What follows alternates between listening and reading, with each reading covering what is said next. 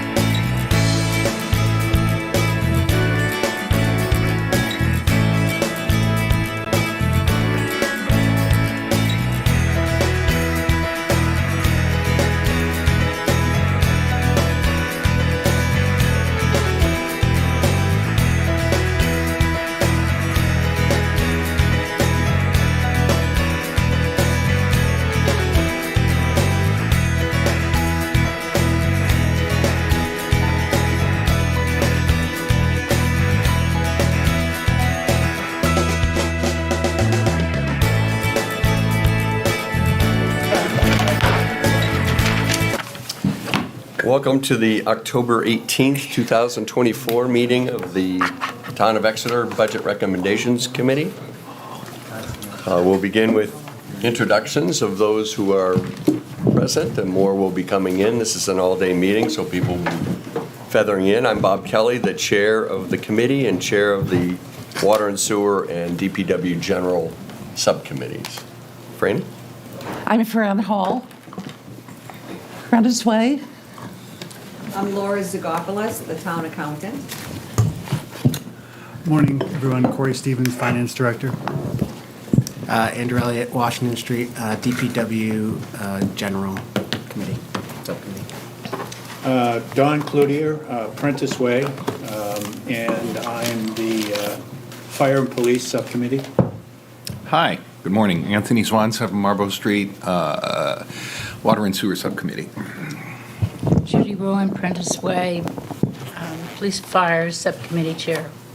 Good morning, Amanda Kelly. We always say this, we're not related. We would like to be. And General Government, DPW Subcommittees.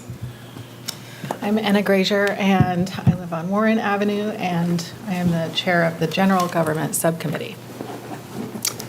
Okay, thank you. Select board members and town manager and assistant town manager will be joining us shortly. They're in a non-public session dealing with some things. But Corey and Laura are here to help us with any changes to the budget that we have. Today we'll be talking about the general government items. Anna is the chair of that subcommittee, and Amanda and Chris Sigmont are assisting. So as you recall, we had some new health numbers given to us, so those numbers will change throughout the discussions, and any other expense items that may change, Corey and Laura will alert us to that. So we'll be voting on any changed item except for benefits, because we don't really have anything to do with that. So Corey or Laura will give us those numbers, and you can note them if you would like. I will note them, but we'll move on. But we will vote on the bottom line totals for each department. Tom? Regarding that, the healthcare numbers, at some appropriate point, I would just love to see the grand total, not this moment, of what that does, right? I saw some reference, or no, I had some discussion with someone about percentage increase in the budget based on that. But I'm just, when we're all done, maybe at the end even, I'd love to see what percentage of the budget goes to, particularly healthcare. But now is not the time for that. But I We just wanted to usually throw that summarize out. that in the back, right? We can get you that. I don't think we've done that yet. Yeah, exactly. Do it some other time. But we can tell you what, since the last time we met, what the impact from a dollars perspective is of the healthcare, if you want, Mr. Chair. Sure, since the question was asked. Right. So you've all been, I think, informed. Healthcare was up 18.7% for us for FY '25. That tends to ebb and flow. There are some years where we come out on the winning end and it's a 3.2%, for example, and there's times when it's 18.7, and this is one of those years. So dental was up 5%. So overall impact from a dollars standpoint to the general fund was around $195,000 on top of what you were presented in the preliminary budget. Water fund was $57,000, and sewer fund was $49,000. And our assistant town manager threw out a percentage of budget, and that made it a little more reassuring that it was some decimal point of a percentage on the budget. Of course.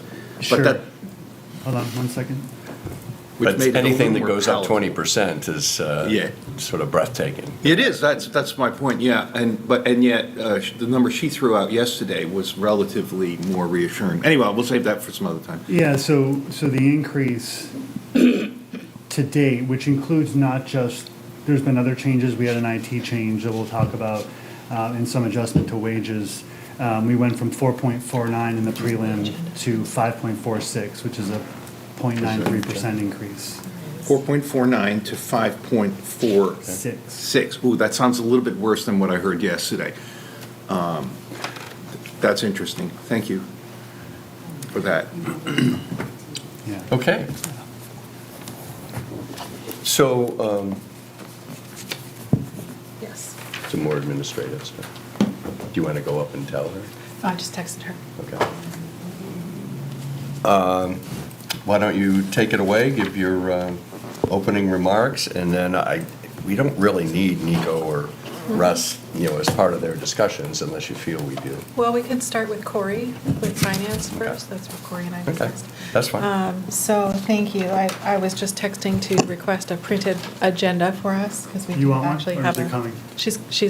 I just texted her, so.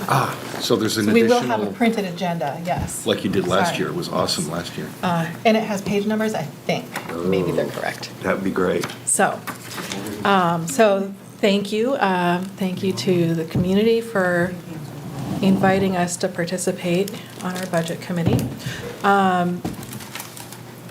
Chris, Sigma, and Kelly are both great to collaborate with. It's been nice to have a three-person team, so thank you too. It was a pleasure to meet with our general government departments. We are lucky to have personnel who are deeply committed to public service and our community. And these departments have intense public-facing roles at times, but meeting with them one-on-one gives us a unique view of the commitment and consideration that they put into the non-public facing work that they do to support our community. If there's a broad theme we're seeing in general government this year, it is reinforcing the foundation. Rustine or Nico or someone else may have said that first, but that's definitely the sense we get from meeting with the general government departments. Overall, these department budgets have not increased significantly. With a few exceptions, the increases that we do see are a result of health insurance and either inflation or necessary expenditures such as computer hardware and software, staff training and certifications, or other mandated expenses. There is a reallocation of our assistant town manager to full-time within the town manager budget, and the HR director is increased to, thank you, a full-time position within the HR budget. We support these changes, which do represent an increase in wages and benefits.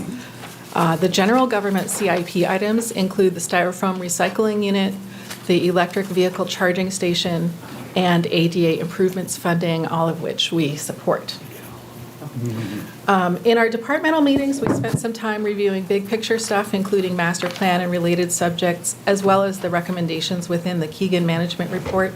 Our impression from our snapshot view in a day of meetings with department heads is that the Keegan organization suggestions that are already in action are very positive. And we, of course, encourage our select board and executive team to continue to implement these concepts where they make sense. That's yours. Thank you. A theme that we explored across departments was how to reduce paper waste. Thank you, Chris. Some forms, bills, and documents are legally required to be printed and or mailed. We recognize that, but we also hope that we can reduce some printing and paper consumption by making digital information more readily available.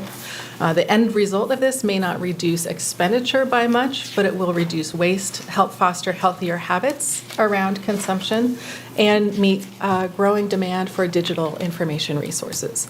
We'll reference this in our discussions on a few specific budget items where it arose as opportunities to explore expanded digital information offerings for the town. A second theme that we discussed in various ways is in the broad and related topics of universal design and accessibility, ADA compliance, and bicycle and pedestrian accessibility.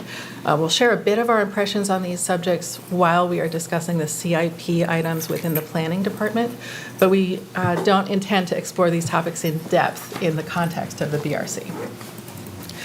Final note, friendly note to all of the work that goes into compiling binders and preparing documents that are posted online, whether it's related to budget committee or not.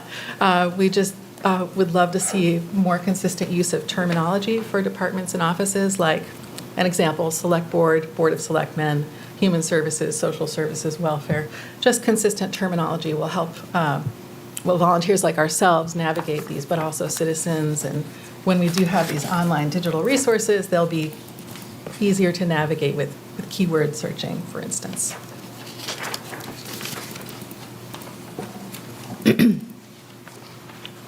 So that's our summary of our work. Thank you. On the agenda, we do have town manager first, but I recommend we skip ahead to finance. Skip ahead to finance. And the page numbers are on our more extended notes that we distributed. So finance, Page 7. page 7.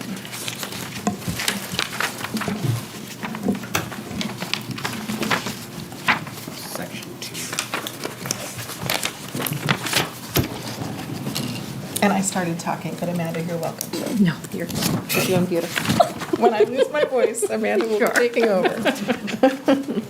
Okay, so, Yeah, actually, just before we get going, I want to, since we are speaking with Corey, the last year or so, the town used to have a very sort of a old-school pyramid structure. You know, everything sort of went through the town manager, and then we've brought on an assistant town manager in the last few years, and then there were the various department heads. In the last year or so, we've put together a so-called executive committee, which is comprised of Russ Dean, the town manager, Melissa Roy, the assistant town manager, and Corey Stevens, the finance director. And it does a number of things. One, it provides different eyes and just more of a lively discussion about issues that maybe come up before they end up going to the select board. And then Laura Zagopoulos has been sort of the finance director before Corey, but the right-hand person and knows all the ins and outs of the town finances. So it's a great little team that is put together, and I just wanted to sort of, before we get going, just people to understand that there is more of a, sort of a new age organizational structure where more people are involved in decision-making before it gets to, like I said, the select board and even folks like ourselves. Tom? Yeah, I think we saw the benefits of that just yesterday or 2 days ago at our DPW water and sewer, at least I can speak for water and sewer, I sat in them both, where the assistant town manager was sitting in, and I thought that was really positive. Right. Don't you? Yeah, that's never happened. Yeah, I mean, it's good. It just saves a Right. step, I think. Yeah. Great. So, thank you for both of your service. And if I could just on those coattails, Laura does, not that it's her budget or anything, we QC it, but she does the lion's share of the work over the summer to get this into its form and accurate for me to review and then us to review. So definitely could not do this without the support of our staff and finance. Yeah. Excellent. So then, that means, Corey, your job is more of a budget director. You're the finance director, but you have more of a meta view of what's happening rather than an accounting view. No, I don't think that's accurate. No? I do have a meta view, but I also have an accounting view as well. So Okay. after numbers are input, I will go through what we're calculating for wages and benefits and various allocations to water, sewer out of the general fund. So I take a granular level look at it at some point, but to get it to that point where it can be reviewed for its accuracy and what the impact is on the tax rate is where Laura and the staff do the work. Thank you. Proceed.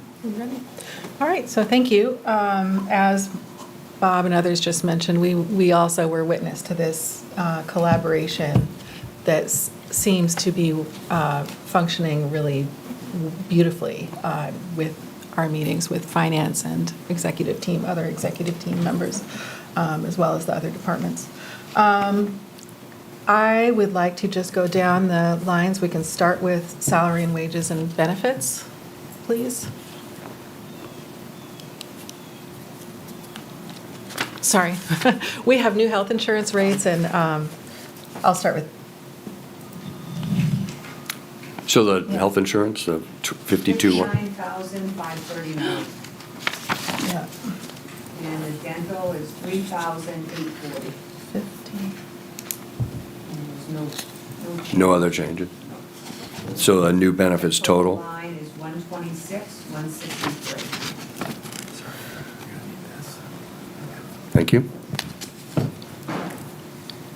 Could I just Anything? ask what page you're on? Page 7 Of of the the budget. generally, no, okay. Of the book.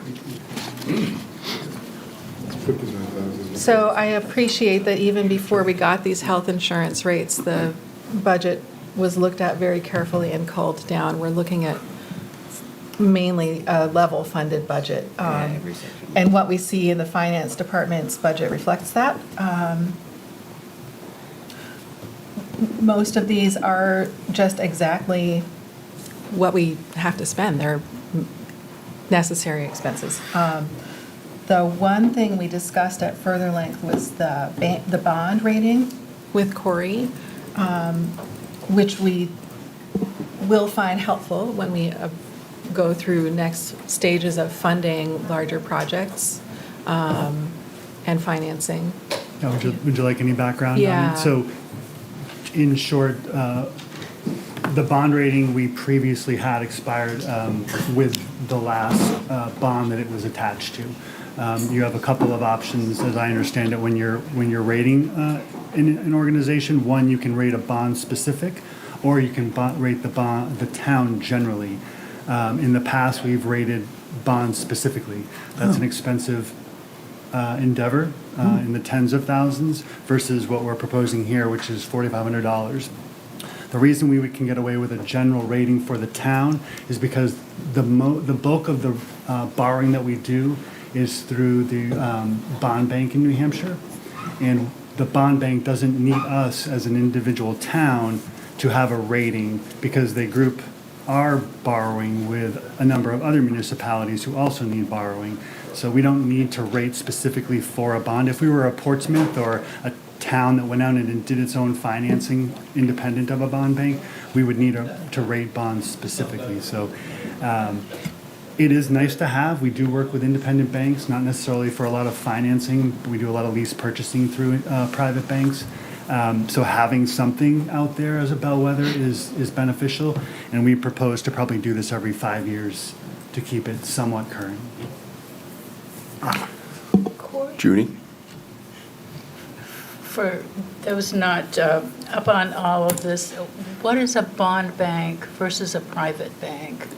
And So what- the does it have bond a bank name? in New Hampshire is essentially a lending institution for us. They will take all of the municipalities and cities that want to borrow through the bond bank in a year, aggregate those applications, go out to the market and solicit borrowing opportunities. Come back to us with, rates on 5, 10, 20, 25-year borrowing, and then they administer the loan repayments as well, as opposed to us going out to TD Bank, Citizens, whoever else is in the market, and having a relationship directly with the bank to get that borrowing. Okay, thank you. Yeah. So is this, we hire somebody to do this, or is this some expense costs that we do internally? So we'll use one of the credit agencies. I've been working with Moody's because they're who my predecessor worked with in getting numbers and understanding the process. So, but there are 3 major rating agencies. Is this something that's going to then happen every year, or is it No, like a I wouldn't 5-year? do it I wouldn't do it every year. I could update it for $3,000 a year, but I'm not sure that we need to. I'd like to see us maybe do it every 5 to make sure we're still where we think we are. Is there a reason why we didn't put it under contract services? Did you want to highlight it as a separate thing? Because then presumably it's going to go away for the next few years. That is true. I don't even think we've created this account yet, to be honest, because I don't see an object there on my budget sheet. So it could easily be moved to another line. I don't think we have an account for it yet. Ton? I assume then you've done the cost-benefit analysis so this gives you additional tool to go out and shop for bonds outside of the state bond, if I've got it correct, bank.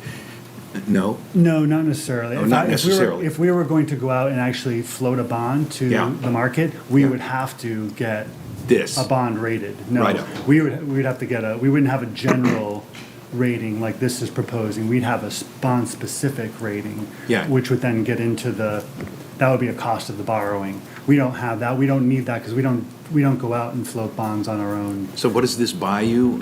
I suppose this particular, Honestly, Better I'll say rates? it's a nice to have. It gives us a bellwether as to the strength of the town's finances.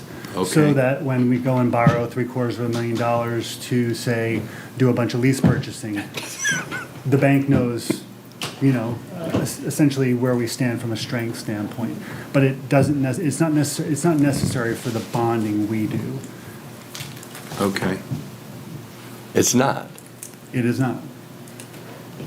But wouldn't, okay, that's right, because We go through the they're bond doing bank. through the whole bond bank, not just the town of So if I Exeter. want to go out and, do a West Side Drive, we're going through the bond. So bank for the this, money. for this money, even though it's a fair amount, but every 5 years, it actually is somebody saying, you're, B++ or A- instead of C.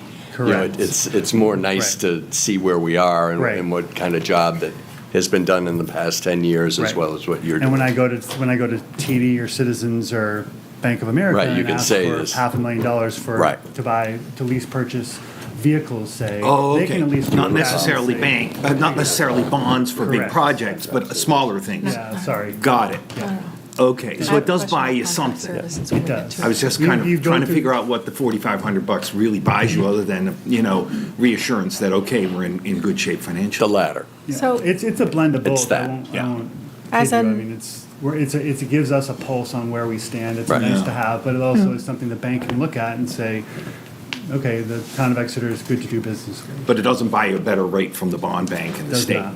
Okay.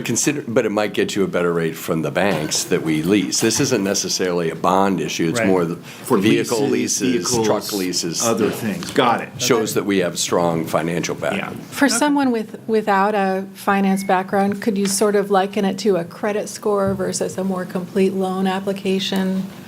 Is I that would, yeah. Sort of like I know I'm going to qualify, I'm going to go to the bank, or I'm going to make plans based on this. Yeah, or maybe changes. loosely. It indicates strength or weakness. You're obviously feeling pretty confident about that. You'd hate to run for this thing and then find out. Just saying. You have a longer perspective. We're talking about, the bond rating general versus bond specific. Unless there's a reason that the finance department wants to have this for tracking purposes, which it doesn't sound like it because it's a one every 5 years. My preference would be to put this under contract services Yeah. as a note for this year, and then so this would go away and contract services would be a negative of $1,675 instead of $6,175, if my math is correct. And then we would add a note that, the Moody's bond rating That's right, application yeah. or whatever. Yeah.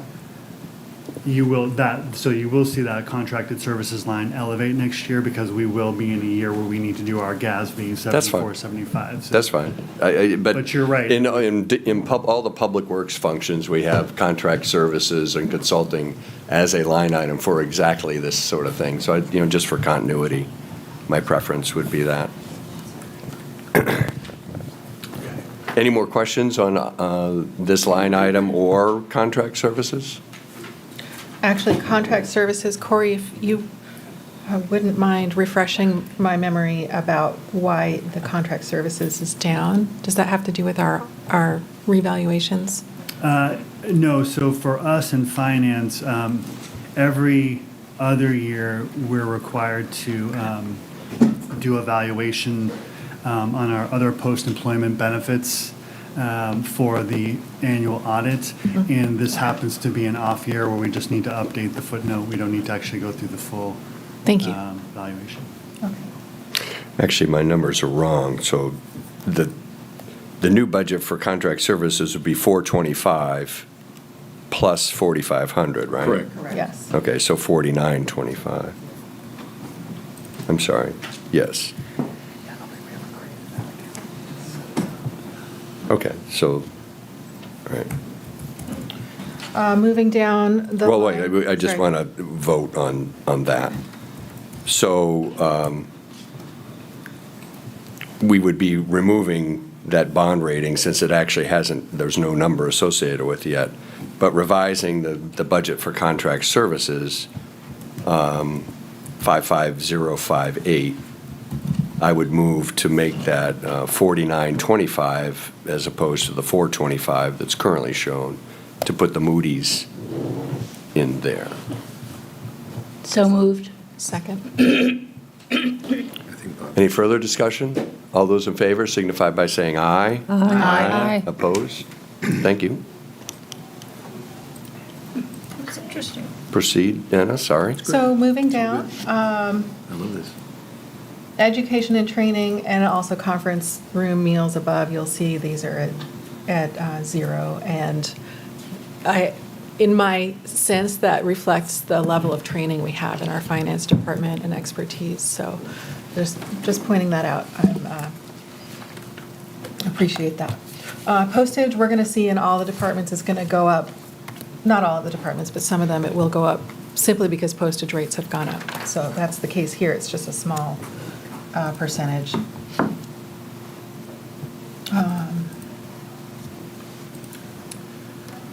Corey, did you want to talk a little bit about Munis? And I guess Yes. Sure. So largely, Munis is just an escalator based on a year-over-year change. We have a quote from them already. We did, and you'll see in tax, we have purchased an additional service in 2025, really starting actually in Q4 2024. And it's the interface that you all see if you were to go on and pay your property tax bill online. We've sort of bought their newer, improved interface. You go on, click here to pay your property tax bill. There's more functionality for you as residents. So we bought into that, but it also meant a reduction of another service that we no longer need, albeit a cheaper option in the past. All this was precipitated by needing to change our credit card services in tax this year. Munis is sunsetting their relationship with our current credit card provider, so we needed to make a change. So in doing that, we also updated this. It's called Resident Access. This service that we buy from Munis. My budget reflects. Finance budget, reflects the escalator in the bulk of the software, and then that slight reduction for the old software that we're no longer using. The actual resident access interface is down in the tax lines in a little bit. I had a question about that. Andrew? So just, I know when I go onto that site, there's a fee associated with using the online portion. So is there a revenue aspect that's offsetting this? So we don't get that fee. So that goes this to- is on top of that fee? Correct.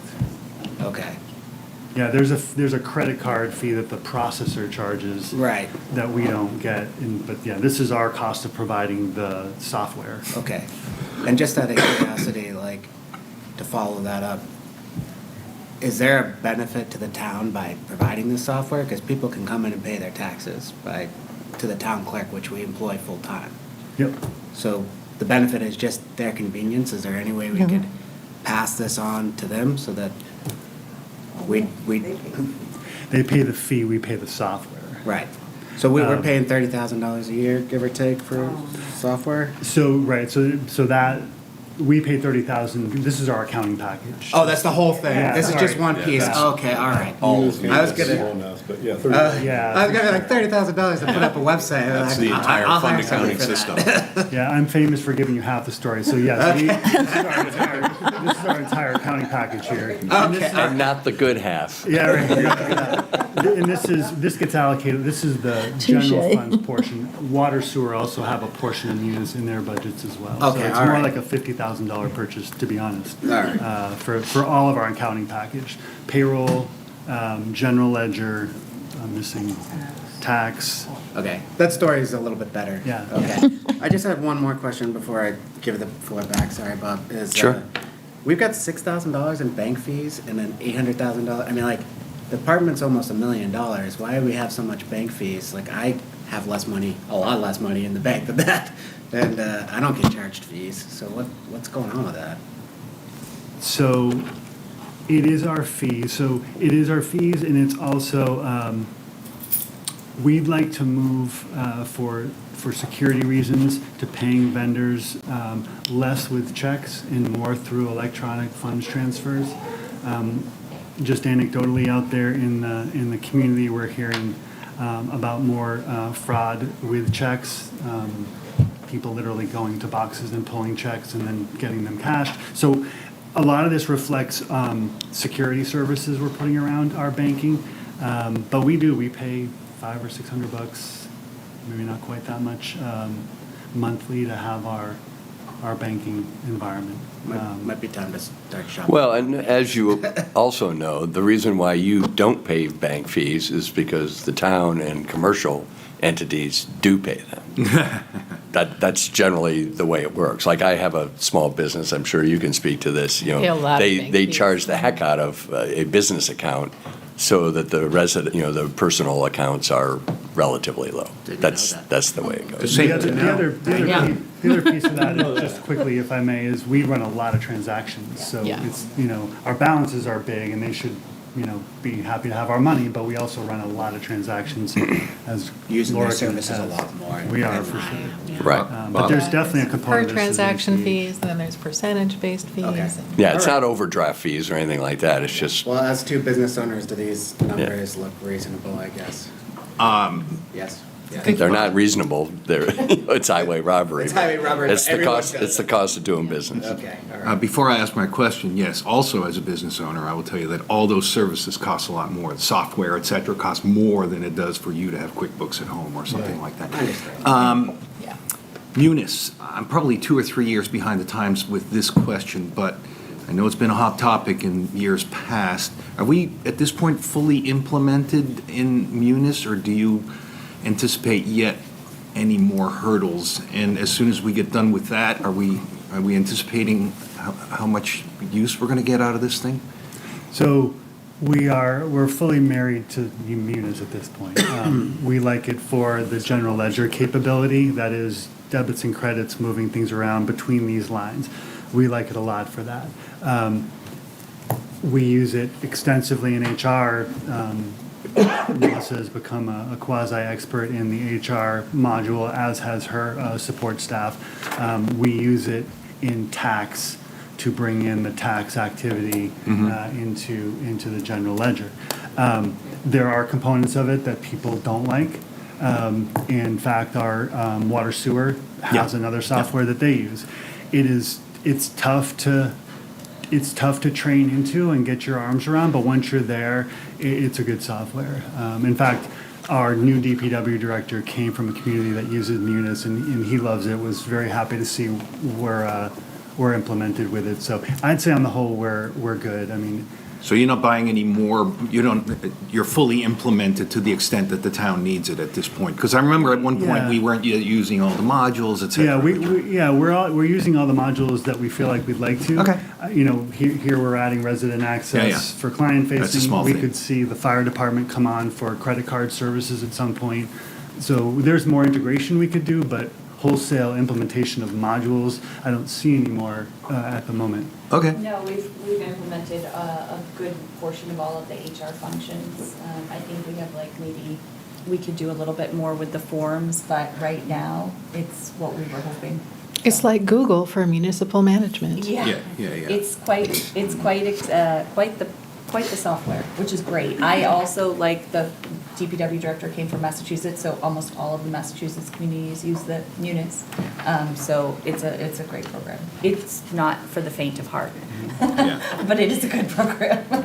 Good, thank you for that update. It's, yeah, So, comprehensive. Don? yes, Don.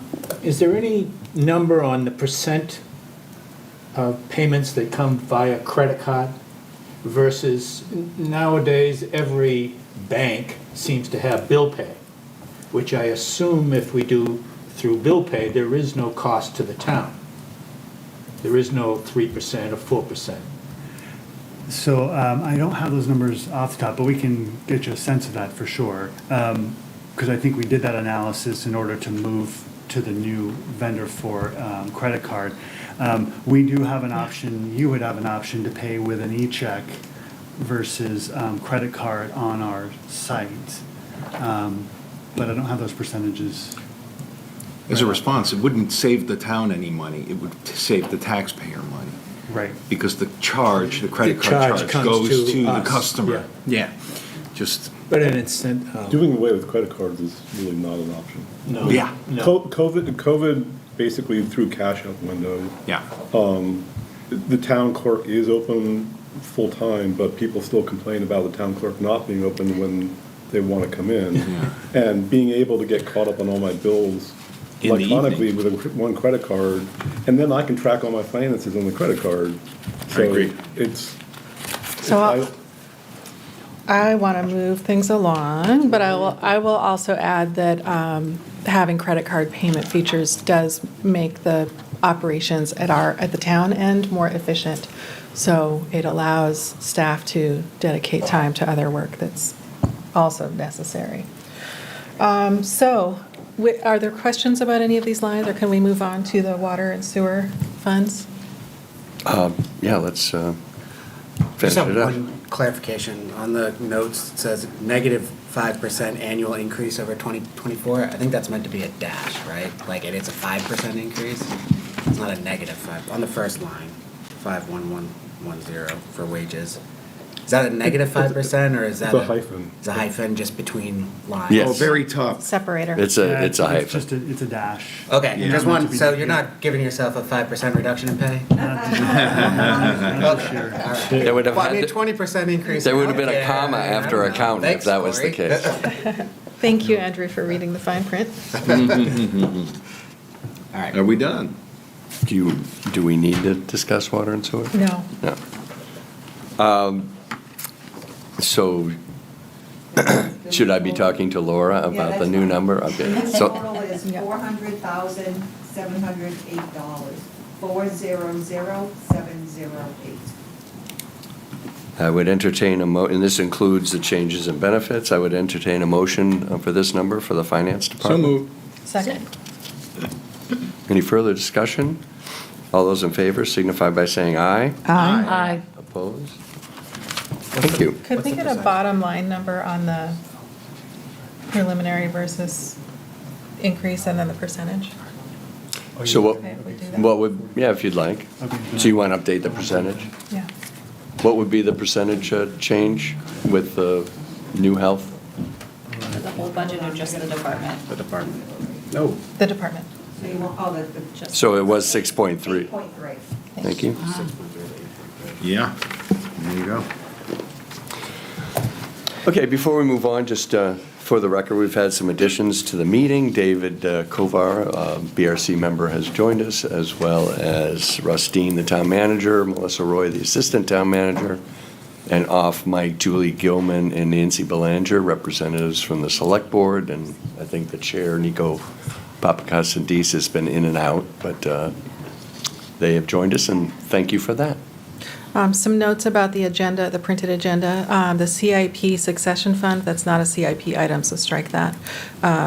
We will discuss succession fund briefly, but it's just to note that. And then later at 10:30, there's an asterisk next to town clerk. That asterisk represents a note that we will move that to the end of the agenda if we're running late. Just so you know where that's. And then, Unfortunately, the grant that is funding our Park and Rec 10 Hampton Road update is doing a site visit today, and Dave Sharples is wondering if he can come in maybe before us at 10:30 or so. Yeah. Before. How about this? How about if we do Take my the, spot or. Little schedule jump. Sorry the about that. assessing and tax Piece of collections, and then that should be good Perfect. timing for I'm Dave. just going to step out and let him know. Okay, thank you. So we want to do town manager now? And select No, board? I say we do assessing and tax collections. We have the treasurer. Because we reviewed that, and treasurer, we reviewed that with Corey. So Bob, if I could ask too, since we're doing minutes by the video, if people that, Assessing is So page for the 9. record, on finance, I think I made the motion on the final number. Yeah, if you'd like to backfill the minutes. So Dr. Zwan made the motion and Anna Grazer made the second. okay, thank you. Okay, so you want to do assessing next? Yes. Okay, page 9. Can we get an updated, Yes. The Benefits, new health please. Number 25,336, 25336. The new dental, $1,154, 1154. The new benefits total? 46,897, 46897. Thanks. thank you.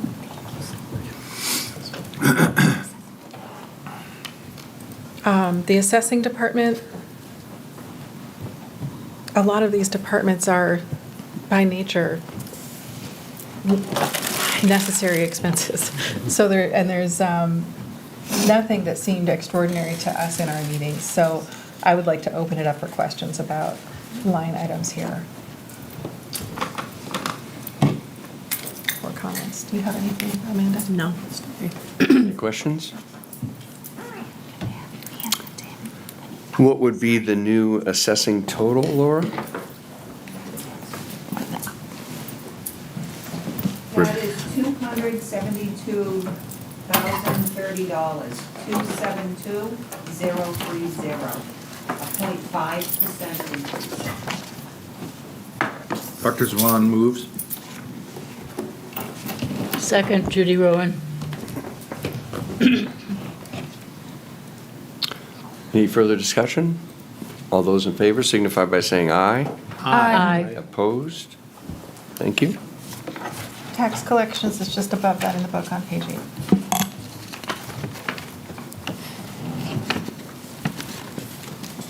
If these, So the new healthcare number for tax, $36,064, 36064.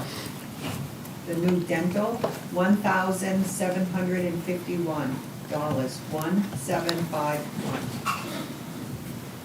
The new healthcare benefits total, $65,043, 65043. Gee, you can really see this add up. No kidding. Yeah, shocking. incrementally that Any insurance. Any issues with any specific line items? The only notes we have, well, 2 notes. First, on postage, we discussed whether it's really necessary to bring that up to 13,500, and we're recommending shaving 500 off of that, make it 13,000.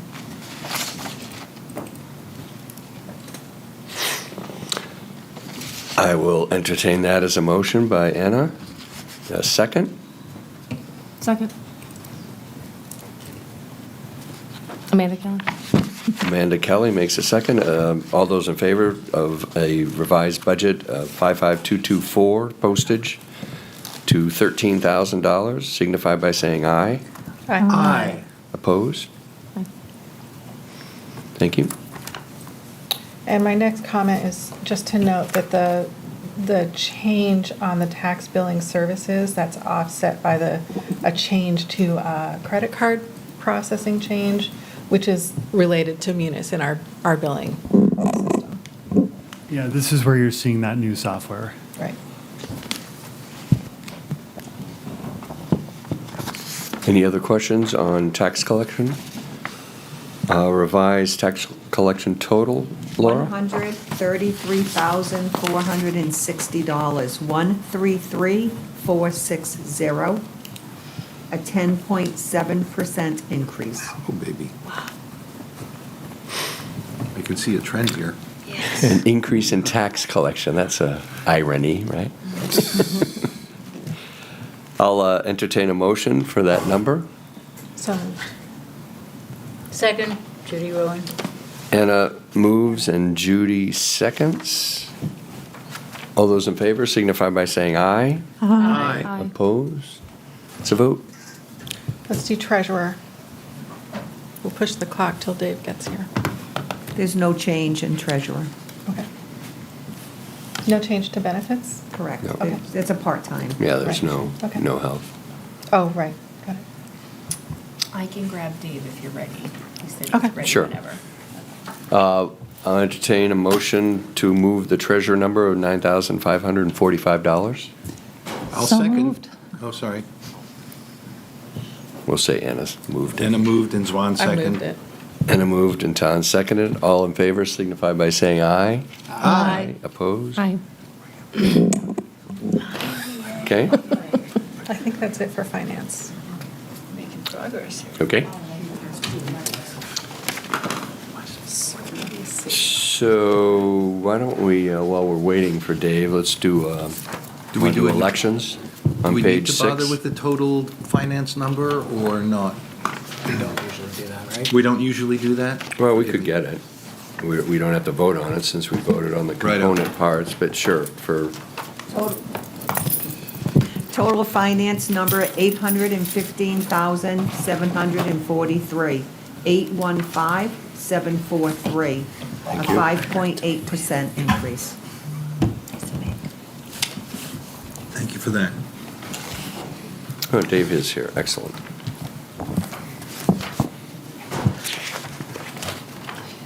So planning is on page 10. Dave Sharples is our planning director. Welcome, Dave. Welcome. Thanks for taking me early. Thank you, Dave. Could we get the health and benefits? Okay, there's Health no and change dental? in health. Okay. The new dental number, 4,177, 4177. Sorry, what number?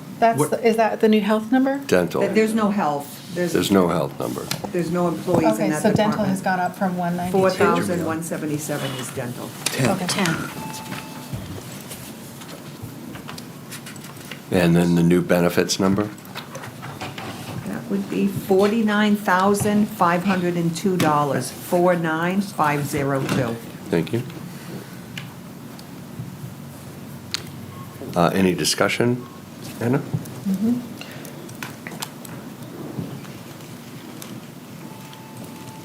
Again, very careful budget preparation. I'd like to open it to questions about specific lines. And then we also do have some discussion prepared for the CIP items within planning. Yes. It sounds like we should mandate that all employees are married to someone with health benefits. Mike Dolly made that suggestion my first year. He said, don't lose your husband's benefits. Not a bad suggestion. One concern I always have is, are we providing enough education, conference, travel, development support to our staff? And seeing this department and others not requesting funds there, again, reflects on the expertise and knowledge that we have on staff, but I also always want to be mindful for supporting that growth when it's needed. Did have one question. Andrew? With the new GIS employee, there's a line in here about GIS software. I mean, is that not like gonna get combined into a department where the GIS coordinator guy that we just hired for, or woman, full-time, is gonna take over that side of things? I don't know. I can attempt to answer that. That's more of an Andy Swanson question, but the GIS software is, we have software licenses for ArcView and ArcGIS, and it's for like maybe, I forget how many stations. Say it's 6 stations, don't quote me on that, right? And then Andy takes it and gets the total bill and he apportions it out for each department who has a station. And we have 2 stations and we just contribute $3,500. I do not anticipate that would change because we still need those desktop licenses. I still need that GIS ArcView on my computer, Kristen needs it on hers, so. I see. I don't suspect it, but it's, ask Andy Swanson as well, so. Makes sense. Tom? As a follow-on on that, I just reminded the fact that we do have a new JIS employee, which we were hoping for a couple of years, so that's great. And I assume that person largely works with DPW and water and sewer, but it's just an assumption. And there's maybe a question in there, maybe not. But I also happen to know that you use GIS in planning, but water and sewer and DPW use People GIS, which I understand to be a slightly different product. So do you want to wax poetic about that or not? I mean, I can. People GIS is a lot of viewing. It's just a different platform. ArcView GIS, which I'm more accustomed to, I can edit and change things. But I think the GIS coordinator, we all want to draw off the same shape files. We want to all see the same stuff. And one of the big things the GIS coordinator is doing is People GIS, Maps Online, and what I have, we're all, like, I have a building layer that I update myself. People GIS, it's not on there. It's not on Maps Online. So the GIS coordinator is taking all the information and making sure everyone has the most up-to-date information, whatever platform they're using. So it's a she, right? Is she coordinating both of those systems and? Yeah, she's awesome. She's doing, yeah. Between both planning and DPW. We have meetings with all planning, DPW, all the people, IT, and, monthly meetings with her. And she understands all the issues that we're having with our, platforms, and she's synchronizing everything. So everyone's going to be working off the same set of current data. So that's kind of how, what her focus is right now. And she works just with us, and, because it's kind of, she's working behind the scenes on shape files that we all use in all the different applications. People GIS, Maps Online, ArcView, all pull from the same files.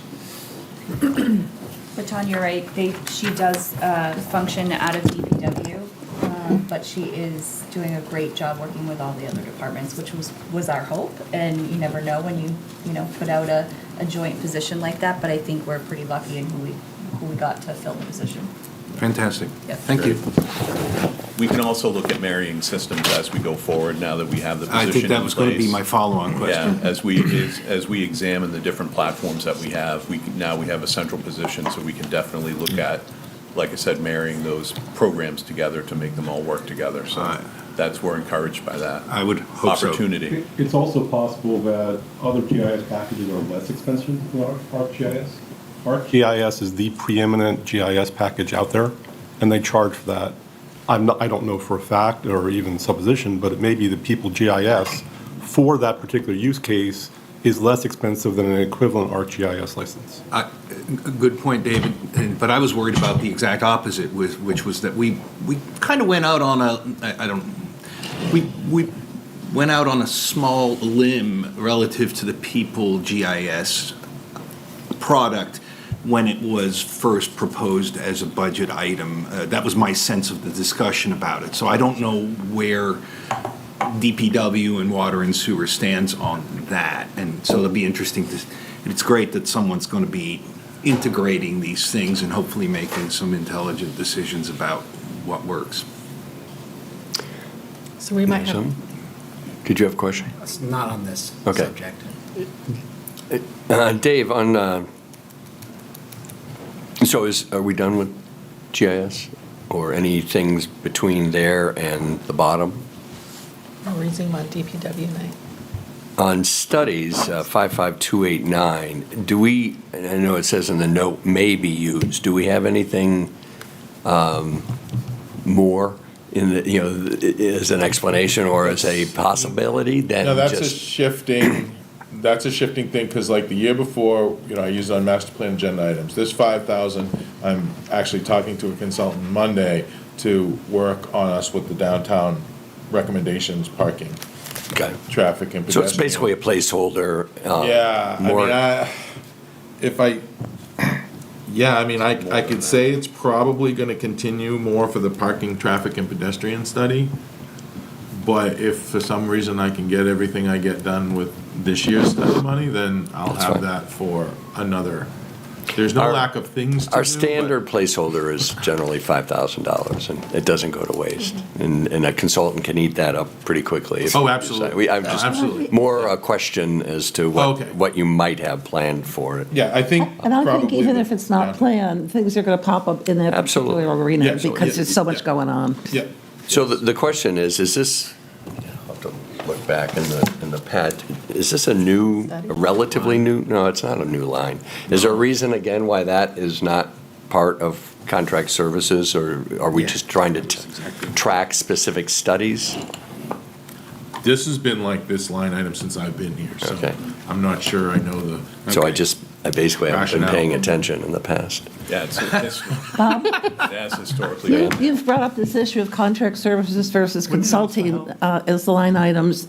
How do you see the difference between the two, to clarify how? Well, we see don't that? actually have a consulting line, it's a contract services, and I just like it sort of neat and tidy, that anytime we're doing contract services, it should be all part of that one line item with an appropriate note, instead of, like in this case, studies, and in the previous case where we had the bond rating as a, and DPW does this, they tend to have special line items for special projects, and I just, as long as I'm in this chair, I don't like it, and Yeah, that's the way no, it has obviously, been. anybody can speak their mind in this. But this has been this way for a while, and it does set it aside as a study, which maybe is different than contract If services. that's good or bad. I don't know. I'm not going to change it at this point. No.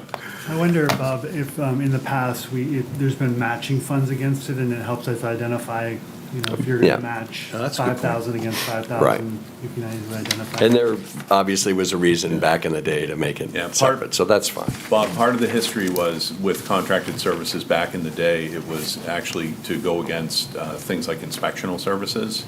Right. And it's been held over as a dollar budget. Right. Even though we set up a separate planning fund to be able to collect those costs and That's fine. offset with revenues. Okay, any other comments on the planning budget? I will get an updated budget from Laura then.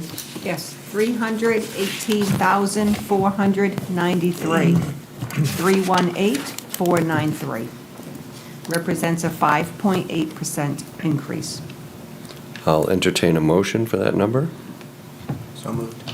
Second. Andrew Elliott. Judy. Judy Rowan seconds. All those in favor signify by saying aye. Aye. Opposed? Thank you.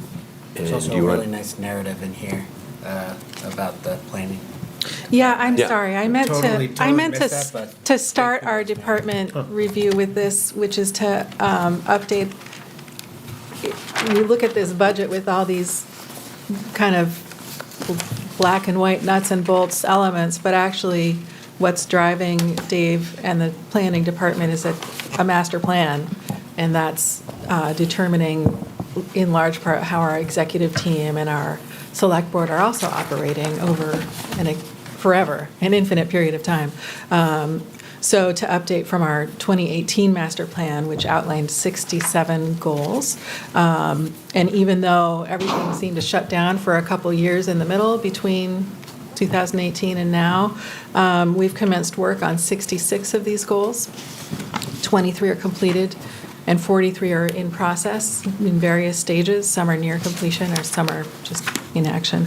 And the one remaining goal that hasn't begun yet is developing a complete streets policy. So thank you to all, and especially Dave for that. Thanks for nudging that, Andrew.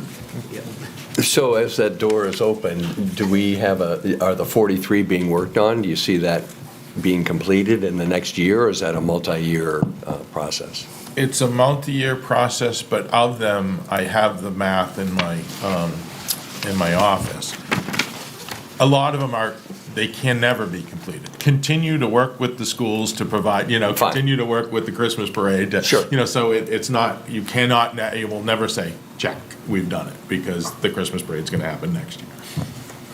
So, Well, because there was a discussion that, all right, so we do a master plan update every 10 years or so it's in the CIP for 2028. So it was discussion about, would it be, reasonable to consider updating it maybe a year or two earlier if we're ahead of the game? And if there are some of these items that maybe are being checked off, is that reasonable or not? I think it's reasonable, but not this year. Oh, I understand. I fully understand. I guess. Right, I mean, we're clearly not even, we're at a reasonable pace from, 5 or 6 years in. So I'm just asking if maybe this is something to consider next year or the year after even, and not wait until 2028. Absolutely, I've had that same discussion. It seems to be a really nice playbook for everyone. And Yeah, I've had that discussion with the planning board. When I put it in there, I said, very Great. well, we could move it up, but let's play it by ear, if you will, because we just went to the select board the other night with the parking in downtown. There's a lot of implementation to do. Things are being worked on and implemented. So, yes, I agree with you. We it's on did our ask radar that screen. same question, and I don't think it's our role per se to recommend changing the timeline, but I think the three of us would wholeheartedly support it if you were to come back and suggest I think it's. that would be good timing to move it. I think it likely will be, but I'm not ready to say that yet. If I may, Bob, Yeah. I think it's a great suggestion, not to put on your plate, but my vague recollection is you arrived around the time, right in the middle of the completion of one of the CIPs. I don't know how long you've been here now, but, and I know how long it takes to, did I misspeak? How long it takes to put one of these reports together, so getting an earlier start wouldn't hurt, and it's nice to hear that from the Budget Recommendation Committee, I think. Yeah, great to be supported, thank you. Yes. No, I mean, from a Great. budgetary point of view, Yeah. obviously. Great Hate to put it financial. on your plate, but it's gonna take. Well, it'd be up totally for his consideration. What we're Exactly. saying, I guess, is, and I want as the chair, because I have spoken with the subcommittee, Yeah. is they would support doing it earlier Yeah. if we got everything done or we're well Yeah. down the road. So we just wanted to get that out Yeah. there. And that would be totally your That's call. great. Thank you. Your call. Appreciate it. Melissa. The only thing I wanted to say was, for those of you that don't know, we've actually tapped into Dave's skills, and he's sort of running point on the public safety project as well as the 10 Hampton Road. So when we say not this year, Yeah. we've tasked Dave with a bunch of other stuff. He's on Pearpoint Park. So there's just been a few things that have come up this year Yeah. that Dave is taking the lead on. And he's for not us, even so. taking health insurance. What a guy. He's gonna need it. He's gonna need it after that. Dave's also our point to the facilities committee as well, so he's been helping out with that. Wow, there's yeoman's work. Great. But Okay, so there is one CIP item associated with the planning department? Yeah, so if you'll indulge us in jumping around a little more,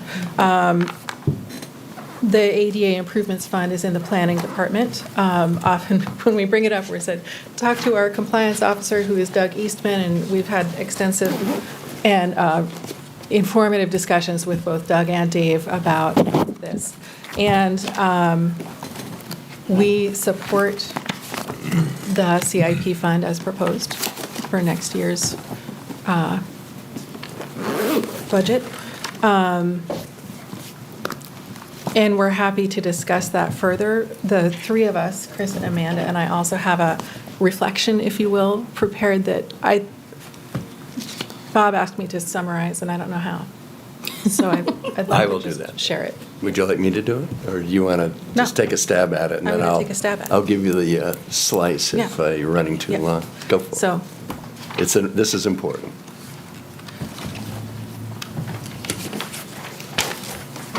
So the reason he encouraged me to taper it is that the scope and nature of the questions that I will then share is a stretch, perhaps beyond the purview of the BRC. And so Chris and Amanda and I, and we encourage others to, and hope others will commit to follow up as citizens and staff, and maybe it'll come back to the BRC eventually in other forms. But we kind of, in talking about the bigger picture master plan stuff, we had some broad overview things that we wanted to bring that are related to ADA and accessibility, safe streets, planning, and DPW. So I'm just going to read what I wrote because that's easier for me. So coming to the table with Dave Sharples and Doug Eastman, respectively, sparked a great insight about ADA compliance versus a more proactive approach to a greater ideal of universal accessibility. We fund one to comply with law, and the other could be recognized as falling within broader master plan goals while simultaneously meeting ADA compliance requirements. So we left that meeting with some new ideas percolating amongst Amanda and Dave and Doug that can be shared later. It was a great discussion. So this concept of universal design and accessibility led us to a related topic, which is complete streets, a policy that incorporates alternate modes of transportation, bike and pedestrian ways. And we, from our perspective, not being trained planners, imagine a successful policy will bridge the convergence of these topics with economic development, planning, and public works. So we found ourselves circling this set of questions that didn't fit neatly into a single department or budget or CIP item, which is why I think they make sense to insert them here. Because they do pertain to projects that are being funded in '25. So we want to emphasize that we understand and appreciate the importance of keeping this budget as streamlined as possible. And we respect the fiscal sensitivity with which the Complete Streets policy was not included in the 2025 preliminary budget. We want to point out that when we do fund this, it will offer, hopefully, a more comprehensive roadmap for navigating some of these topics. And to illustrate, we have a major TIF-funded re-engineering of the gateway area of Epping Road scheduled to be completed in the spring of '25. And in our master plan, we expressed a commitment to creating enhanced bike and pedestrian and car routes. But at the same time, we're funding a reconfigured corridor that will actually have reduced pedestrian and bike safety if it's completed as currently planned. And we only have a short time before the final aspects of this work are complete on Epping Road. And we think it's critical that the newly reconfigured plan for Epping Road be examined more closely in order to incorporate planning and engineering that takes us closer to our goal of making Exeter more universally accessible.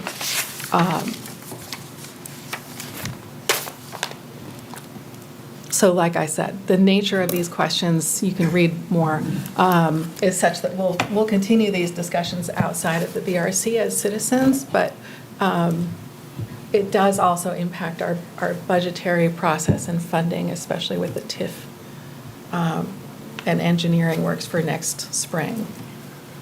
So the reason why I felt it was important to have the subcommittee articulate this is that, one, we're looking at the ADA Improvements Fund as a CIP item, which is potentially part of the road configuration out, at the Gateway project. So we should somehow, and I'm assuming that planning integrates with Public Works or the folks who engineer those.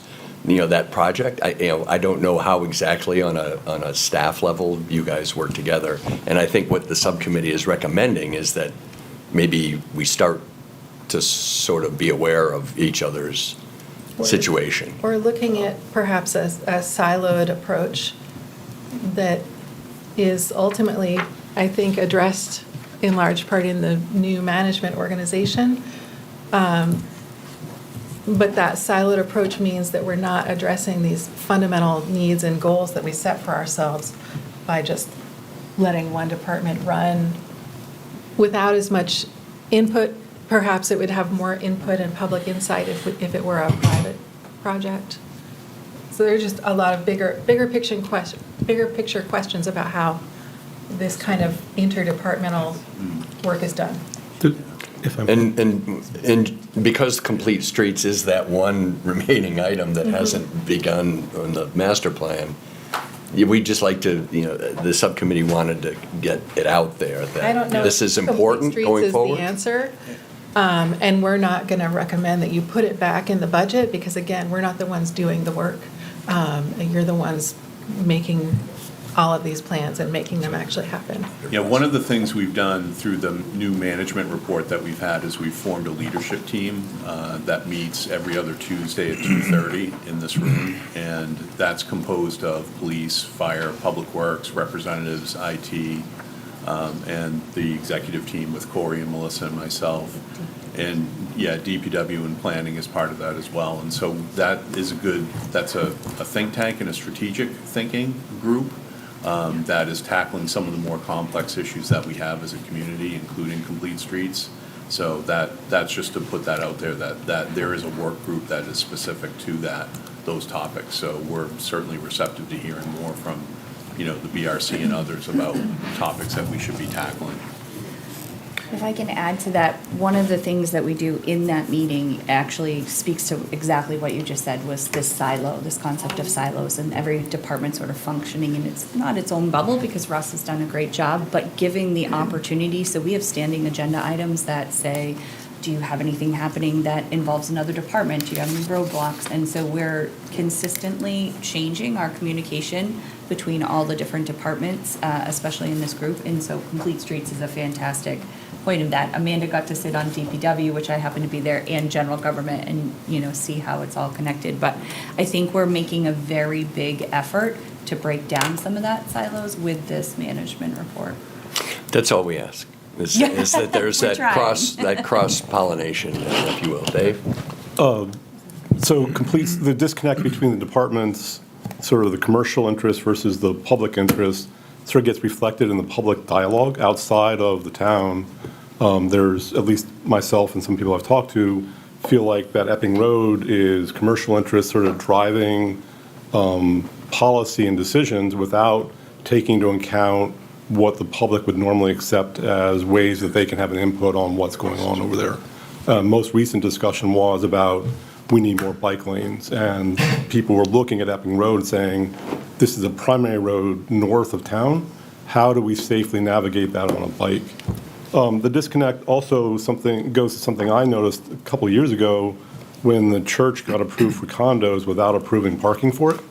And it just struck me as like, how could anybody possibly approve, I think it was 12 new units with 2 units, 2 parking spaces associated with that building, when parking is this huge problem in town.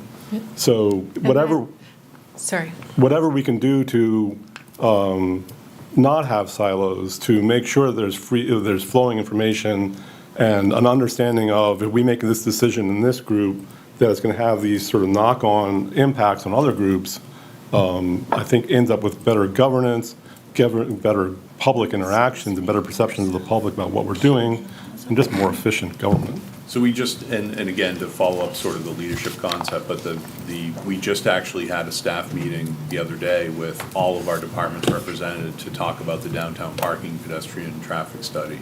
And Dave brought those strategic recommendations to the select board on Tuesday night for their discussion and blessing to move forward. So I think we're making progress in that area, but we need to keep it up and keep listening as well to the outside, entities that are talking about the different wants and needs that people have. Yeah.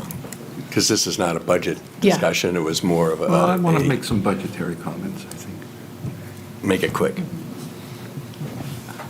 Dave, sticking with Epping Road for just a second, I think I watched your blood pressure rise as that's what's being discussed, because it's not, I think it was very diplomatically articulated by Anna and the subcommittee and also David.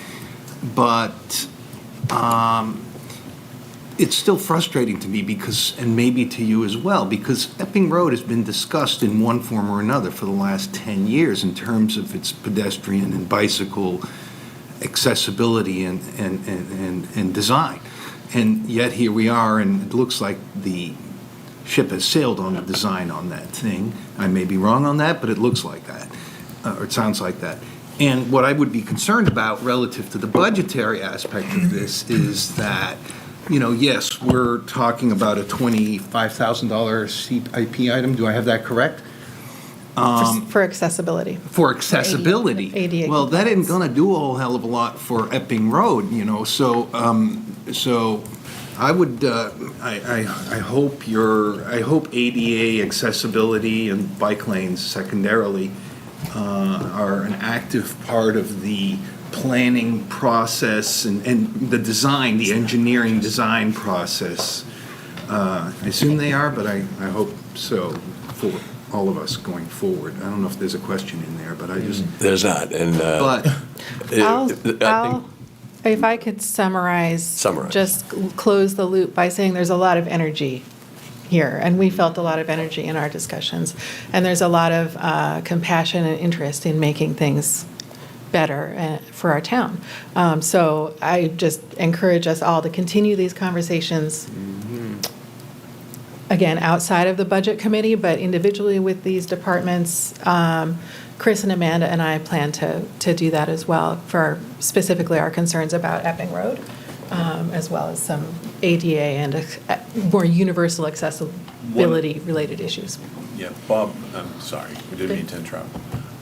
Bob, one of the things, and others, one of the things that we've been talking about at our executive team meetings is the concept of bringing forth the $25,000 for complete streets, but in a different funding source, so looking at potentially using ARPA funds for that.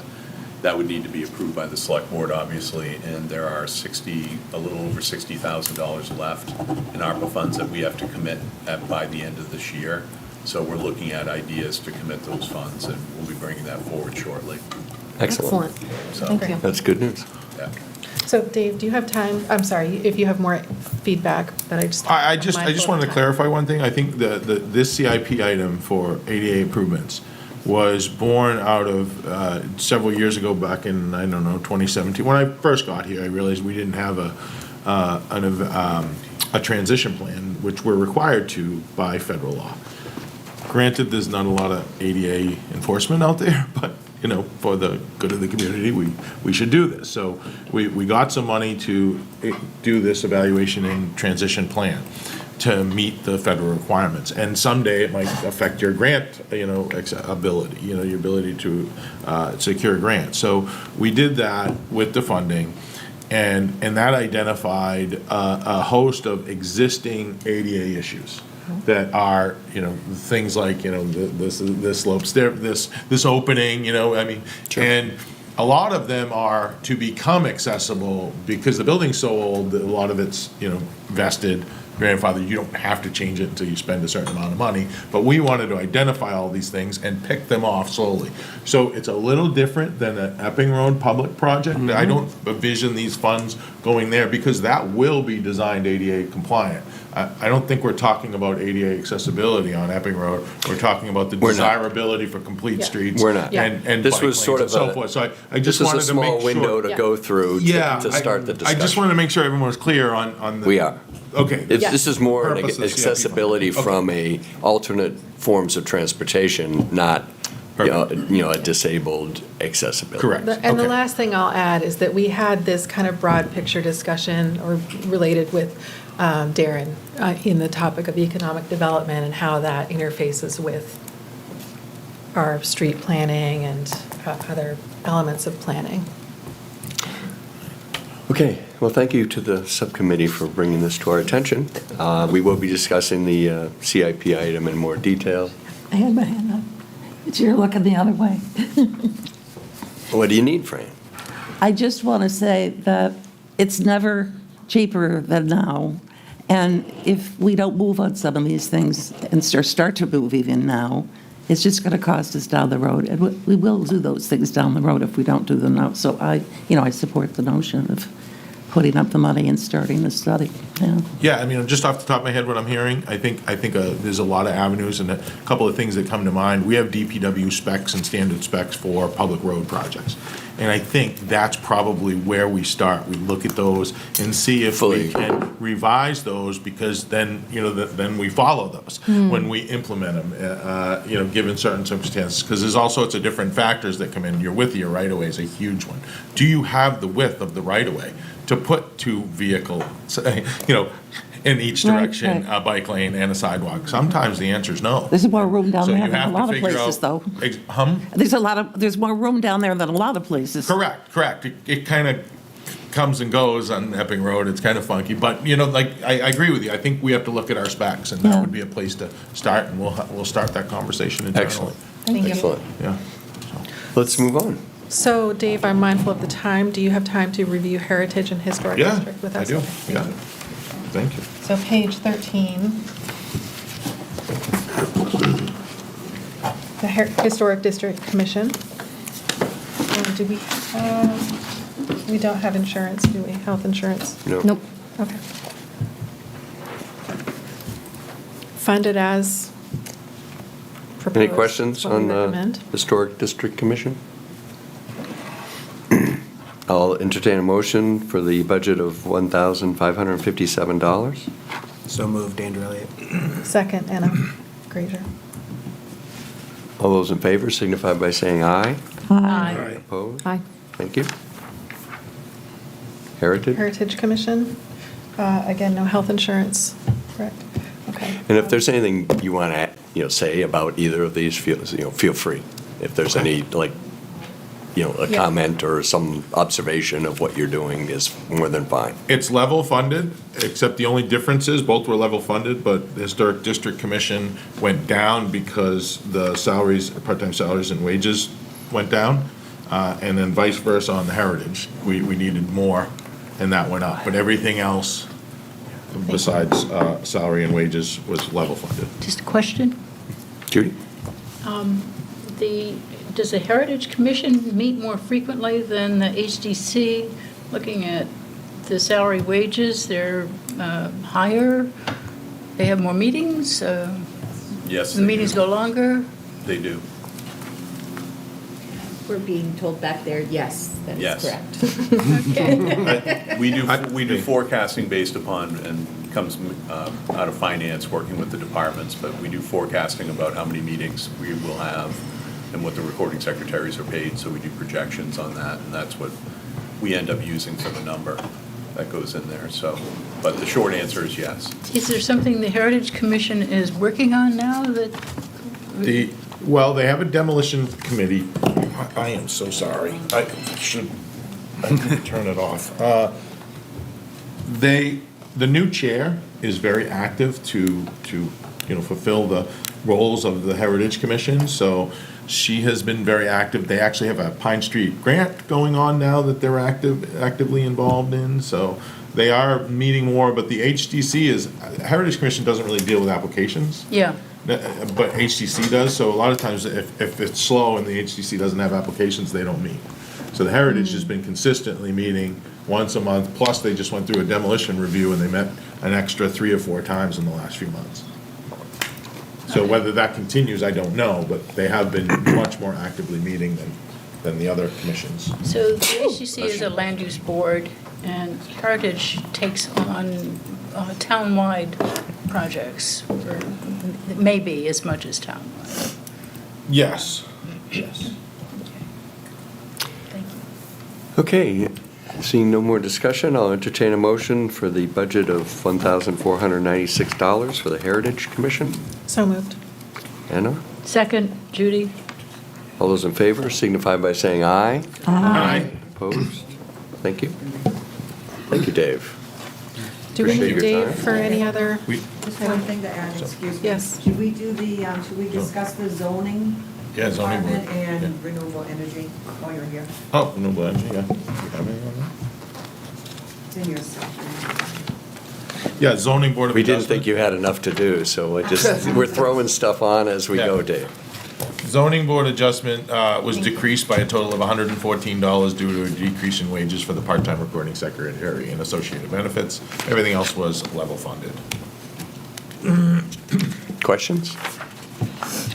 I'll entertain a motion for the zoning the ZBA of $4,262. So moved. Second. Andrew Judy. moves, Judy seconds. All those in favor signify by saying aye. Aye. Opposed? Thank you. Renewable energy. That's $1, it's just a. Did we carry it. vote on planning? Yes. Okay. Do we have to vote on renewable? Yes.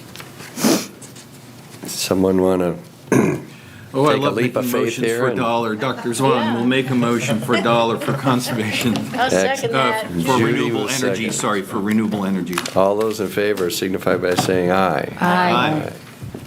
Opposed? Thank you for that leap of faith.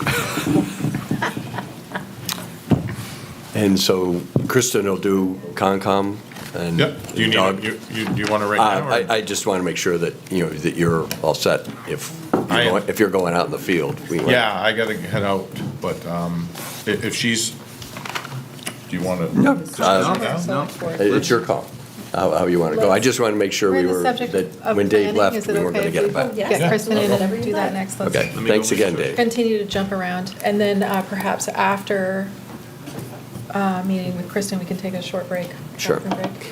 Before we move on, I just, for the record, want to, Dan Chartrand, Select Board Representative, has joined us. Thank you, along with the other Select Board members. Appreciate it.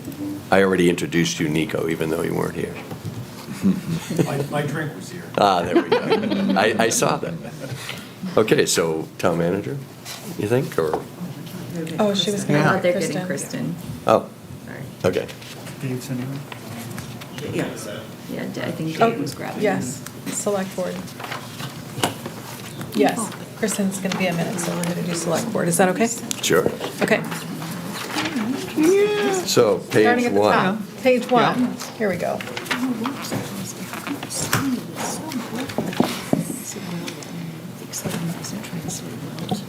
No health, any questions on any of the items? This is true. I think there's respect. For Select Board? I just have one comment. Okay. We ask this question every year. When was the last select board salary raise? I think it was 2004, or was it 5? It was well before that, actually. It was before Yeah. Russ's time, we know that Yeah. for sure. It was before my time, and I started in 2005, so. So at least 20 I years have to ago. lean on somebody else for that. And we appreciate and respect the care with which this budget is put together, especially in light of the health insurance raises. The three of us, not being select board members, see the role of asking for a raise for these people is going to come from the executive team or from the budget recommendations committee. And we would like to put on the bookmark for next year, for 2026, a increase in their wages. Speaking as a member of the public who got drawn into this because of my interaction with the select board over a number of contentious issues and observing how they relate both with me directly and with the public, I would very much agree with putting that on the next year's budget. And I think any select board member, pardon me for putting words in your mouth, but they might tell you that the work doesn't compare, the volume of work can't be quantified in terms of dollars, and the dollars are a gesture, a token of gratitude for all of the work they put in. And some might say we don't need it, some might say we would appreciate it. But I think in this scenario, it might make sense to just come from us and not from them. I would fully agree with that. And one more thing is I think it's really important to think of it not as just the 5 people who are serving today who would say, no, we don't need it, but the continued pipeline that we need people to be able to do this job going forward, and not everybody is always going to be able to do it for pennies on the dollar. So keeping it a viable option for working people to be able to do this in the future is, I think, what we're asking you to do. It's not for yourself, but for the pipeline of the town going forward. And if somebody on the outside, if somebody in the public looks at this gesture, however you interpret it, one of the interpretations is, hey, the town appreciates what the select board is doing And so it's not only an indicator to future people in the select board, it's also an indicator to the town, to the people in the town, the citizens of the town, that the select board is appreciated by the town as well. So I don't think we need to discuss it further, except to say we want to discuss it further next year. Would agree. I'll entertain a motion for the $22,462 budget for the select board. So moved, Anna. Second, Amanda Kelly. All those in favor signify by saying aye. Aye. Aye. Opposed? Thank you. Hello, Hi, Kristen. Hello. Kristen Murphy is our, I'm skipping around on my notes. well, a variety of hats, right? Conservation and Sustainability Planners, the title. There you go. Page 12.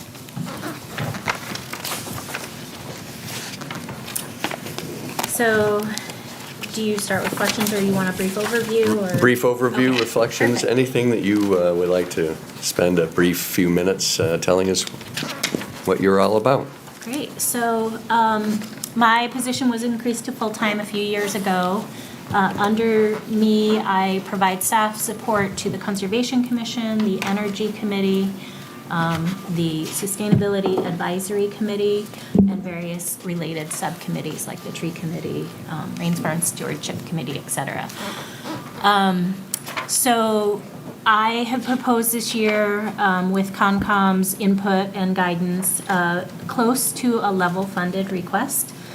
There was a modification to the salary. I increased the intern rate of pay, but decreased the number of weeks. So I think it added $30 or something. Oh, $10. So it added $10 to that budget. And then there was also an increase in roadside mowing. The Conservation Commission's budget funds everything from signage for trails and trailheads, production of brochures, flyers, outreach events. The Alewife Festival is something that we've started putting on annually, which brings all of our resource-based volunteer groups together to talk kind of about the natural resources in Exeter. The majority of the mountain bike supported trail network that we have is maintained with support from volunteer labor entirely, basically, with the exception of some of my time to refresh blazes on the trees, et cetera. Some funds do go to that, and it's mostly supplies. So, planks or screws, or it's really relatively small for the length of trails that we have. Outside of Henderson, Swayze, and Oakland's Town Forest, which a lot of people refer to collectively as the Fort Rock Trails, outside of that, maintenance is done by Conservation Commission members, by myself, and other volunteers when necessary. So that's the Conservation Commission budget. I'm happy to elaborate on any additional topics or areas that you're interested in. Andrew? Well, thanks for keeping the budget level set, but you've reduced the number of weeks for an intern? Yes. Is that, if you had the intern full-time, would you use them? Like, I get why you were asked to do that, but, speaking of a father of somebody who might want to intern on something like this in the future, there's less opportunities for kids nowadays to get work, and I feel like this is a great opportunity for kids, right? Conservation, summer job. I don't know. Was a decision by you that I only need 7 weeks, or was a decision by the town manager to reduce the? I propose the decrease to number of weeks, All right. with the intention of keeping it fairly level funded. I think that's a sufficient amount of time. We do have an opportunity, if we need to reach out to other organizations. So Nature Group B has their own interns. New Hampshire Association of Conservation Commissions also provides interns. So if this year proves that we have a lot more work, there's other places we can pull that from. Okay. So from my perspective, I'd love to try it this way and see how we go. It has been a few years since I've had interns. It sort of faltered during COVID, and then this year's intern budget I modified it to fix some roofing needs at Rains. We had the roof ridge cap blow off. So, we just kind of make do as we can. So it'll be a good re-entry, I think, into the intern program. Judy? Kristen, this may be a question for Dave or outside the purview of Conservation Commission altogether, but I'm wondering who is thinking long-term about the town's ecosystem as we have increased droughts and then these intense storms, and we have major needs for water, withdrawing from the aquifer and so forth. Is anybody looking at the whole impact of climate change on our town's ecosystem? I would say yes. Both Dave and I are pretty well versed in regional plans and efforts related to climate change and potential impacts to our community. We modified some regulations. So, for example, I think it was last year or the year before, we had an advisory sea level rise risk area. So should development happen in our community in that area, we would reach out to those property owners and be sure they're aware of the models. So I feel like we're pretty plugged into that. At the end of the day, the only way to keep up with that is regulations, and things are changing quickly. So we're doing our best. I will say Exeter has close to 30% of our land base in conservation. So Exeter really is doing and has done a fantastic job. I think people see the changes throughout the community along the roadsides and start to panic. But the reality is we do have a lot of areas that are conserved, and that's great both for mental health and being able to have a green space to get to, but also for carbon sequestration and others. Thank you. Sure. Yeah. To that point, is it trending up or down, the percent of conservation, or is it flat? I'm just curious. It's increasing. We tend to get most of our conservation land as either mitigation or supplemental contribution through offsets for development. So, for example, the Gateway project, I think it was a 75-acre privately owned parcel. We ended up with, I think, 45 acres from that. Granted, the 45 that we got had very high, intense natural resources, and it was important to protect it. But, we do really well. I feel like our regs are geared toward I live in Dover and I see a different community's perspective, so I feel like Exeter does a great job. Thanks. Thank you. Yeah. Not that Dover doesn't. We do our best there too. I don't know. That's what it sounded like. It's time to throw down. Hey, the Kristen, belt. does that include PEA property that's conserved? The close to 30% does. Yeah. Yeah, I was just curious. Yeah. Any other questions? Tom? Grant writing, I know that's a big part of what you do, I think. Where are we at with that in terms of conservation-related grants and the like? So, in prior years, the Conservation Commission included a $50,000 CIP request, which was a contribution to the Conservation Fund, and that was used for match. That's not included for this year's budget because we anticipated a different conservation project coming forward, and just didn't happen. So, I suspect the commission would push for that to return next year, but this year we're not requesting any. So there are dollars. currently no funds available to match grants? I think we have like $4,000 in the conservation fund. Yeah, got it. Hence, no point in applying for grants? I will say, even with that, this year, we partnered with Southeast Land Trust and the cities of Kensington, East Kingston, and Kingston, I think it was.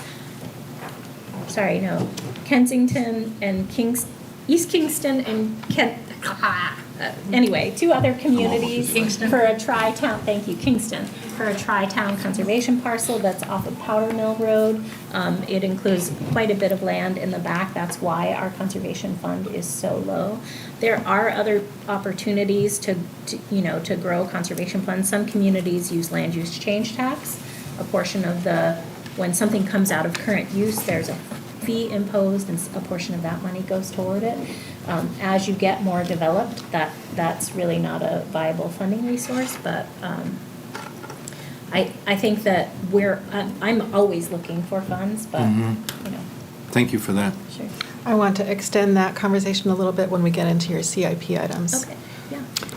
Okay, we're done with discussion. I'll entertain a motion for the Conservation Commission budget of $9,794.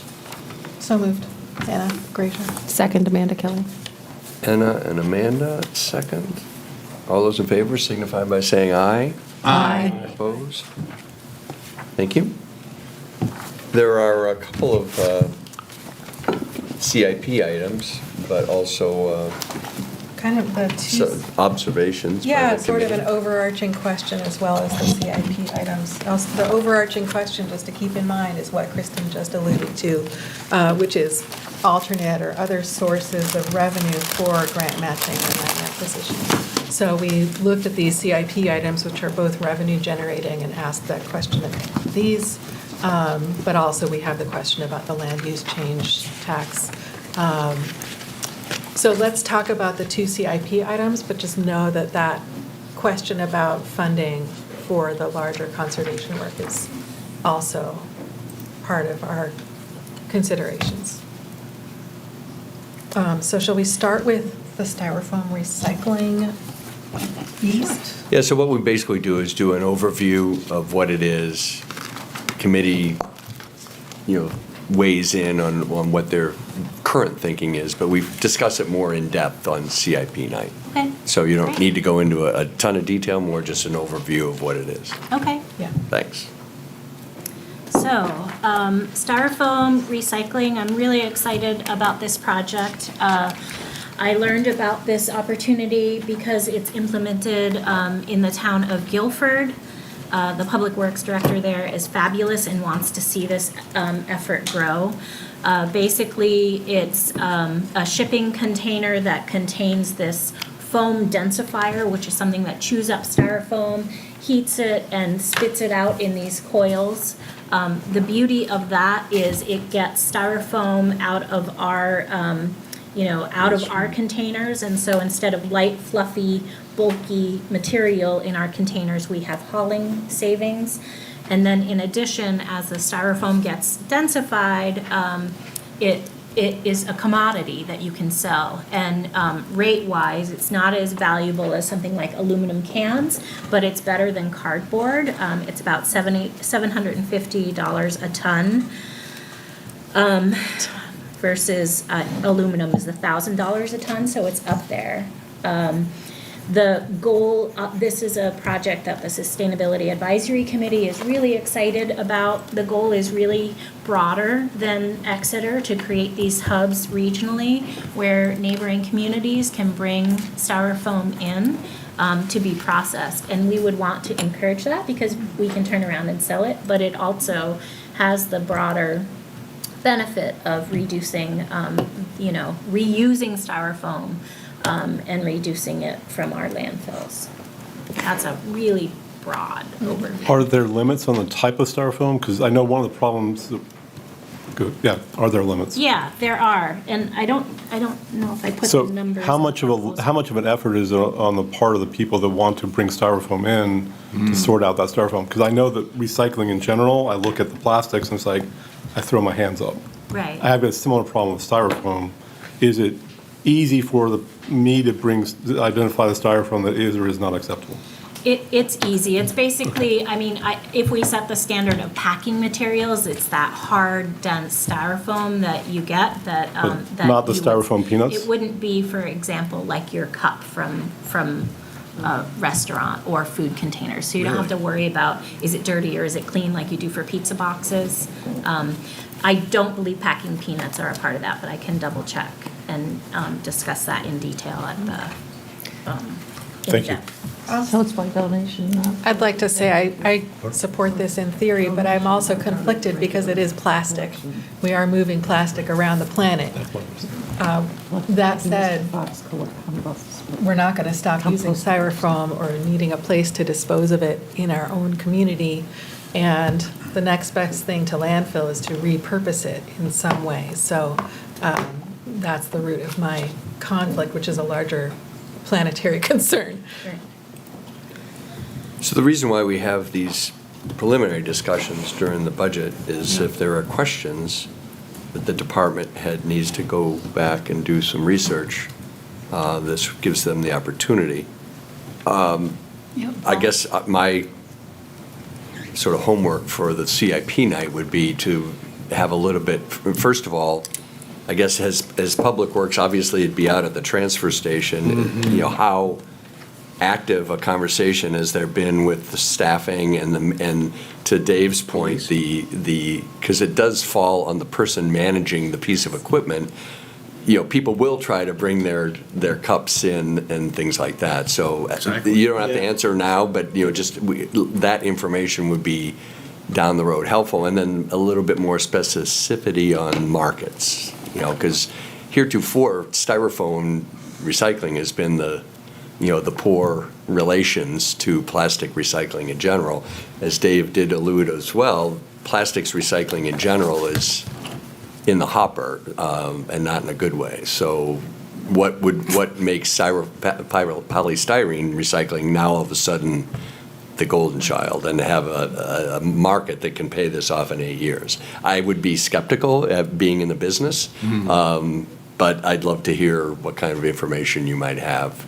I can share today if you want. I have a couple of points, or if you want to defer to the in-depth. No, I'd like to have the broader discussion. Maybe if you come up with a little, a brief handout, for CIP night as to the management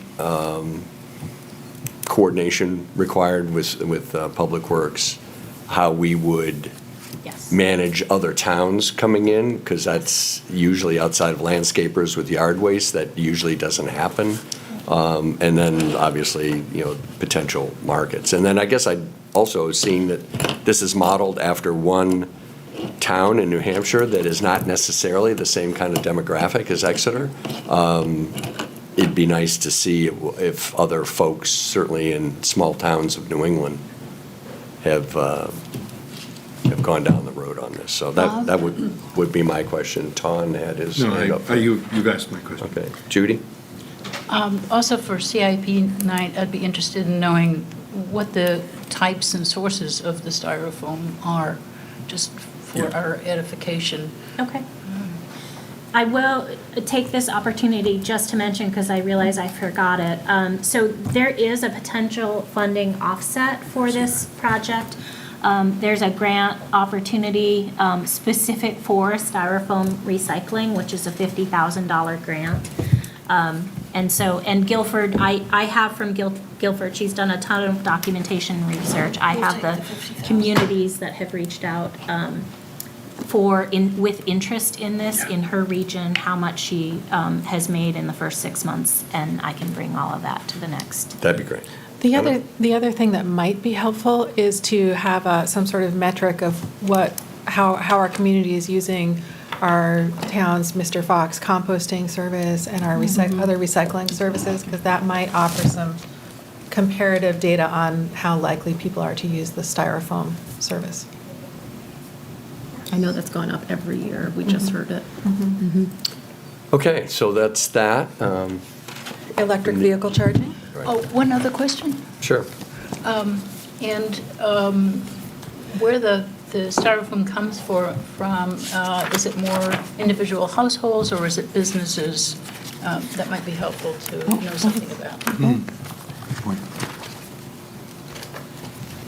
Thank you. Great. Thanks. Ready? So next is the electric vehicle charging. So we'll discuss this and we'll take a break. You good with that? Yes. That was good. Does anybody know what page that is in the CIP? 828, I think. Thank you. Kristen, Page 8. would you mind giving a brief introduction to this as well? Yeah, absolutely. So the Energy Committee, one of the committees that I provide staff support to, has been exploring EV charging, for several years. We vetted a couple different sites. This year, we settled on the location, which is the Water Street parking lot, but toward the Bow Street end. And so the proposal before you is for 4 level 2 chargers. It's a four car charging system. And part of the work that went into site selection was making sure it's walkable to downtown because we want to ensure high usage. But also near existing utilities and infrastructure, and that site seemed to tick those boxes. The worst thing you can do is install EV chargers far enough away and not get usage for them. The price that we quoted is enough to, prices are changing quite a bit and quite quickly with this sort of stuff. And so we included an escalator in this based on the market changes that we had been seeing. So it's $120,000.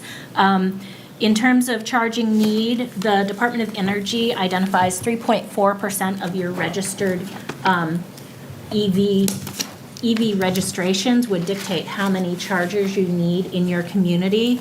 Exeter alone needs 22 chargers. I feel like we're really kind of a region, so I suspect we would be drawing people from other communities as well. Right now, there are 17 total public chargers, and EV registration increases each year.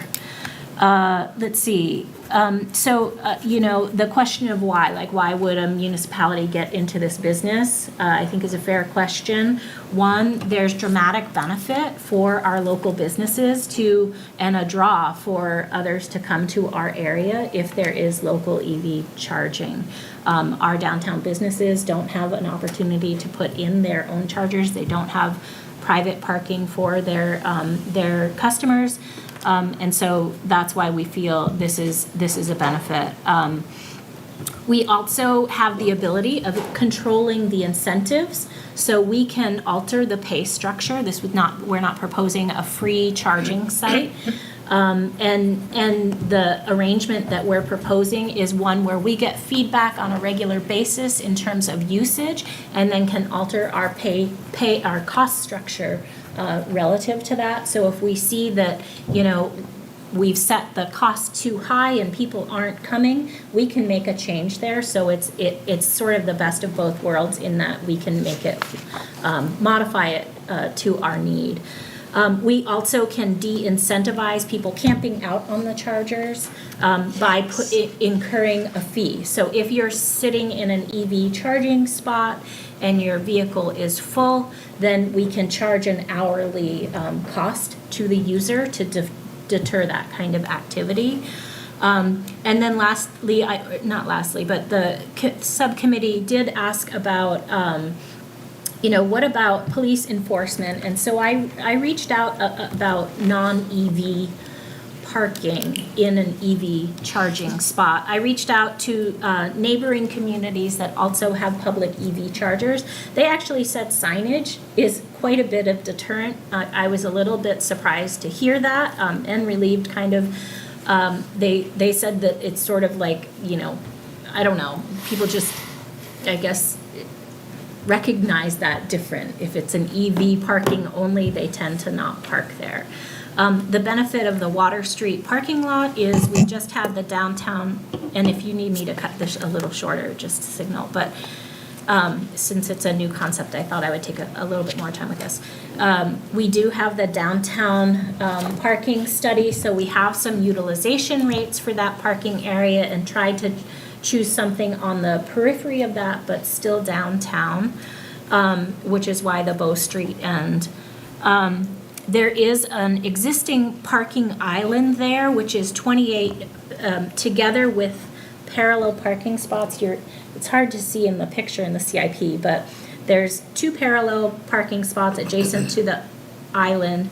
an island, and then 2 more spots. So those are the 4 that I'm including. The entirety is 28 feet in width, and so there is potential to have 2 parking spots plus a 5-foot accessible ingress and egress area, and then a smaller island in there. Public Works felt, Jay Perkins felt modifying the island is something that they could assist with to have some cost savings there. Oh, yeah. Some of the incentives. So just like with the solar array, municipalities are now eligible for the investment tax credit, which is 30% of the project costs.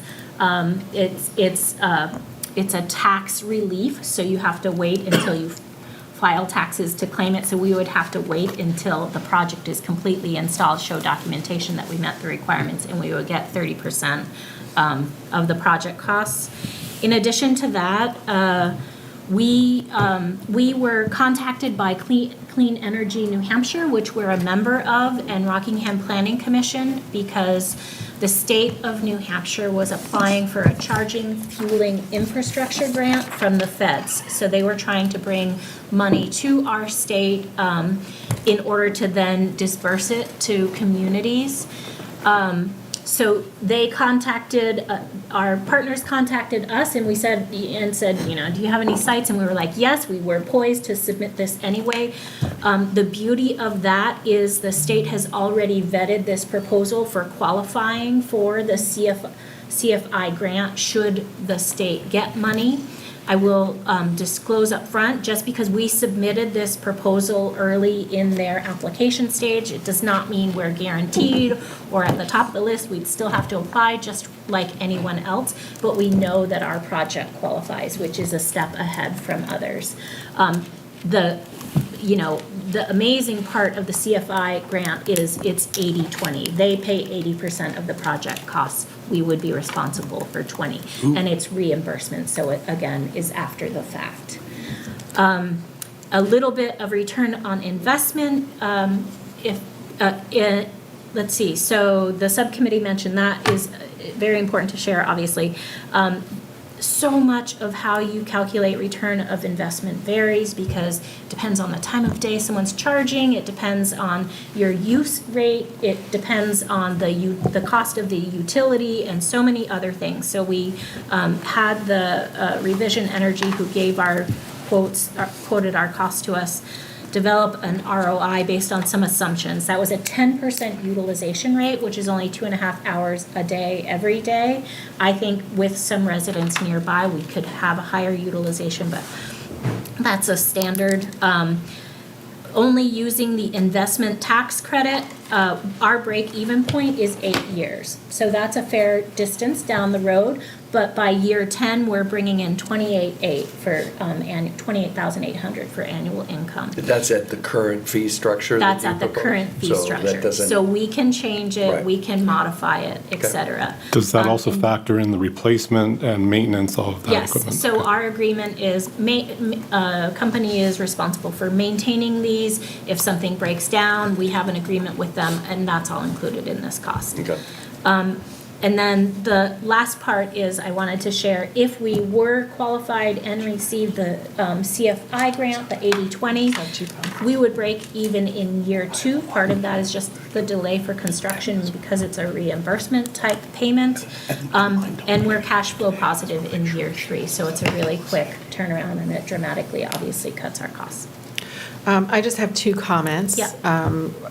As a subcommittee, we support this.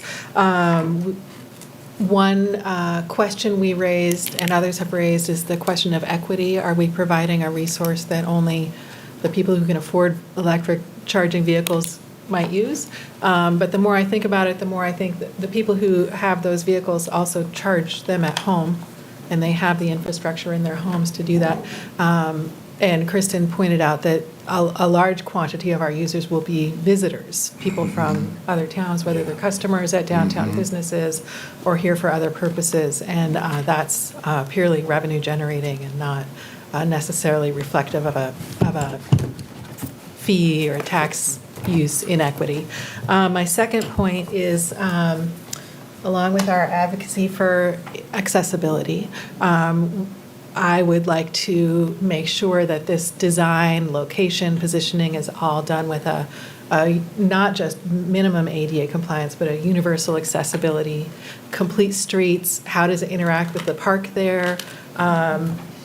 Can we incorporate some conservation education? You talked about signage, about parking limitations, but perhaps we can also educate people about the value of this type of resource use. Tom? Actually, David. He's got some finish-up work for homework for Kristen, so if you have a Okay. question or a comment. Yeah, I do. How can you be against, so don't take this as criticism or micromanagement or anything, how could you be against electric charging stations? But, I mean, there's so many things to react to here and so much to digest, and I do have a lot of questions. I'm not going to ask them all. And some of them were alluded to by the other comments. I will say, just something that hasn't been said yet, just by simply looking at the picture in the CIP, I guess, a lot of thought went into picking that location. I will defer to the experts on that, but I'm guessing there's a little island there with a little bit of green there, and I can picture electric vehicle charging stations elsewhere. There are usually not a lot of trees associated with that, so you're trading, EV charging potentially for tree. I do second the comment that I've heard it said and read that it's an economic driver for businesses nearby. That's lovely. But that actually brings in the question of accessibility and location as well. So I don't want to micromanage it. And the last comment I'll make is that, it sounds like a wonderfully adjustable thing in terms of rates, et cetera, but I'm sure there'll be some maintenance involved with that as well. So hopefully the long-term maintenance of this thing will be covered by the users of such a station. So not a question, but, some feedback. Just to remind everybody as to why we talk about the CIP stuff during the budget cycle is for information to send to the department folks for a clarification for CIP night. So this isn't a forum to talk about the actual CIP proposal. That will be done in a month. So if we could just keep that in mind, I would appreciate it. So this is more for asking Kristen a question that she may not have in the write-up or has told us that she would be able to do some homework and come back to us. And I apologize for using you as the example, but you happen to be here. But that would be the same for any department head. This isn't a discussion forum. It's more to ask a question for further follow-up. Judy? I didn't hear that you had involved the police department at all, and I'd be interested in any input that they might have since they deal with people not always at their best. And I could just imagine fights breaking out from, that's just me. There's actually, there's an entire public safety component to it. So the safety of the infrastructure and that, EVs, battery fires, when they go off, it takes specialized equipment and a lot of time to extinguish those fires. And I know that the larger urban communities have specially trained and specially equipped units within their fire departments for being able to deal with that sort of fire. What are other communities that have charging stations doing with respect to possible EV fires in their communities, and what impacts do those have on the fire department's budgets? And I think police, fire, and public works, follow-up would be great. Since I'm already rolling, may I just go through the rest of my questions? Keep the roll going. Hello? So I had my hand up at the start of this. Oh, It's just like, we'll let Dave finish. I'm still going on. Yes. Oh, okay. Yes. I'll get through it as quickly as I can. The 4 parking space, are they factored into the larger parking plan? I'm just asking questions that you can answer later. What was the start? I'm sorry, I missed the start. Are the 4 parking places that you're taking out of circulation being factored into the overall parking plan? 3.4 of the registrations goes to your calculation of number of chargers. Don't most of those people charge at home? I think the answer is that this is targeting people coming into the community So I think that's the answer, but clarifying that. Break-even replacement, I think you covered, but if you could clarify that, at the end of these things must have a lifespan. So is the replacement at the end of their lifespan factored into the costs? Battery fires, EVs also are significantly heavier, so the wear and tear on the roads is higher, and if there's a pedestrian versus vehicle impact, it's likely to be higher energy. And there's a big conversation in the community about pedestrian safety in vehicles. Where does the energy come from? We're not living in California or Nevada where we have a lot of solar. So if all we're doing is moving, coal or gas energy around, I'm not as convinced about the benefits. Benefits of a specific demographic. It's great to bring sort of those higher net worth individuals to town to spend, but there's an optics there. And that's it for me. Franny? Yeah, I would just ask what the administrative costs of, be very transparent about that, are, what percentage, say, of the revenue we bring in is going to various administrative costs, whether it's your department or somebody else's, Under whose department would this go, actually? Do you know where it would be put in the town? Where it would be, I don't. Who would administer it? Yeah. Anyway, you get the drift, yeah. Just saying. Yeah, I'd like to, and thanks for the questions. This gives, I think, Kristen a little bit of follow-up to do, which is great. A worthwhile project to discuss. I would have one final on the financial part of it is the grant part of it. A lot of times we do have projects and we have to vote in a project before we can get the matching grants. Otherwise, our score goes down, if you will. I'm assuming this would be a similar type of situation, both for this and the polystyrene recycling. So if you could just, give us more of a gut feel on what that process might entail and the possibility of getting the grant, or is it just that it's hanging out there, but we're, too small really to be considered? And then just for the overall committee, just if you would look on page 21 at some point of the budget book, both of these items, the EV charging station and the polystyrene recycling unit, are currently slated by the executive team to be paid for. They would be warrant articles, but they'd be paid for out of current fund balance, which would mean no additional tax impact, if that's the correct terminology. Thank you. To the taxpayers. So, thank you, Kristen, for the discussion. I really appreciate it, and we'll talk to you in a month. Great. Thank you very much. Thank you. And my comments were not meant to be negative. I apologize. I appreciate the comments. I'd rather have them here than. Okay. Investigative rather than, thank you. Yeah, I was actually going to say that exact same thing, David. These were just hopefully and I don't think constructive anybody questions takes them that way. for the CIP discussion later. I propose a 10-minute break, after which we can, we'll check with Darren and the rest of the folks. We can either bring Darren in immediately, or else we'll just start. No, why don't we take a break? We'll pause until 10:55. Perfect.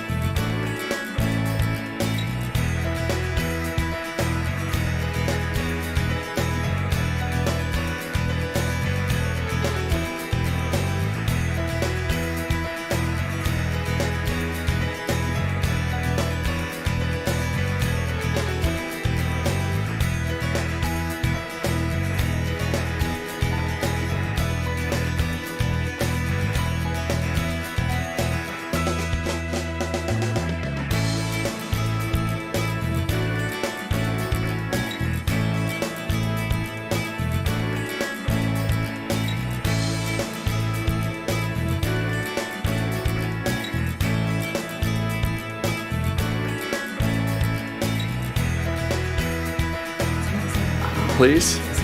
It's not EDA, you know, there's a huge world of that stuff. I'm really excited to hear. We're going to start with, well, Doug's here again, so. We were going to start with you, Russ, but since you're here all day, we'll fit you in when there's a lull in the action. All right. Amanda's Monday morning, okay? For the DPW, did you see that email I didn't see the email. from yesterday? Meeting, we're going to reconvene that meeting Monday morning. Yeah, wasn't it 8:30? 8 o'clock. Yeah, it's fine. Okay. Because she's doing lunch and she has to speak to Will. So, Doug, That's why I was asking. hey, how we doing? You're up? Am I up? You're up. All right. Just responded. Doug Eastman is our code enforcement officer, building inspector, and manager of the fee structure that pays for a lot of stuff that we do in town. So Thank you, it's a Doug. very important role. Been with us for 40 years or 38? Isn't it been like 60? I've known you since, haven't I known you since the 80s? Haven't I known you since the 80s, or was that just as a runner? No, that was as a runner. Oh, okay. All I know is we retired his flip phone 3 years ago. I'm looking for another one. Quite recently. Yeah. In grand ceremonial fashion. Yes, it was. It So, was. yeah, 30, I want to say 30, it will be starting 32 years. That's not that far from 40. In November. I think Something so, like something like Yeah. that, yeah. Well, let's put it this way, a long time. Okay, we're on page 11, inspections and code enforcement. Yeah, just give me the nod. Okay, so, They're both useful. thank you, Doug. Thank you. Let's get the health insurance and dental numbers, and then we'll dive into the budget. All right, the new health insurance number is 50,600 and, Oh, sorry. Page 11. Page 11, and it's page 3 of my notes, although I don't really have notes on this topic. Say again? Yeah. Page 11, inspections and code enforcement. Oh, that one, yeah. Go ahead, Laura. okay, sorry. Health No, insurance. don't apologize. $50,672, 50672. Dental, $2,309, 2309. Thank you. And benefits The total? new benefits total is $92,775, 92775. Thank you. The increase, 10.7%. That's a big one. So Doug needs a different spousal arrangement. Mention that to my wife, please. She might tend to agree with you. So, Don't get personal here. like I said, with some of our earlier departments, we're level funding for the most part. And again, I'll say this is a reflection of the expertise and knowledge that Doug brings to his job. He's, I think we all know, covering for electrical inspection and patching, shoring things up with contract services and stuff to get the job of maybe more than one person, a human would be capable of, but he's accomplishing We're it. getting through Yeah. with assistance of a lot of people, and I appreciate it. Internally,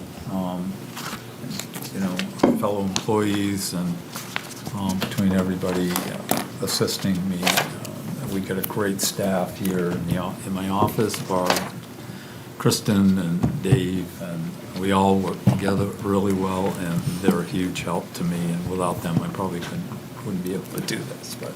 Yeah. So why was the insurance so high? Did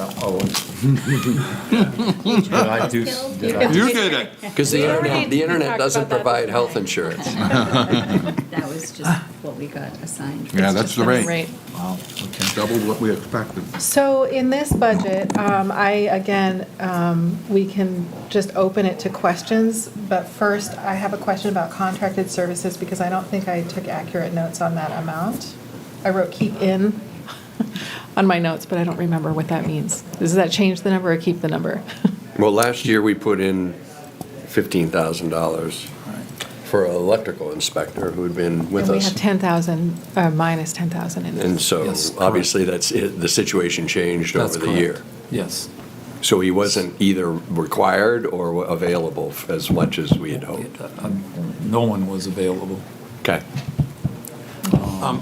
So, So by keep in, did I mean we're keeping it at, So the background is 5,000 last or year, 15,000? there wasn't the line Five, item. thank you. We added $15,000 because an electrical inspector we had retired, I think. And so, Yes. and we wanted to have the ability to hire contract services to cover electrical inspection. I called it bribery money, but he still would not come back. No, he was good, but yeah, it's tough getting anybody out there. Anybody that's in the construction business or trying to get something done must obviously know that it's difficult to find anybody. And people that want to work part-time like that, typically they're retired, just like Tim was. And once they're retired, they really enjoy it. And they're like, I'm really enjoying this. So it's tough to find somebody retired to commit to something like that. But it's nice to have that little bit of extra money in there if a situation arises where there's a problem with a project that has electrical services and I have to call in somebody. I mean, I do have the option of the state, but they're not dependable. They're just like, you just can't get in touch with the state inspectors. and a note about, any questions about that? So I assume then it is as it is, no money at all was expended? That's correct. Okay. And so you do that work? Yes. Okay. So we're going to continue to try, so we have the placeholder. Yes. But Yeah. Correct. it's probably bleak, but that's a reasonable placeholder. And your wages for that additional work are accounted for in your regular wages elsewhere? You don't take it out of you wouldn't take it out of this line Correct. item, That for is example? correct. It does not I come think out I of knew that. that, but you know how I like to ask questions. Yeah. No, I think we're all squared away on that. Okay. It's your contribution. Just a question about travel reimbursement, kind of a general question, not necessarily aimed at you. This is unspent or underspent, and I'm assuming that's because you drive the town vehicle, is that Correct. correct? Yeah, Yep. okay. Yep. And I think that may have been in there for the electrical inspector more so than me. Yeah. Oh, got it. And then fuel is specific to my vehicle. Yeah. The town, Yeah. that gives me, and travel reimbursement, I haven't been able to go to, well, I'm on the board of directors of Seacoast Building Officials, so I get to go to those conferences or meetings and educational meetings free because I am a member, I sit on the board of directors, so I don't have to pay. So that's nice. Yeah, it is. Yeah. Questions and comments about any of these lines?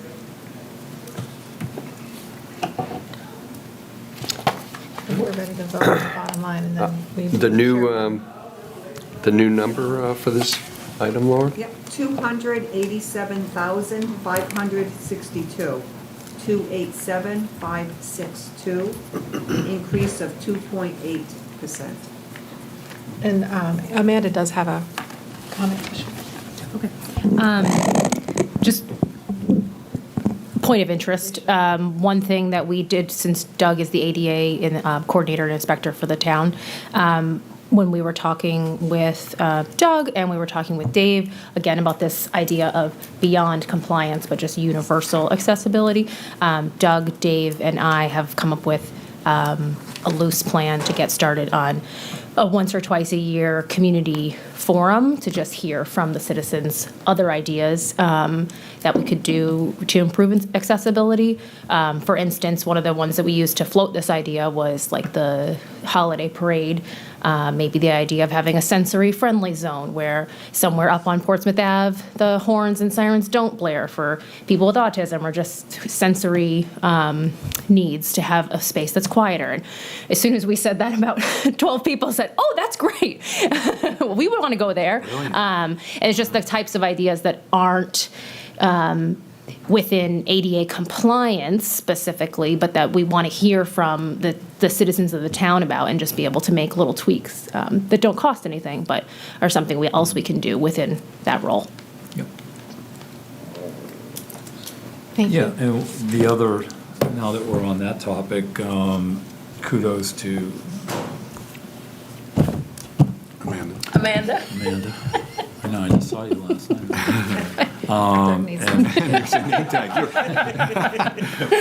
Amanda and Jeff Beck and some of the people, we got the first, what was that called? Universal Changing Station.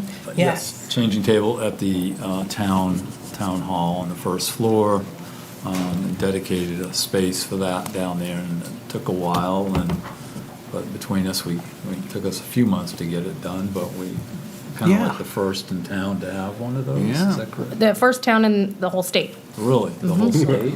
It's awesome. Great. So, thank you to, Don? a lot of it came from Amanda, so. Fran? I have a quick question. Why does the town hall only have one railing on one side of the stage, but not on the other? So there's a on the railing if you stage. go up on the left. Yeah. If you go up to the stage, at the Christmas tree thing, for example. But the other side of it, Let's say you're going up, as you face the stage, you're going up on the left, there's a Yeah, railing. yeah. You go across to see the trees, and then you come down. There's no railing on the right-hand side. Is that just one railing meets ADA or whatever? well, for, not so much for ADA, but basically, there should be something there for safety reasons, but, I've asked for help getting down the stairs because I have a Yeah, bad no, knee, there really and I should insist be. on holding onto a railing and not traversing the stairs. I don't know if without- those stairs are removable, that they, No. on occasions, pull that away, Yeah. you know? We can talk. I'm surprised it got by the Just Department go of see Labor. what you think. I'm just curious because. Yeah, that should have. Well, it is popped up a on the- historic building, so that's. Oh, I know, they but get they some were all slack. over that building. They get some slack. Okay. Sorry, I meant to We need a motion call for the vote. I'm, for the new budget of Mr. Chair, I'd like $287,562. to make that motion. Swan, 287. Ton moves and Anna seconds. From Rowan. Anna already seconded. beat you to it. You'll get the next one. All those in favor signify by saying aye. Aye. Opposed? Thank you. thank you, Doug. Okay, thank you. Thanks a lot, Doug. Thank that you it, for what Doug? you do, and thank you. You don't for wanna your, stay longer? all- Okay, so from here, we're going to proceed at the top of our list on our agenda. Town manager. All right, away we go. Away we go. Away we go. What page? One. Page one. Page 1.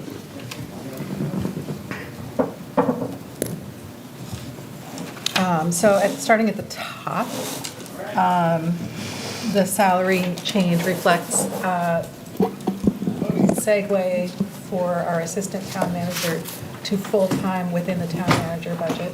Right, so this position was formerly in the human resources budget, and Right. so it's been reallocated to the town manager What was the budget. percentage of that It prior? was- It was general Was it water fif- sewer, it was 80, 10, and 10. Yeah. For the in assistant in town the manager? HR. Okay. Thank So, you. question on that. Judy? Question to Russ. Do you now have the staff, do you have the right mix, the right balance to get the town's work done in a given day? Yeah, I think we do. This is, again, part of this has to do with the, or all of it has to do with the commissioning of the management structural report that was put out in January of 2024, where the assistant town manager was recognized as, the report recognizes the fact that the assistant town manager really shouldn't be the human resources director. That was something that we tried a few years ago to create a combined position, and it didn't, the workload is such that it really didn't meet the needs of the town. And so that's why the assistant town manager is now broken out 100% to the town manager budget. And the budget actually contemplates hiring a full-time HR director as well.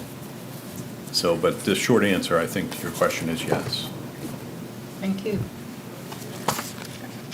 Tom? Yes, I wholeheartedly agree with separating out HR and management. I think that comment's been made publicly on a couple of different cycles now, so I'm glad that's accomplished. How do we measure up to other towns relative to the staffing? I have not had the time to read the study, But, so I'll take it at its face value, that that's what the recommendation is. But how do we measure up to other towns of similar size in terms of management, right? So we now have a town manager and an assistant town manager. I'll take it as a given that every one of those needs an executive assistant. But how do we measure up in terms of other towns on that component of town governance, if you will? So there are a lot of communities that have assistant town managers, if that's the question. That sort of is. Yeah, Londonderry, Dover, Portsmouth, Keene, yeah, Bedford. But Melissa's got the list. But there are several communities that have this position. Yeah. I'll let you two continue, but I just want to interject that I also understand that our town is larger. Those are all larger cities and municipalities, but our town, the town of Exeter, is actually also larger than some of the smaller towns that we might compare ourselves to that maybe do not have a assistant town manager, correct? Yeah, we're in the top 20 population-wise in New Hampshire of towns. So, and that includes the cities. We're a city masquerading as a town. So we're top 20 town population-wise, yes. if you will. Yes. And we have the water and sewer functions, which many communities, of similar size even and smaller don't have. Well, good point. You're managing water and breadth- sewer on top of that. The breadth and depth of Yeah. departments that we have to manage. Yeah. So I will point out too that the assistant town manager, as part of a reorganization that we just completed, took over the communications function, the welfare, human services function, parks and rec, and HR. So she is, doing HR right now. When the human resources director comes on board, the structure will be that the assistant town manager will oversee HR, but not be the HR director. Exactly. Great.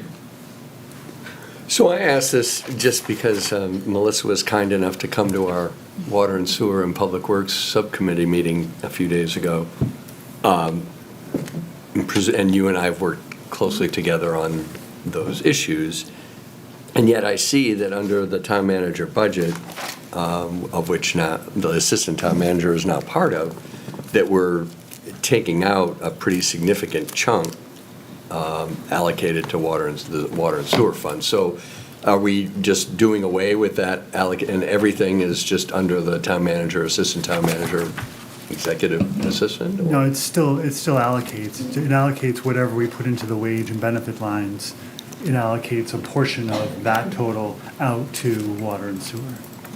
Because the wages line is going up pretty significantly. So is it no longer 12.5%? Or It is. It's on the next page. It's the same. It's at the top of the page. I think I Top see of where two. I see where it is, but it's decreased by $21,000. You're talking about the due from water fund and due from Yeah. sewer fund lines? Yeah. Oh, yeah, it is decreased. That's what I'm referring to. I'm wondering why. You're dealing in negative numbers, so it looks like it's decreased, but it's an increase, right?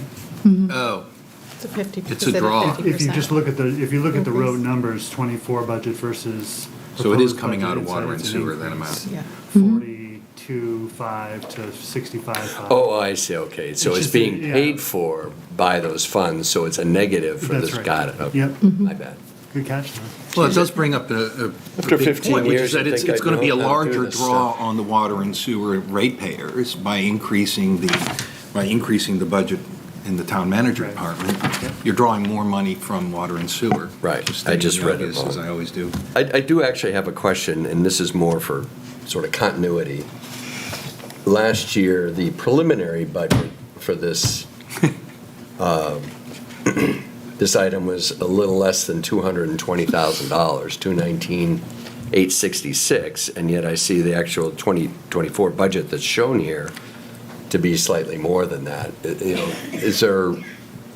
something get reallocated, or was there a mid-season? Which line item? So in the budget from last year, we showed a 24 preliminary budget of $219,866. That included just the town manager and the executive assistant. And in this year, of which, because we hadn't moved the assistant town manager in yet, what we're seeing here in our book is $229,369. So a difference of about Yep. a little, with $9,500. So I just, wondering if something happened during the year that, Yeah, let me get back or to you on that. I don't have it reallocation off of the top, something? but Something happened, I'll get you the story though. Okay. Next in salary and wages is just a note that the recording secretary's line item has reduced, but it still is enough to accommodate a possible vacation for Pam McElroy. Good. Okay. So now, health and benefits, health and dental, rather. I keep saying benefits. Change in the healthcare line, the new number is $59,539, 59539. The change in the dental, the new number is $5,331, 5331. The total benefits line item, $146,167, 146,167. Thank you. An increase of 30.2%. 32%. 30.2. Oh, 30. That's just for benefits, not Yeah. the total budget. Any further questions on the town manager budget? Just Judy? information, what is the ICMA, MMA, NH? What's this conference? This is a significant increase of, what is it? So when we did the reallocation of the budgets, we also included professional development funds for the assistant town manager. So to answer the question, the ICMA conference is the International City Managers Association, and they have an annual conference. They just had, this year's was in Pittsburgh. Next year's will be in Tampa, Florida. And then the MMA-NH is the Municipal Managers Association of New Hampshire, and they do a local conference every year. So there's funds to go to that as well. Thank you. Okay, so town manager total, Laura. 451,632, 451,632, 43.5% increase. I'll entertain a motion to accept that number. So moved. Anna. All those in favor signify by saying aye. Aye. Opposed? Thank you. Okay. What's next? 43.5 total. We're going to pause the welfare discussion because Pam is going to help us with that whenever she's available after she brings our lunch back and possibly after we eat. So if the chair sees fit, this might be a time for a brief discussion about succession fund. It's not really on our docket, but it seems like with the executive team and their departments now reviewed, what do you think? 5 minutes. Okay. Well, I'll give our impression as a subcommittee. So this would be under CIP then? It's not a CIP item. It's a funding item, but we did discuss it. So I think you all know by now from our earlier discussions that we support this idea of kind of restructuring our town management. For us, it played out in the form of our meetings with the executive team, but also in our meetings with the various planning department people who are all now under, I mean, they've all been working together anyway, but now they're officially under the planning department. And I think you'll see it elsewhere, I hope, in other forums with the other departments. The succession fund, I'm going to let Corey and Russ explain what it actually, and Melissa explain what it actually looks like. But I think we're all three in support of this concept. We had some questions that I think are going to be similar to other questions others have. But I think what I will say is I'd like to see it called something else, succession planning fund. Plan sounds like a study, it's just a word thing. But people don't like funding studies, and I don't think they like funding plans either. And we're not funding a plan, we're funding wages. Yeah. So I'd like to look at more succinct terminology that reflects what it is that we're funding. And then, I forget what my second point is, so it'll come to me later. Well, my second point would be to the discussion we had yesterday, I would say that's what we talk about. Yeah, I don't Great. mind starting, you guys can infill if you. Excellent. Yeah, the word program somewhat comes to mind to me as we talked about it more in our subcommittee meeting. So as the Keegan report, and we talked about this in your first meeting a little bit, but I'll take a little bit deeper of a dive. As the Keegan report talks about, one of its four major tenets is looking at and addressing succession planning throughout the organization. In some departments, we're blessed with a deep bench. We've got fire and police who have large staffs and fortunately can train and bring up people who show potential to be, future fire chiefs. We see this with Chief Wilking retiring and Chief Paisan taking over. In other departments, the last one that was just here in front of us, building inspections is a perfect example of one where they don't have a deep bench. When Doug or his support staff leaves, filling in behind with someone with the amount of experience that the people have is going to be a challenge. So how do we address that? The executive team talked through this. It's not really realistic to think we're going to have a deep bench in building inspection. We're not going to hire people just to have them be ready for the next opportunity. So how do we deal with that? So the succession fund or program, if you will, is sort of a tool for the administrative staff to address that challenge. We kind of envision it as a way of being flexible, adding flexibility like we have in the private sector, or they have in the private sector, to allow for an organized and efficient transition from someone with experience to someone new who may need some training and could benefit from that person leaving and training them for a little while. The idea is to minimize the disruption that staff turnover causes to the general public through our services, and to, quite honestly, cut down on the stress that it causes for folks in the department who may or may not know how to do that person's job who just left, and or the department head who knows what the person does but doesn't do it daily, so probably isn't the best person to train someone new. So how do you get to that challenge? So the idea would be that we essentially set aside a little money that a department head could apply to the town manager to and say, I need 3 weeks of labor time to keep a person on. I'm going to use that 3 weeks over, say, a month. And I want to be able to use those hours to train a new person who comes in. The first week, the person who's leaving, retiring, will be on 40 hours. And then the next 3 weeks, they'll be on for 5 hours a week or something like that.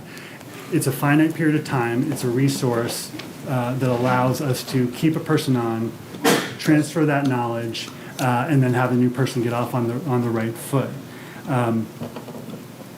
That's sort of the background. All that to be said, we had great conversations with the subcommittees, each of us, and one of the things we talked about was, boy, wouldn't it be nice to see this program work before you just go start asking for pots of money that are going to sit around. Plus not knowing how many people actually are going to retire next year, which is part of the challenge of budgeting for someone who may decide to leave midway through the year. So what we'd like to do is give it a trial, work within the budgets we have, whether it be general fund, water, or sewer. Essentially work within the budgets. If someone retires next year, we'll implement the program. The department head can apply to use the money, and then we'll see how it works. And if next year or the year after we have tweaked it and it's been successful, then maybe we come back to voters and say, we would like to start this. Here's the track record. We think it's worth putting a fund together at this point. So, and I just add to that by saying the management report identified there's an entire section on succession planning, the challenges and opportunities we have as an organization. I can tell you when I started, I actually shadowed George Olson for a month before he formally retired out of the town system. And if you think about this is a very similar effort, but again, it's organization-wide. to where we don't, as Corey alluded to, we don't have the bench strength that we would normally enjoy, like in a public safety department, for example. So that's the impetus for getting this going in a more formal way, so the town has a program on an ongoing basis and not just a piece-by-piece basis, but we actually have a steady program of succession planning in place. I would suggest that this might have the effect of increasing morale, if you will, just knowing that there's this proactive plan might actually incentivize or ease the stress around someone's departure, whether it's for retirement or something else. And instead of just the pressure and the stress building to their last day of work, I mean, we saw someone we've seen more than one person extend retirement plans, in part because of the challenge in filling their positions. But it would be nice to facilitate decreasing that stress, and that actually enhances productivity. Tom? Yeah, I'm very supportive of the effort. Again, didn't read the report, but we have discussed this, and we did discuss it in the subcommittee, Water and Sewer. I recognize these are personnel matters, so you can't really talk about these things. You can't even plan for them because you don't know what someone's going to do, whether they're going to retire or not, until they do. And I understand this is a new effort, so I'll be curious to see where we put it in the budget initially. It's probably good that it's not going to be a CIP item, but it's not clear to me quite yet where it's going to be. I think if it's going to be a long-term program, then I assume you have some kind of plan in place for where to appropriately park this. I don't have a good sense of that, but some kind of a revolving fund type thing, I don't know. Yeah, so has that been thought about? Well, to be clear, so originally we put it in as, not a CIP, it would be a warrant article item. But what we'd like to do is just essentially work it into the budgets that that are approved. We're not looking to add dollars into the operating budget next year. Are or are not? We are not. Okay. And I hate to use the word fine, but we will work it in to the extent that we have the opportunity to implement the program next year without asking for more dollars. How are you going to do it this year? This year, we don't have anybody, we're talking about FY '25 or. I mean, that's what I meant. How are you going to do it for FY '25? Where are you going to put it? I think we'll look for areas where maybe there's savings. Vacancy Savings, savings. right. Oh, so we're not going to be chopping on this thing? That's correct. Oh, okay. All right, then it's not my business. We had a subsequent conversation and decided that the recommendation, we would modify that to work within the current framework of the 25 budget to be able to find those funds. Oh, okay. I missed that part. That's what they just said. No. Okay, well, I missed that part. So then we So don't even need to be that will talking about this. No, we talk about it because we needed to bring the committee up to date because it was in as a warrant article, even though it was going to be for paid for by 25,000. fund balance. So it's just And I'd like it bringing everything up to to be an date. ongoing conversation. So next year, Yeah. if we do come back and we say, these were the 3 successes we had, and this is what it ended up costing, this is the amount of time it seems to take, this is an average rate, here's a better number to go to, to create a fund with. Fran? Is it possible to spread it across the whole budget and have everybody kicking in a certain percentage each year of their budget, which could change from year to year depending on, the numbers? Yeah. And it wouldn't then look like it's, top loading on one department. Yeah, I mean, you never know where. Why should the fire department be paying for some of Well, the it would departments? probably be in a Oh, but separate it would have line. access to it. It's probably like, be in a it's like the separate budget electric in car the thing. You have access to it, whether you use it or not depends. It would not be in a department anyway, because it's, Well, it would be probably under miscellaneous or some other fund in the That we would have to in the create a back line bit. item for. But then it becomes one big item. And that's one of the reasons why I think the executive committee said, let's take this year and figure this out, Yeah. rather than, I'd call it, I think it's a great idea, and I'd call it transition rather than succession, but that's because that's what it is. Next, That's good. Human resources. Yes. Okay, great. Thanks, everyone, for the discussion. I think we're going to cut it off for now. Human resources, Melissa? Oh, So we talked about almost everything already because we're talking about taking the human resource director position, which is now a Yeah. dual position, creating just an HR director. Page 2. And so that's why you see the decrease. We reviewed what some of the other communities are paying for their HR director and put in a salary that we think we can get someone that would support the town well. And let's see, I think the increase in wages unfortunately is because I take the buyout. So we have to budget because we don't know what the new person would take. So that's what the large increase in benefits is. And everything else is either to set up a new position, whether that's buying them a desk or something like that. But I think that's about the excitement on that budget. Could you go into a little detail about the education and training item? 55091? Sure. So some of this has to do with the fact that we talked a little bit about our Munis software and that it wasn't for the faint of heart. And so getting a new HR director on board, we wanted to make sure there was enough money to work with Munis and have them do some training for the new HR director to learn this, as well as we'll be there to help. And our HR generalist doing professional development as well. Is there a specific training in a specific time of year? Or is this just, for this, Nope. It would be when the. when they're available and comfortable with everything else that having you them have come going? on. What, because the Munis training is at $800 a day, $500? It's pretty substantial to have that done. So we're gonna probably do as much training as we can internal. And then when we need to have the new director spend some time with Munis, we'll do that. But it's there as an option.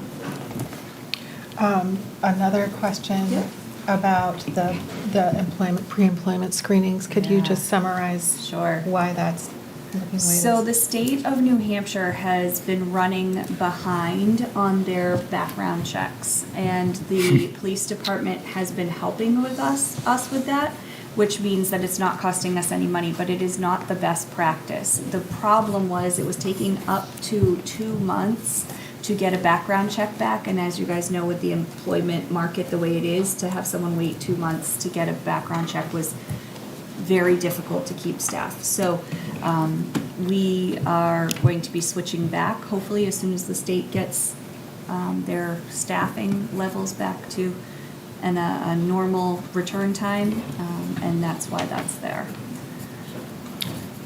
Other line questions, comments?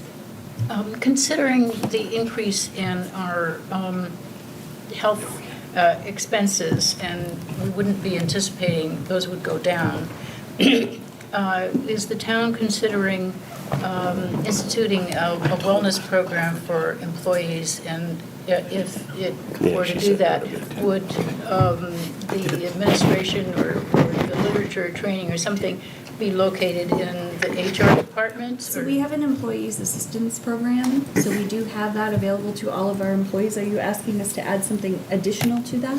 Yeah, and overall wellness is different from employee assistance. So we don't have that in the budget this year. That was pulled for this year because what we'd like to do, if possible, is get a new HR director on and have them help implement a program. So when you're looking for an HR director, then you might look for someone with this kind of background. If we can, yes, that would be ideal. Thank you. Yeah. That and public sector background would be one of the major things that we would be looking for. It's a lot. There are a lot. Yeah, there are a lot of different rules and regulations for public sector than there are for private sector. Other questions? Want to update the health and dental? Oh, yeah. Sorry. The new health number, $49,492, 49492. The new dental number, $2,721, 2721. The total benefits line, $84,616, 84616. An increase of 35.8%. So again, HR director who has spousal benefits would be a plus. Oh, yeah, let's put that in as a criterion. I am not allowed to ask any of those questions because we would be in wild violation, but I'll Jedi But we mind can ask it, them of hopefully. you. I don't mind because I'm sharing that information, but I can't ask anybody in interview even course, if they of have course. kids or where they live or if any of those things. Andrew. My esteemed colleague, Dr. Rowan, is not quite the sense of But I humor. do understand. Andrew. Yeah, so just, so we're hiring this position in, right? Yes. I mean, historically, we've not been able to hire somebody day one. So regardless of the numbers here, is it, I guess we're gonna be not paying for a few months as we get somebody up into the process. If it's 2 months to do a background check, they're not gonna start till, March. So do we need the full amount here? We currently have 9 months worth of. This is already 9 months. Yes. Yeah. Oh. You have that, you should have that in your supplemental section. It will- No, it's in there. It says it right there in the notes, 9 Oh, months. and in the notes. Yeah. The problem is, the reality is, it probably wouldn't even be 9 months, but we have to budget it that way because maybe we will get hired, so we have to have a budget to cover.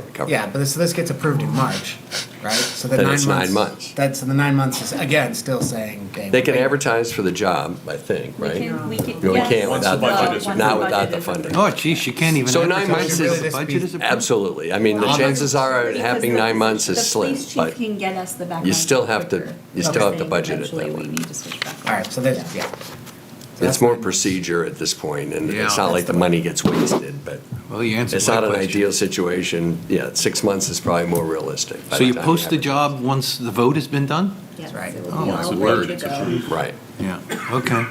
But we will be ready to go. Yes, everything will 9:01 that morning.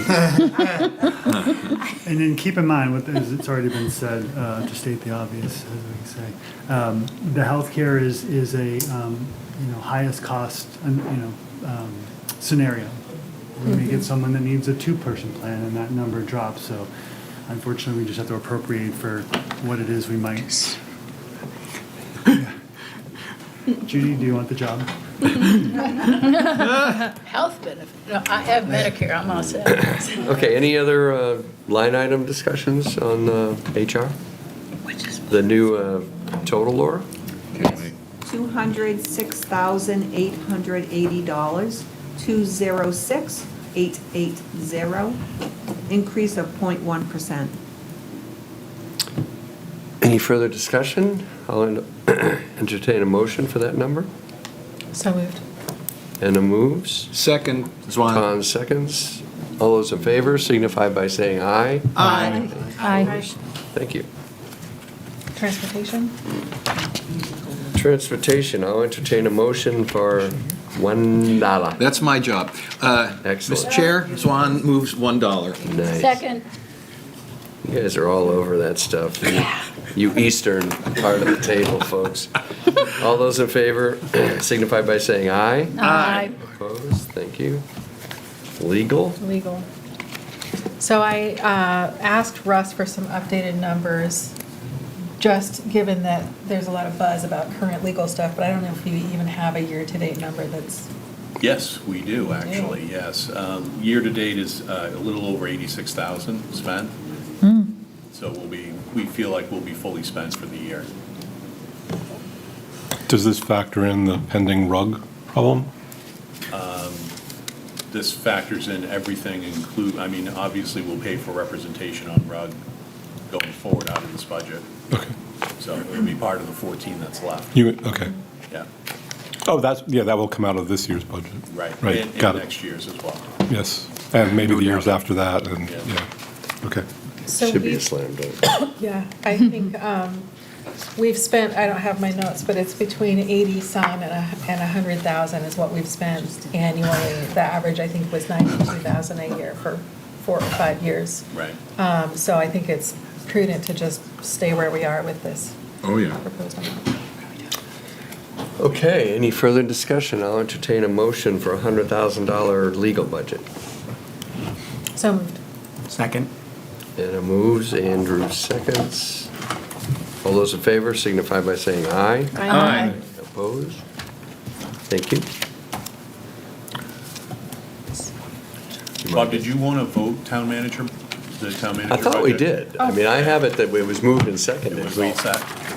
Okay. And I have a check mark next to it, so Okay. I usually don't do that until we actually get an aye vote. I think we did it. Yeah, Anna moved it and Amanda seconded. Thanks. Oh, yeah, I remember that. He's worried. I remember now. I thought I was the old fart here. You guys I didn't check it off either. I think you three are just so in tune that it just happens. Okay, so moving along, we have, we're gonna keep social services welfare till Pam is absolutely ready. Let's do town clerk and elections, unless I skipped something in town Want manager. to get Bob in for IT? Or Steve? Is he here? They should, one of the two of them should be in the back. Are we ready? Because that's all we have left, right? He's Those at, two, and then, Got IT. unless we want to get Andy up, or Darren. Darren, Oh, Darren also. let's do Darren and, I think Russ just went to go get Andy Kohler. is Andy gonna call? They just went to get Andy Kohler. Okay. It takes precedence.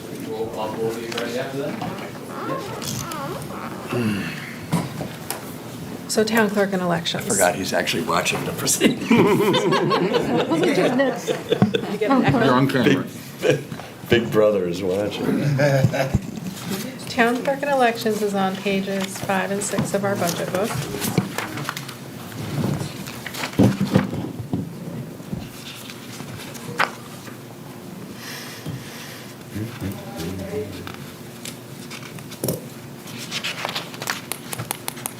Do we want to get the health and dental while we're waiting? or- Yes. Hey, great idea. Let's move it. Andrew, you're brutally efficient, you sure?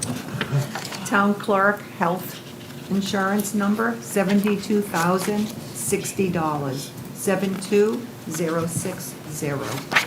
The new dental insurance, $4,437, 4437.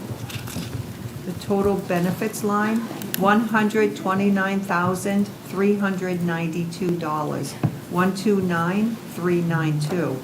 A 23.4% decrease.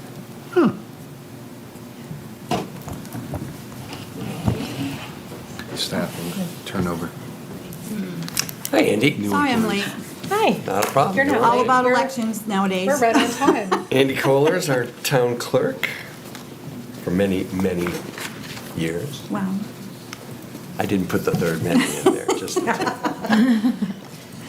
Thank you, Andy. You're welcome. I just have a couple of comments on the budget lines, but Yep. did you want to share an update about, the update I was going to ask you to share, I'll put it this way, was about how the new hours are working, just a brief, we don't have to have an extended discussion, but The new hours? at the office, That's Oh. tax. That's tax. That's Oh, tax. never yeah. mind. We've had our hours since September of 2016. Scratch that. It's nice to have somebody follow our lead, though. I'm trying. I'm just failing. So the only significant change that's from what's printed in the budget books is that there is a annual town clerk conference. And this year, you said it's the 100th anniversary of the Yes, Town Clerk 2025 will Association? be the 100th anniversary of the New Hampshire City and Town Clerks Association. And therefore, on line 55050, Andy proposes 4,000 instead of the printed 3,000, so that the whole office can participate in Yeah, that. I didn't, we only heard about this, well, I didn't realize it was the 100th, but they're either going to have it at the Mount Washington or they're going to have it at the River Walk in Lincoln, and either one is expensive, and I would like to take my staff. So, The office was Judy? shut down. Yeah. Andrea, I hope Exeter is not part of the whole national discourse around election interference and so forth. But have you required any additional training or? We're going to get to elections after. Town Clerk. Okay. yeah. We're on town clerk. So that's the reason why I wanted to raise the budget. 5,000. So if you're taking the whole staff, are we going to be able to get some swag, you know? back? Absolutely. Absolutely. You just tell me what you want. So it's the 100th anniversary of the Yeah. town clerk. That's pretty Yeah. cool, actually. And that's very, a nice gesture to, Yeah. It would is be that, nice. so is that budgeted? Is that, you know, that's not an inexpensive hotel, is that, I mean, I'm Right, assuming you've that's, crunched the I'm numbers. thinking that the extra 1,000 will cover. Will cover. I always send them to the Thursday of the conference because that is the one that has the most information. We meet with all the our state partners, motor vehicles, titles, elections, and they give us the latest and greatest information that they have, what's coming out, what we can see for the future. So for the 100th, I'd really like them to go for more than just Thursday. Any other thoughts on this request? I'll entertain a motion to increase the budget for 55050, conference and room meals, from $3,000 to $4,000. So moved. Seconded by Swan. Rowan moved. Judy moved, Tom seconded. All those in favor signify by saying aye. Aye. Opposed? Okay, then. Any other discussions on the town clerk budget? Could we get an updated bottom line, Laura? Yes, $419,063, 419,063, an 8.8% reduction. Yay! Wow. Does that include the thing we just voted on? Yes, it Yes. does.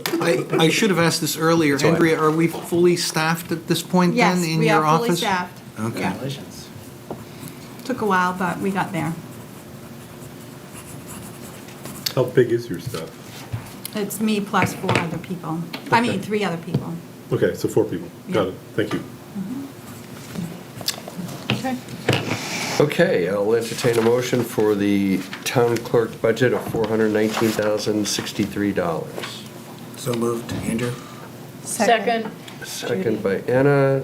All those in favor signify by saying aye. Aye. Opposed? Thank you. Elections, which is the next page, 6. So can I ask my question here? Yeah. So you were saying that Exeter hasn't been subject to death threats or Not that I know of. increased training because of security, or you're feeling okay? And That may be in other states, but I don't see that in New Hampshire. thankfully, thank you. Yeah. We don't have health and dental on this one, right? No. Okay. Just checking. So and we have the special or we have the election. We budget for one election this coming year and a special election just in case we need one, Right. which we typically do, and we've had instances of that in the past, obviously.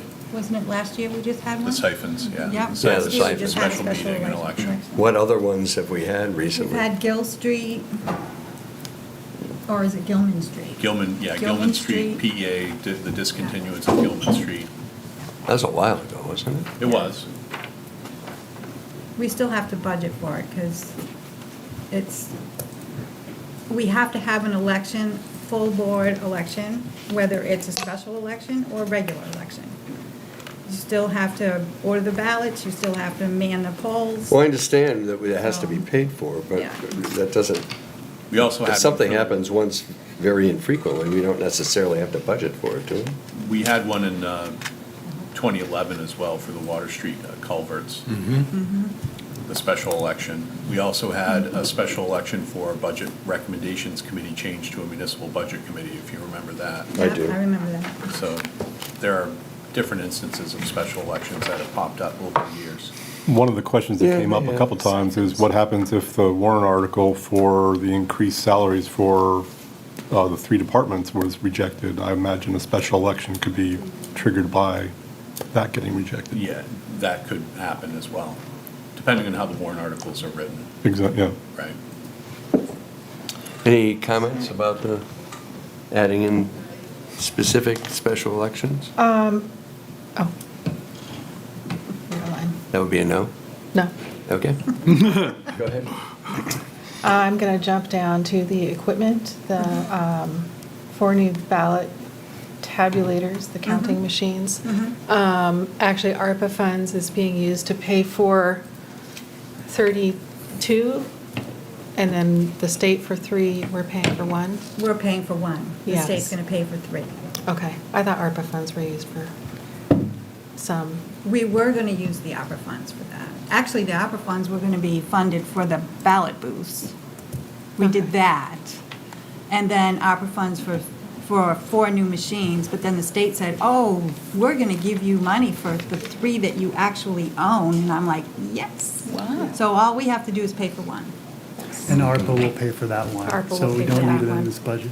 So my notes in my summary are incorrect, but what you just heard is correct. So we already own 3 machines? Yes. And then the state's going to give us money now for them? No, they're going to, they've been on order since last year. Oh, we don't have them yet? Yeah, we don't have them yet. Oh, okay. We're supposed to have them before the town election in 2025.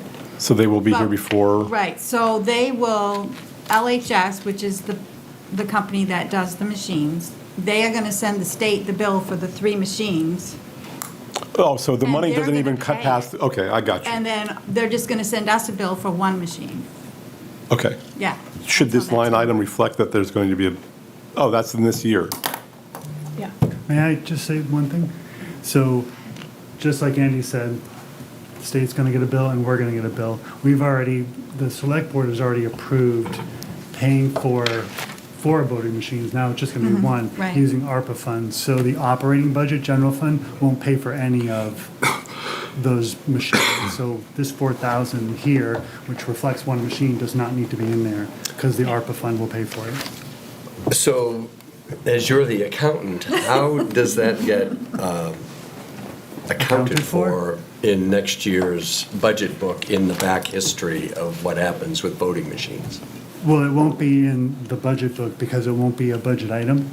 ARPA fund is its own fund, Okay. so when we get an expense. So from an accounting standpoint, it doesn't exist? It exists in the ARPA. In the ARPA world it does, but not But in that's the, not shown not in the here. operating Because budget world. it's not your operating budget. What's called a non-budget item. So to that question, It's a name for it. we just had a discussion about Something not funding budget. special town meetings that occasionally happen. Now, we don't have a budget for equipment, and yet it seems like almost every year we pay for some sort of voting machines. So shouldn't we have a budget for that? You know, we've spent anywhere from $100 to $1,000 over the last 5 years on some aspect of voting machines. I don't know how much they cost, maybe that's maintenance.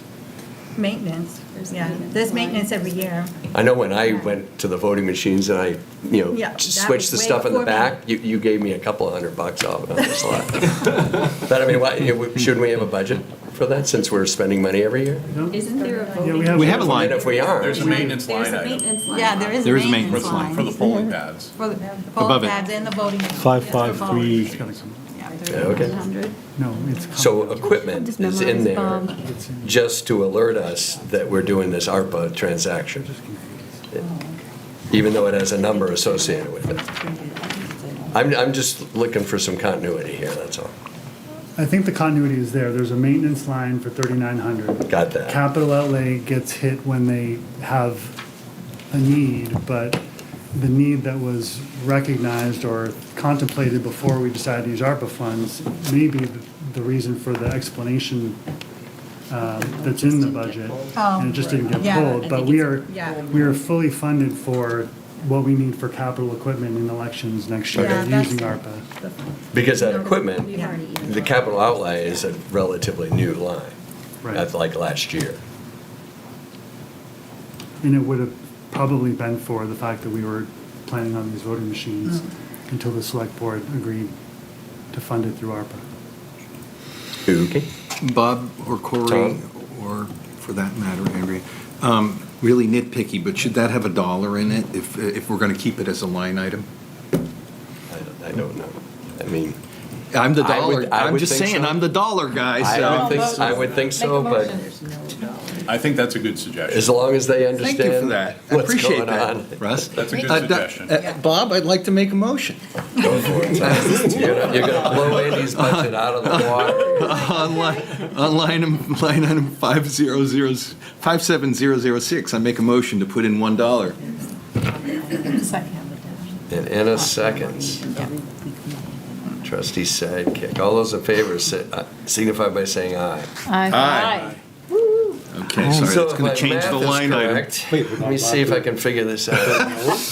$21,234? My math. That's some fancy math. I am an engineer. I'll entertain a motion for this brand-new elections budget. So moved. Rowan. Judy moves, Second. and Andrew seconds. All those in favor signify by saying aye. Aye. Opposed? Thank you.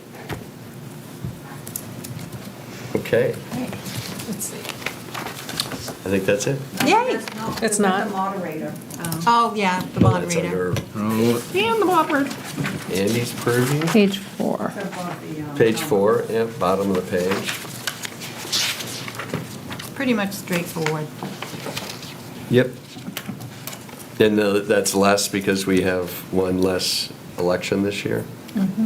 We have three Less. less. Instead of 4? Three Oh, 3 scheduled. less. Okay. Yeah. I'll entertain a motion for the town moderator budget of $673. So moved. Rowan. Judy and Amanda? Did I hear Second, that? sure. All those in favor signify by saying aye. Aye. Opposed? Thank you. Okay.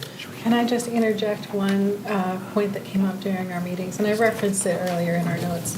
And that is the idea of reducing our consumption of paper. And we communicated with Andy, we communicated with Bob Glowacki about creating a way, a method, a structure by which we can have digital information, mailings, et cetera. This is back to town clerk, not elections. But we discussed the possibility in tax bills of putting a QR code, for instance, on some printed material that people are already receiving that would open to town resources, whether it's a take action on this or look at the annual report here. I just wanted to tag that in so that people know that that's. Can I violently oppose QR codes for cybersecurity reasons? They can be hacked. Well, I don't know the technology, maybe QR code isn't the answer, but it's some way to consolidate access to digital resources. I absolutely agree with consolidating digital resources. QR codes are a huge issue. And there we have it. But how do you get your beer list when you go into a It was our restaurant? brewery, So yeah. I will know. put a QR code over your beer list QR code, and then you will go to my hacked website, and I will drain your cryptocurrency account. Nice. Who has crypto? So, thank you. I will fund the town by. Oh wait, go ahead and use QR codes. What a good idea. You'll pay for the I next like fire truck. Exactly. Okay. Mr. Chair, Beers around Dave. Mr. Finance Director. right above town moderator is the trustees. Right. Thank you. Yeah. All right, let you go. Thank you, Andy. You're welcome. Thanks, Andy. I'll entertain a motion for the trustee of the trust fund's budget of $891. So moved. Rowan. Judy moves, Second, Anna. Anna seconds. All those in favor signify by saying aye. Aye. Opposed? Thank you. All right. So all we have left is that and then Bob, there's always economic some stuff in the development, back. and then a couple There, at we- human resources. Did we cover Human IT? resources? No, we did that. We're doing that now. Can we, contemplate, are we powering through, or are we contemplating? Yeah, food? we only have, well, 3, and then there's always some random stuff in the back that I haven't All right. flipped to Well, yet. I'm gonna take a break. Russ usually, Oh, yeah, excuse myself. Okay. Russ usually reminds me. Swan takes a break. Swan out. We'll gavel you Yeah, out. I'm going to propose we power through, and I believe we'll Because you be have a finished. 1 o'clock. I do have to stop. be somewhere at 1, but I also think we'll be finished no later than 1, at the far latest, and lunch is ready, and we can grab lunch and either Because we be also together have or to run. do insurance, workers' comp, and unemployed, all these, the little items. All those, in, yeah. Page 30 on. But those Bob. won't take long. I know, right? So let's do media and communications. What page? That's a good question. Page 4.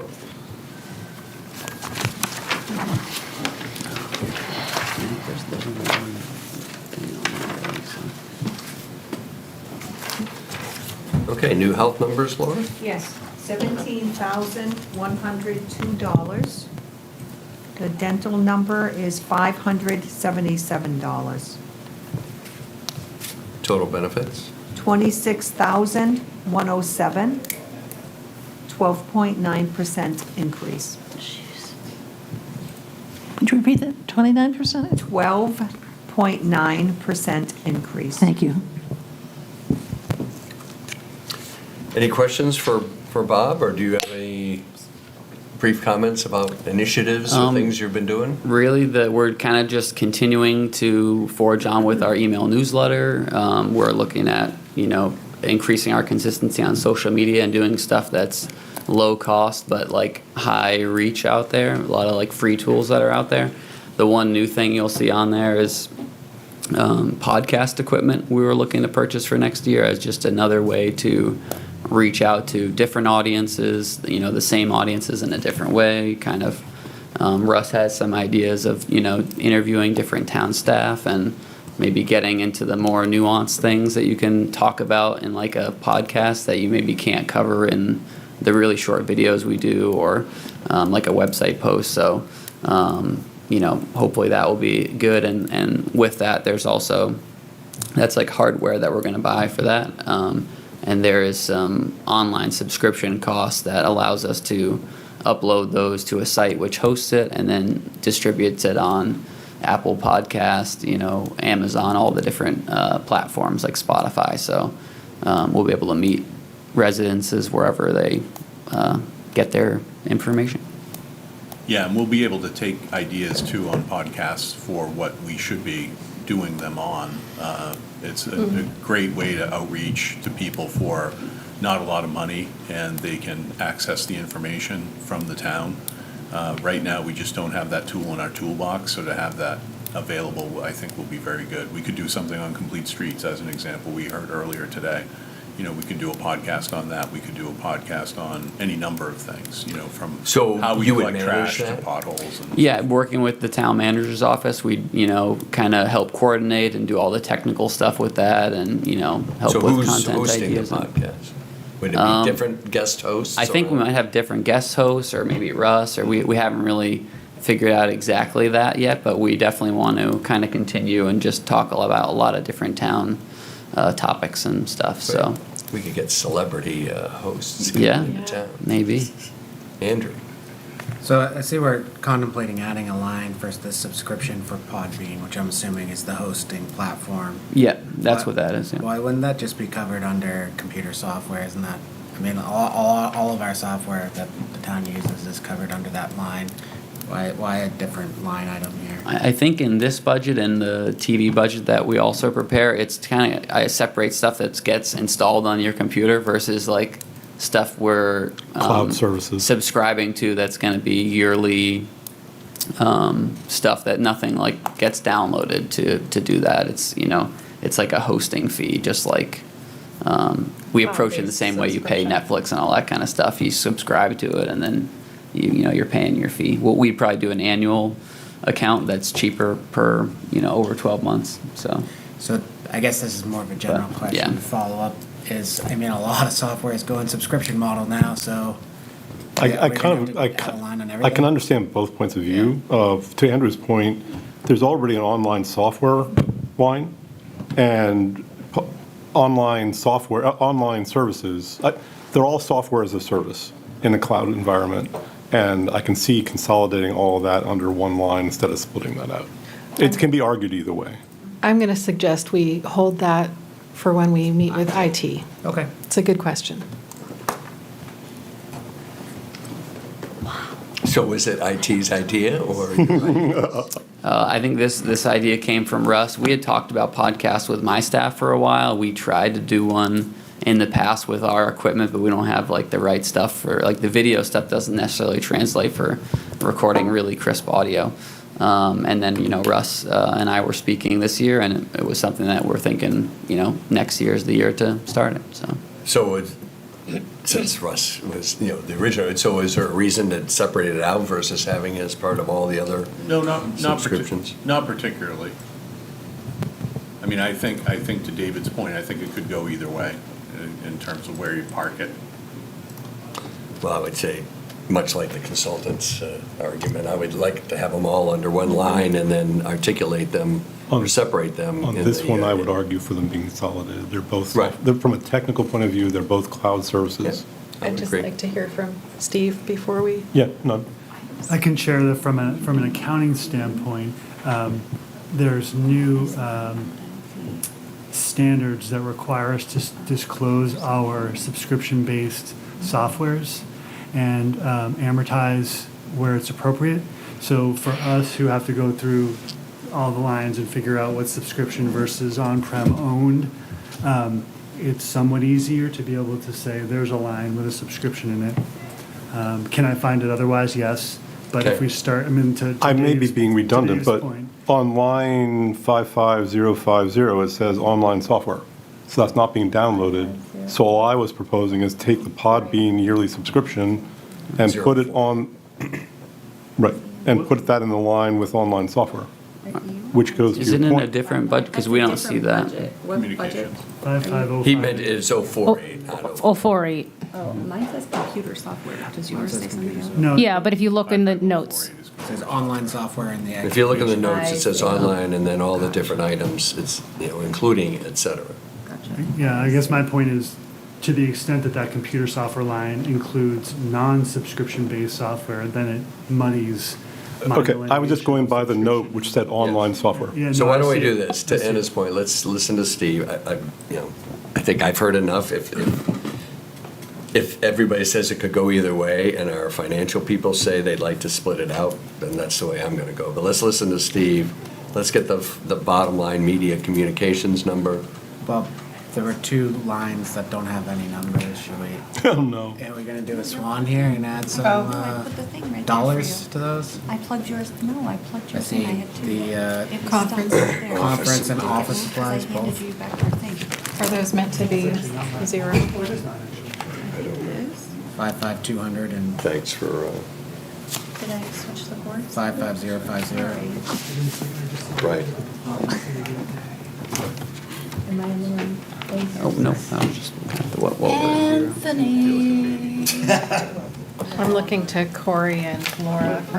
No, I'm actually wanting to. There were two lines that have zero, so. Yeah, we just what need to were- hide So them. media Yeah. communications. Yeah, is we'll separate. just- Lines with zero. So those lines are gone now? Putting a one. So office supplies is no longer going to be under media communications? Reducing that Be paper. Under IT? Correct. You're going to have to do it. Okay. they just said they're going to hide them from the And spreadsheet. then conference room and meals, same thing, any conference room and meals would be under IT? That's correct. General? Got it. Thanks, Andrew. What page are we on? And are you still going to sit down with these departments? You have not done so yet. No? Steve's going Yes. to come out and use the IT. I guess for this, just because I just heard that this isn't within IT anymore, so it wouldn't be going. None of this Town would be going manager. under IT. We're in the town manager's department. This, so. this is communications, then we have EXTV, which is revolving account, and then IT, which is a separate department. This is one of the departments that And- the assistant town manager is now overseeing. Right. And back to our observations about management, I think it makes sense. As a citizen, I appreciate the increased level of communication, and it makes sense for interdepartmental collaboration on sharing information. Right. And we were talking about how to budget that subscriptions, and what I'm hearing from 3 different people is it could go either way, and our town finance director has suggested that having it separate is better for them, so. I thought I heard that it's going to the IT department. So IT doesn't have anything to do with this budget. Oops, that's what she, Right. yeah, that's They're what two she said. separate They're budgets. two separate things. IT and communications are two separate budgets. Okay, I misheard what you just said then. Yeah. Okay, IT, you'll hear from Steve Bailey. right. I just heard that there was things that were in the comms budget that were going someplace else. No. No. Well, oh, yes, that, you did hear that. It was office supplies and conference room and meals. Also, this is a new department Okay. that It's was two formerly people. operating. Steve Bailey is I was IT. just losing Bob track of Bailey. what was moving and what wasn't moving. I Bob apologize. was, No, there were. prior to this year, operating under IT. IT. Now But he's now he's under got the doing town media manager. communications. Thank you. So the bottom line, Laura, under media communications?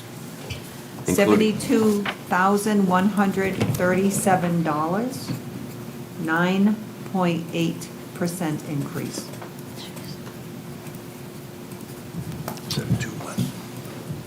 I will entertain a motion to accept that number. So moved. Second? Andrew seconds. All those in favor signify by saying aye. Aye. Swan abstains, Abstain? Okay. because I was out.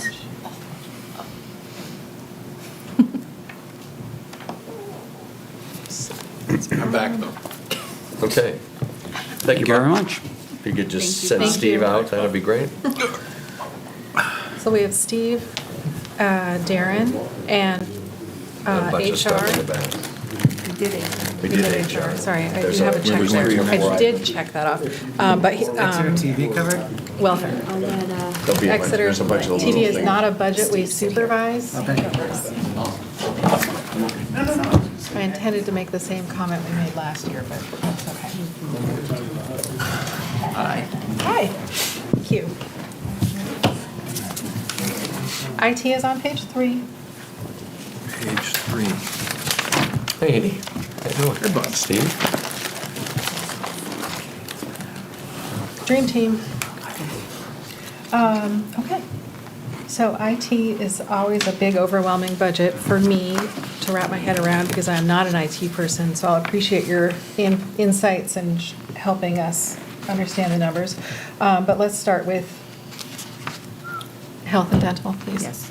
The new healthcare number, $34,203. The new dental, $4,177. Benefits total?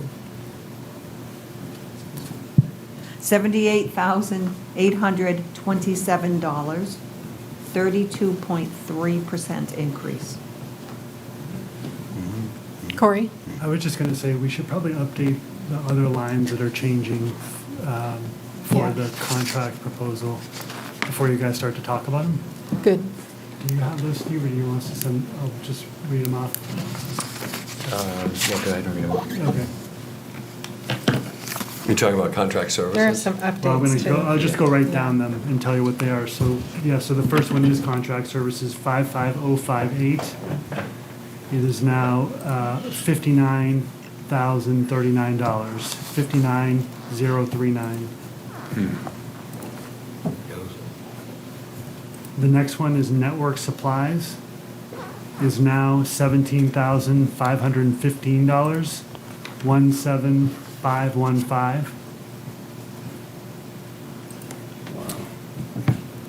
And the next one is software agreement, line 55270, is now $9,479, 9479. Total general expenses is $189,613, 189,613. And finally, 57003 capital outlay computers is now 31,300, 31300.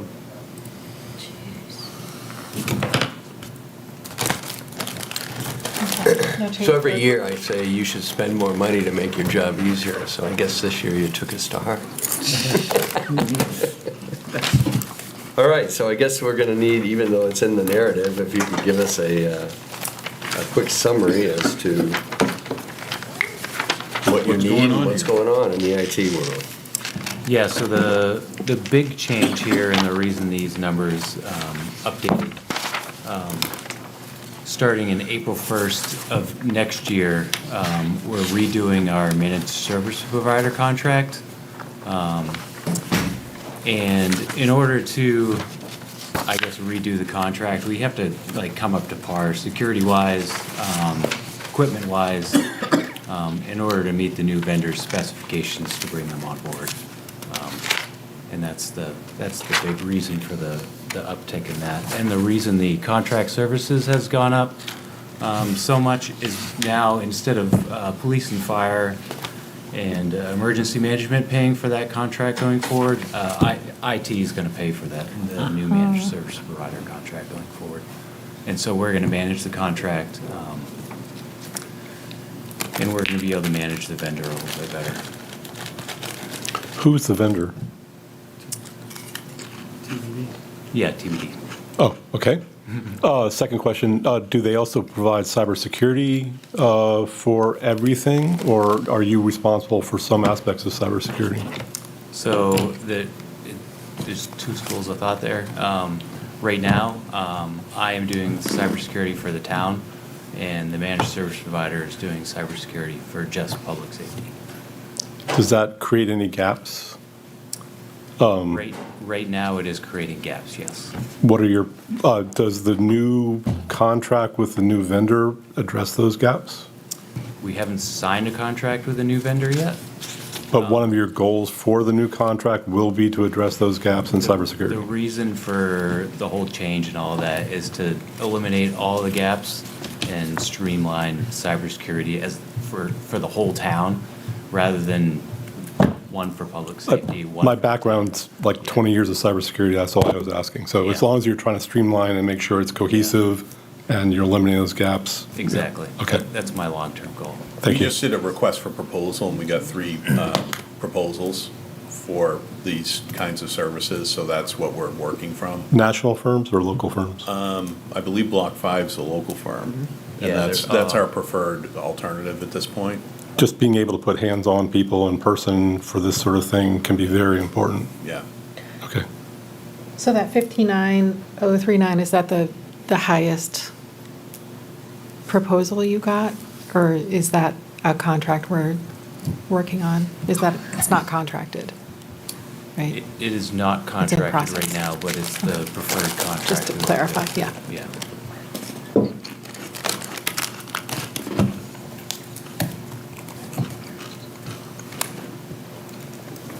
Other I'm questions? sorry, I'm not seeing a narrative on any of this, so I'm trying to absorb it on the fly. I'm so sorry. Page 8 And- of the budget book. Page 8 of the budget book, okay. It's an But without extensive- having absorbed that fully, is this going to be then a recurring expense? And if so, or is this a one-time? Educate me. So the contract services part of our budget is going to be reoccurring, yeah. So it's going to be right around the $60,000 mark going forward.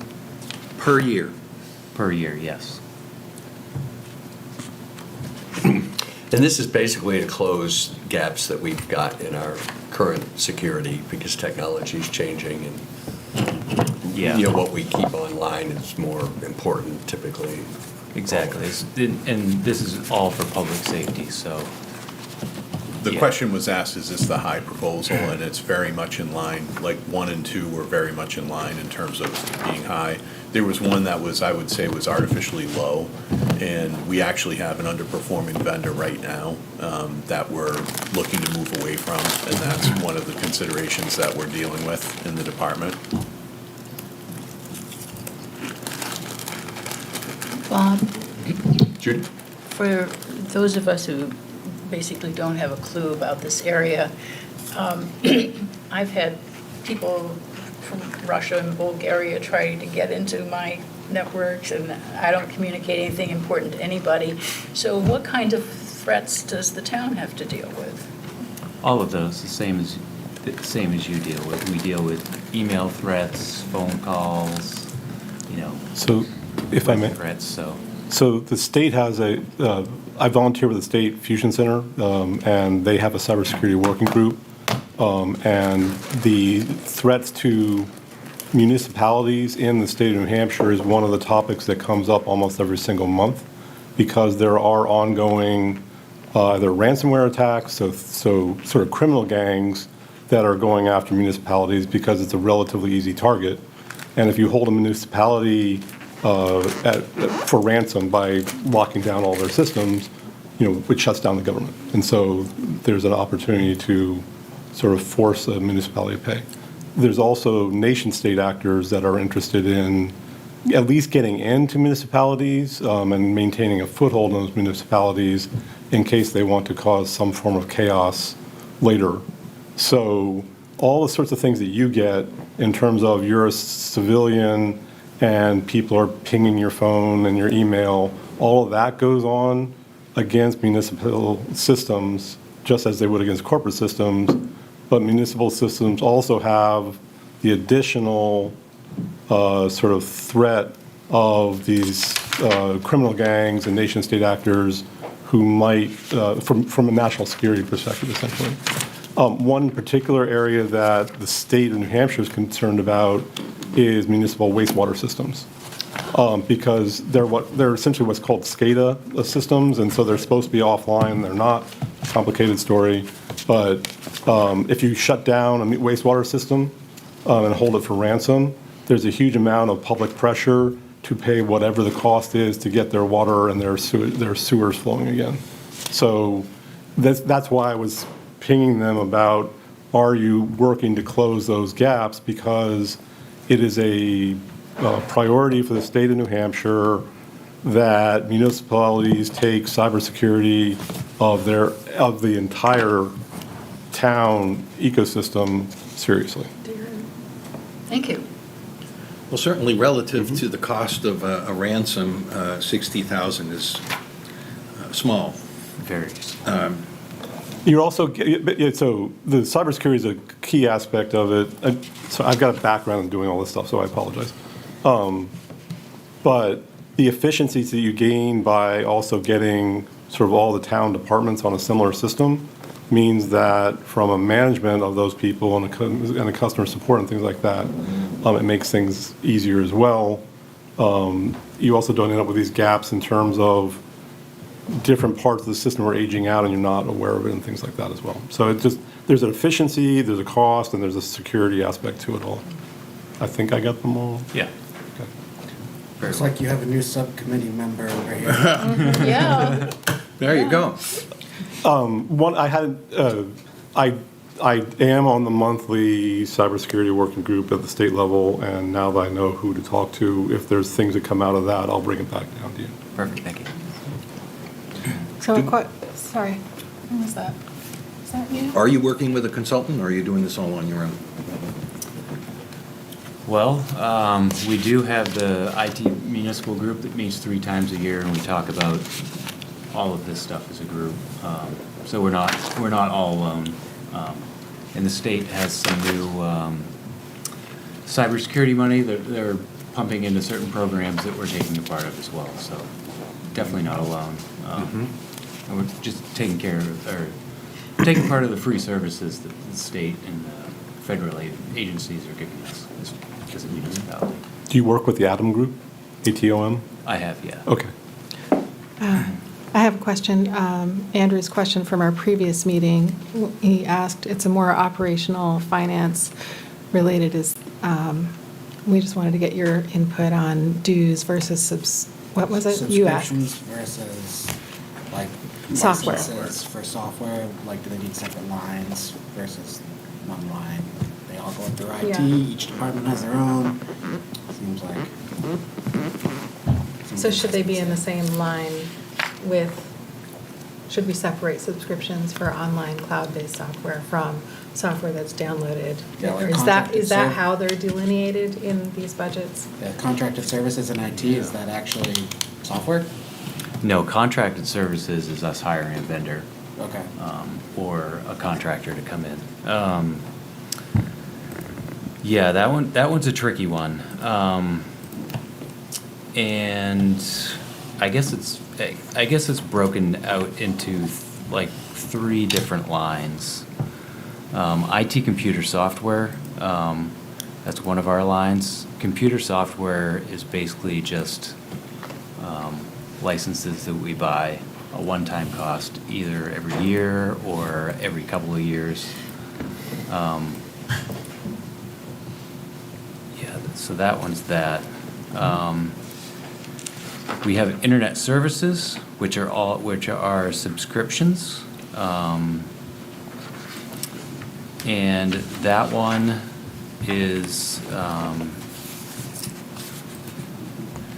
our subscriptions that we share as a town and with water and sewer. So water and sewer can pay for 25% of that cost as well.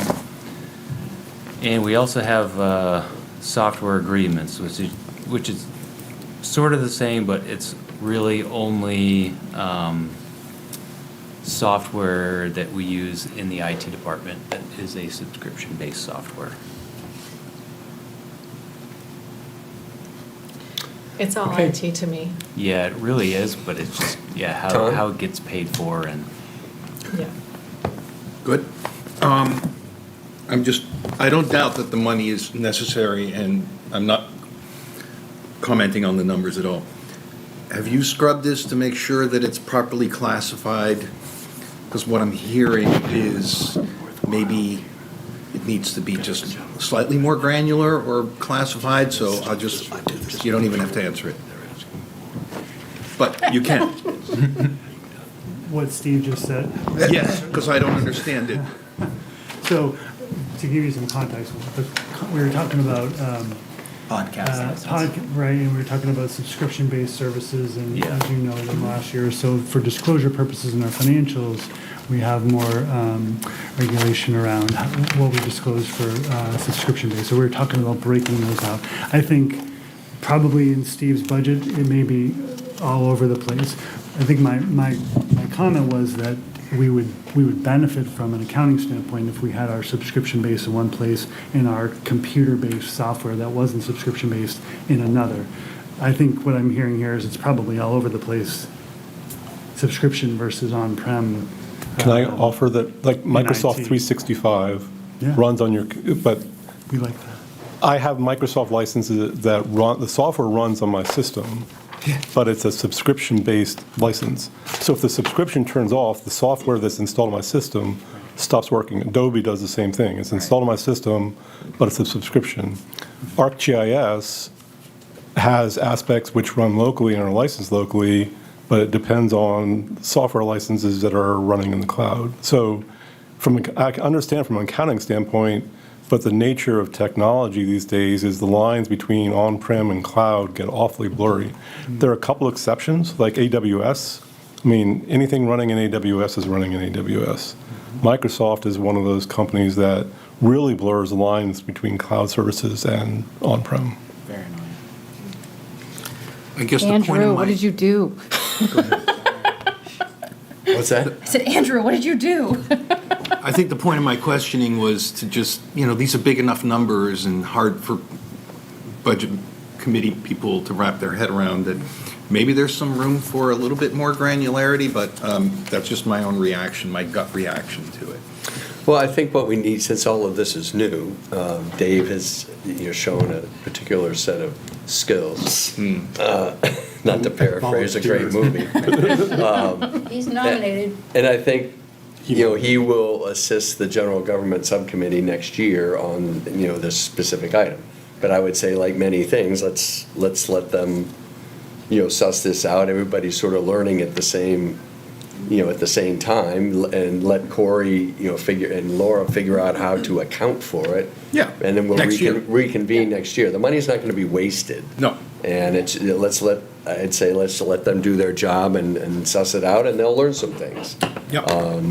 But we do need to protect ourselves, Andrew. Just to close this one out. The reason why I brought it up is because I hate subscription services. I think the entire concept of it drives me nuts. Mm-hmm. And as a consumer, I do everything to avoid them. And as a budget recommendation committee member, I encourage you to try to boycott it as much as possible because you're a big spender and a consumer. And I know that's the way the industry is going, but anything I can do to stop that would be appreciated. If you boycott some of these things, you pay more.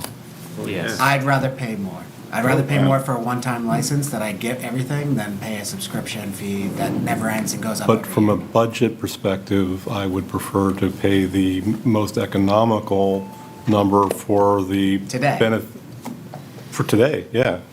That's short-term thinking. I think that's. Let's say we can take it food for thought offline. for next Take it year. offline. Fran. Yeah. I'd love to talk about it. I'm just going to suggest that next year, it might be useful to have what I will call footnotes in your to the budget. That might be just ancillary notes that we get, so that a lot of this technical stuff is explained in a way that you can't in the budget line. That's in the It narrative. is broken down in the narrative. Yeah. It's in the narrative. Yeah, I Page know, but 8. it's not on the I don't budget think lines. it's. I don't think it's sufficient for me anyway. I'll tell you, one of the things we can do next year is. maybe Okay, sit down with so you ahead of time and make- new number for IT, That's Laura, what I did. Yeah.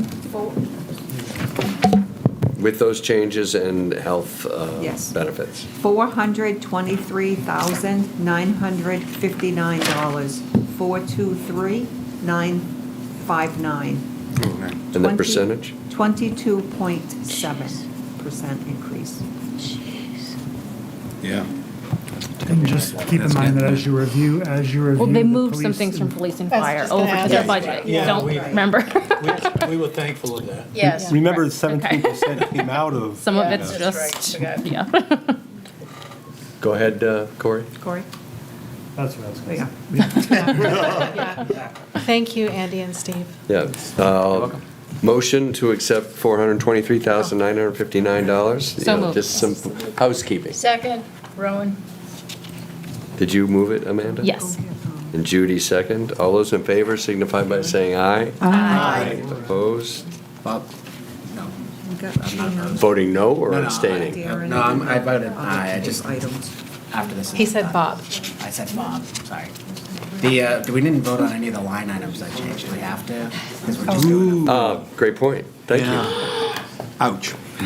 Okay, then. Thank Well, you. we'll have to redo the final vote. So Yeah. 55058, a budget of $59,039. I'll entertain a motion for that.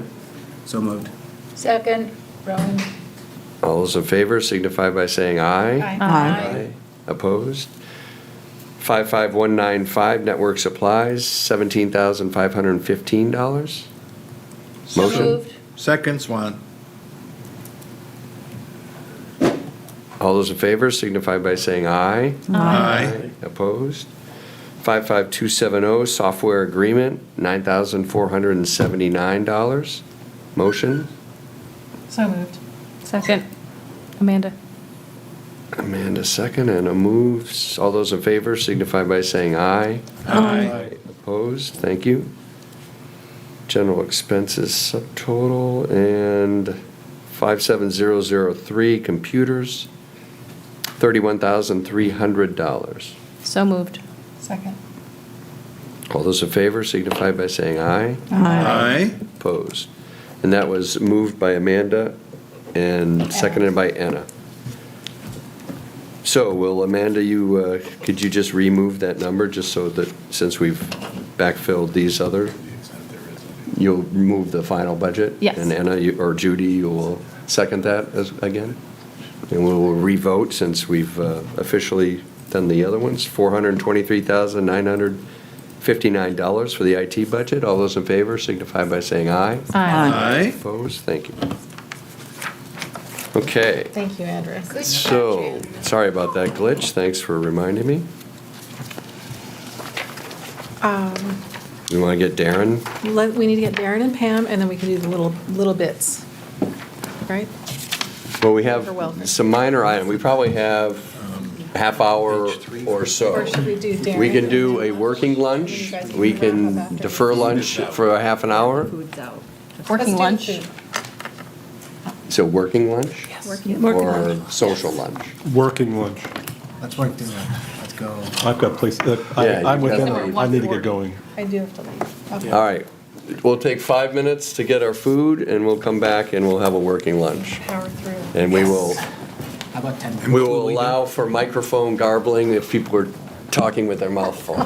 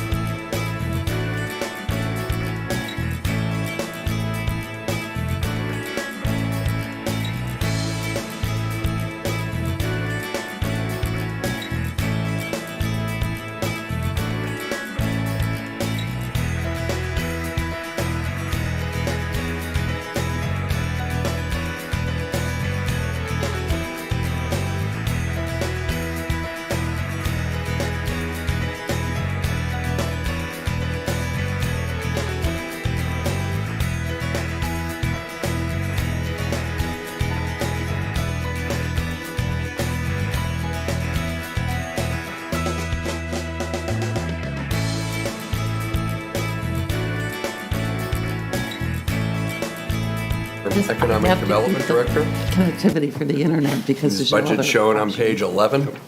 And we've been told to them And that for the you want to give a isn't going to come brief in. intro on some of the stuff you have going on, the initiatives you have? And Okay, yeah. One's really, really exciting. So it's business as usual. You guys all know what I do. The attraction part of my job, we're so full up. It doesn't take anywhere near as much time as it used to.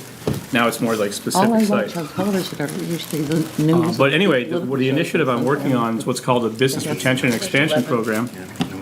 And what that is we've done, I did one in 2018. I worked with UNH, Cooperative Extension, and we put a list of questions out to all the businesses basically saying, your business as an example, you'll get it, and so you'll be interviewed if you want to be. So we're gonna put the surveys up, then we're also going to visit a certain amount of businesses. To do this, I wanted to get some volunteers. I was asked to speak to the entrepreneurship class and the business class, 2 business classes at EHS. And I had talked to the teacher, and he said, if you want to do this program and you want to bring it to the kids, I'm sure they'd love to see it. Got 27 kids to sign up for it, 27 high school students. So we're going to be holding some training here. I have a team of people that are going to be the sort of counselors, if you will. Dr. Charlie French is there, Adam Carter, an entrepreneur in town, and Paul Nicholson, who's an engineer as well. And so the 4 of us will work with this group of teenagers, and we will gather all this information. And if you look at my budget and you see under consulting, I'm probably going to use the rest of that money for UNH to do the data collection and the hard work once we pull the stuff in. So I guess that's really, and the rest of it's just what you see it is. I'm a one-man show, so it's pretty cut and dry. So if anybody has any questions or concerns. any questions for Darren? Happy to. So when you say data collection, what exactly are they going to be doing? Well, so the questions we're going to write are, what we want to do is we want to find out where are we successful as a town with the businesses and where they need help. Not just my services, but are there things in town that should be improved? And what can we do to help retain that business? That's what the plan is. It's like the whole idea of it costs a lot less money to keep the customers you have than go get new ones. Yeah. And the idea is to show the businesses that we care as a town about their health. And are they growing? Are they experiencing supply issues? They can't find workers because in certain industries they can't find workers because they can't afford to live here? That type of thing. Have a question? Excellent. Dave? I've seen a written town hall renovation plan. And I'm happy to take this offline, but my question being, how does that tie into economic development? Because I believe there's a strong economic development aspect to that plan. And I sent you an email about this, and so, yeah. Sorry. Yeah, I'm at a loss on this Yeah, one. that's okay. So we are going to be bringing that to the select board to start that conversation. Right now, the 2 are not tied together, but I think eventually, as we get going, they will be. So next year, not this year? Correct, yes. Okay. And if you can keep me, thank you. Sorry. We're going to help your economic. Keep me in the loop. The goal is to help your economic development. Wonderful. So more people looking at it without you doing any work. Love it. Yeah. We'll take it. Where'd I go right? New benefit numbers? Anything else? I do have some bigger picture Great. comments from our meeting, but I wanted to just, while we're on budget line items, let's just finish that first and we can share that. Okay. Okay, new health numbers, Laura? Yes, $34,203. The new dental, $2,088. The benefits total line, $60,943. An increase of 11.1%.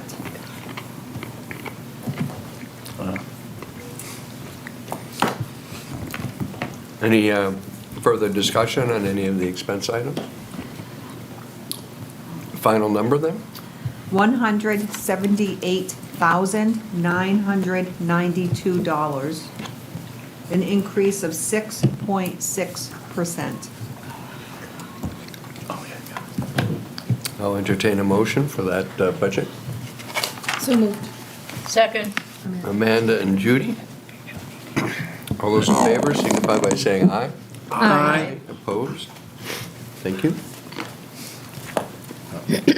I just want to close the loop on a couple of items we referenced in our meetings.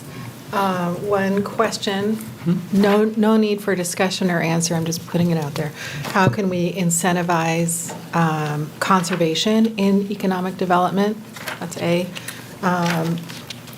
How can we incentivize public-private spaces that include this universal design and accessibility, bike and pedestrian that we're talking about, and tie that to economic development, such as TIF funding?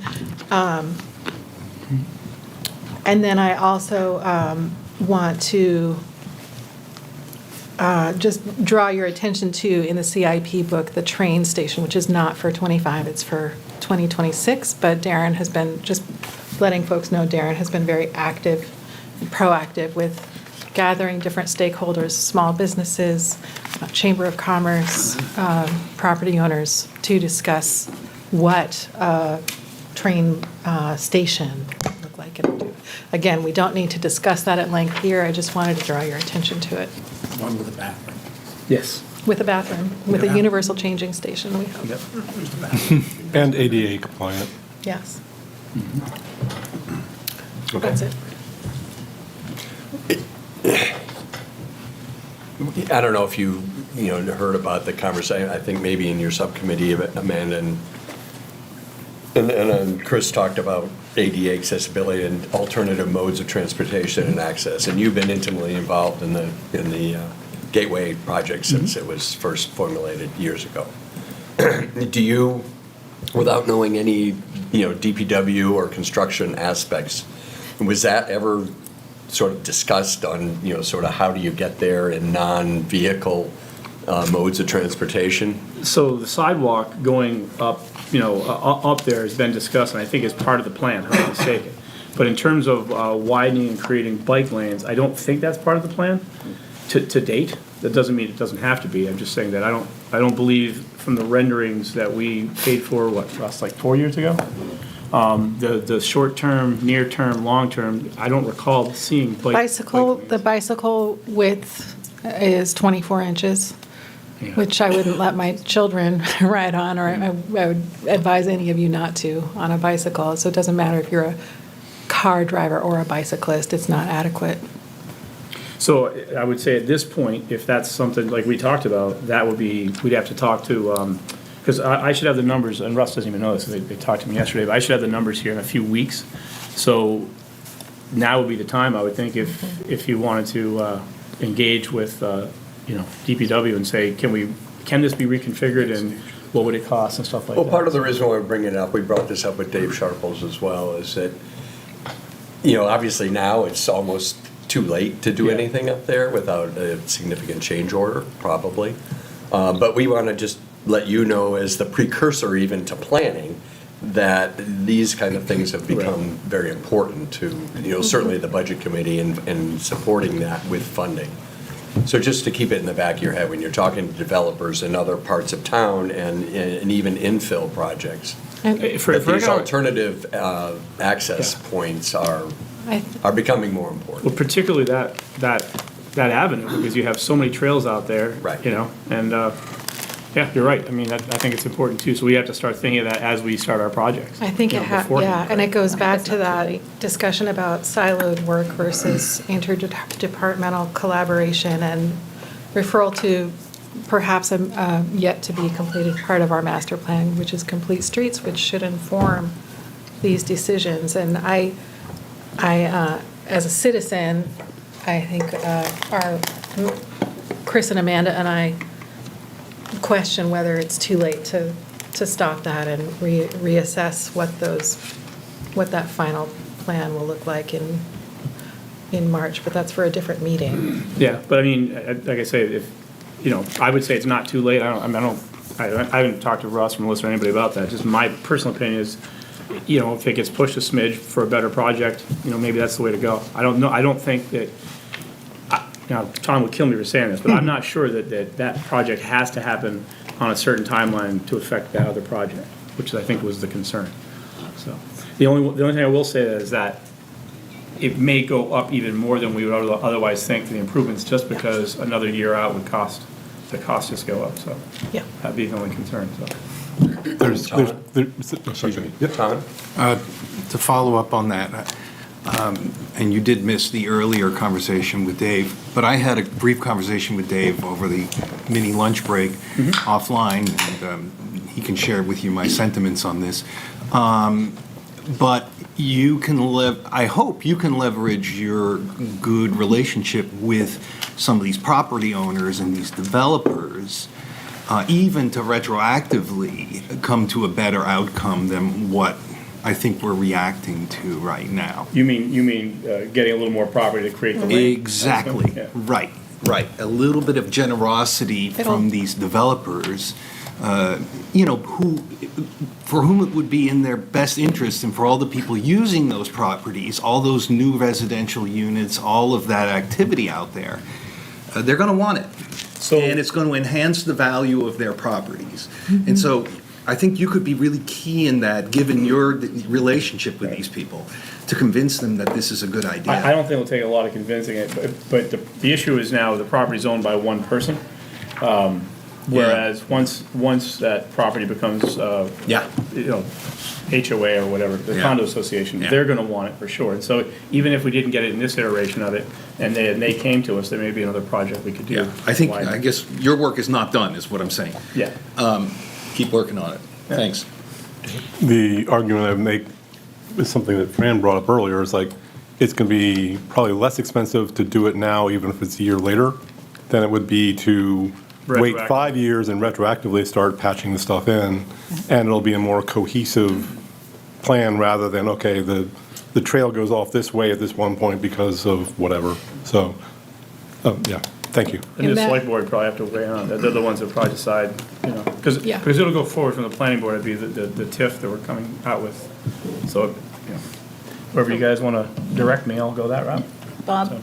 Yes. Just in terms of your sales pitches with businesses and developers, I think from what we've been discussing today, moving from an ADA compliance philosophy to a universal design, inclusivity, perspective, orientation philosophy, that this is the good news is that Exeter is a welcoming town, and we show that in this orientation, for what it's worth with these businesses, people coming in. I suspect when I get this, get the responses to the BRNE, I think you're going to see a lot of positive responses. We did last time. I think we're in a better position now than we were in 2018. So I think the businesses that are here are very happy with the town. I'll find out a lot more once it's done, but I think you're right. But the community is very business oriented and want to see it work and be inclusive for sure. Great. Well, thanks for your time, Darren. Thank you. Appreciate it. Thank you. Thank you. Thanks, guys. Thank you for being So I will patient go with our ahead. timeline. You want welfare right now? Right here. Pam's representing. Hi, Darren. My work is done here. So this subsection is welfare and human services, that if you look and see, the human services is just our funding mechanism, which is Chris Suter's subcommittee. Right. So we'll be hearing from that So where on did we- Wednesday, November 6th. So Pam will just be talking about the welfare component of this section. Page 27. Top of the page. So I did not have the narrative for this, and I didn't have time to read it in full. I apologize for that. But since we have a person working in this newly created position, I'm hoping to get a... Here she is. Oh! Yeah, she's here. Welcome. Yay. This is Clarissa Coppin, our new welfare administrator. Clarissa. Welcome. Coffin. Clarissa, yes. Nice to meet you. Thank you, Clarissa. We're Thank you for very joining excited us. to have you. Thanks. Yeah. I'm happy to be here. So I'm hoping for an update on how this department is functioning now with somebody taking on this role that Pam has worked so carefully on over so many years. Just a brief update, and then we can go through line by line where we have questions and take it from there. Okay.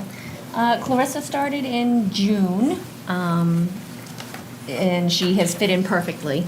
She jumped right in with both feet and took right over. She's been doing a great job moving forward, understands, the concept of how we go about administering welfare assistance to those in need. And she's been doing a great job with the reports. She reports directly to Melissa, the assistant town manager. And just every now and then she'll have some questions for me. I told her that I would sit in today to kind of give her an idea of how this goes, and she'll be all ready next year to do it all on her own. We almost are like a Senate subcommittee here, but not quite. A little bit more friendly. I think this, the advisory committee here was very much in support of creating this position.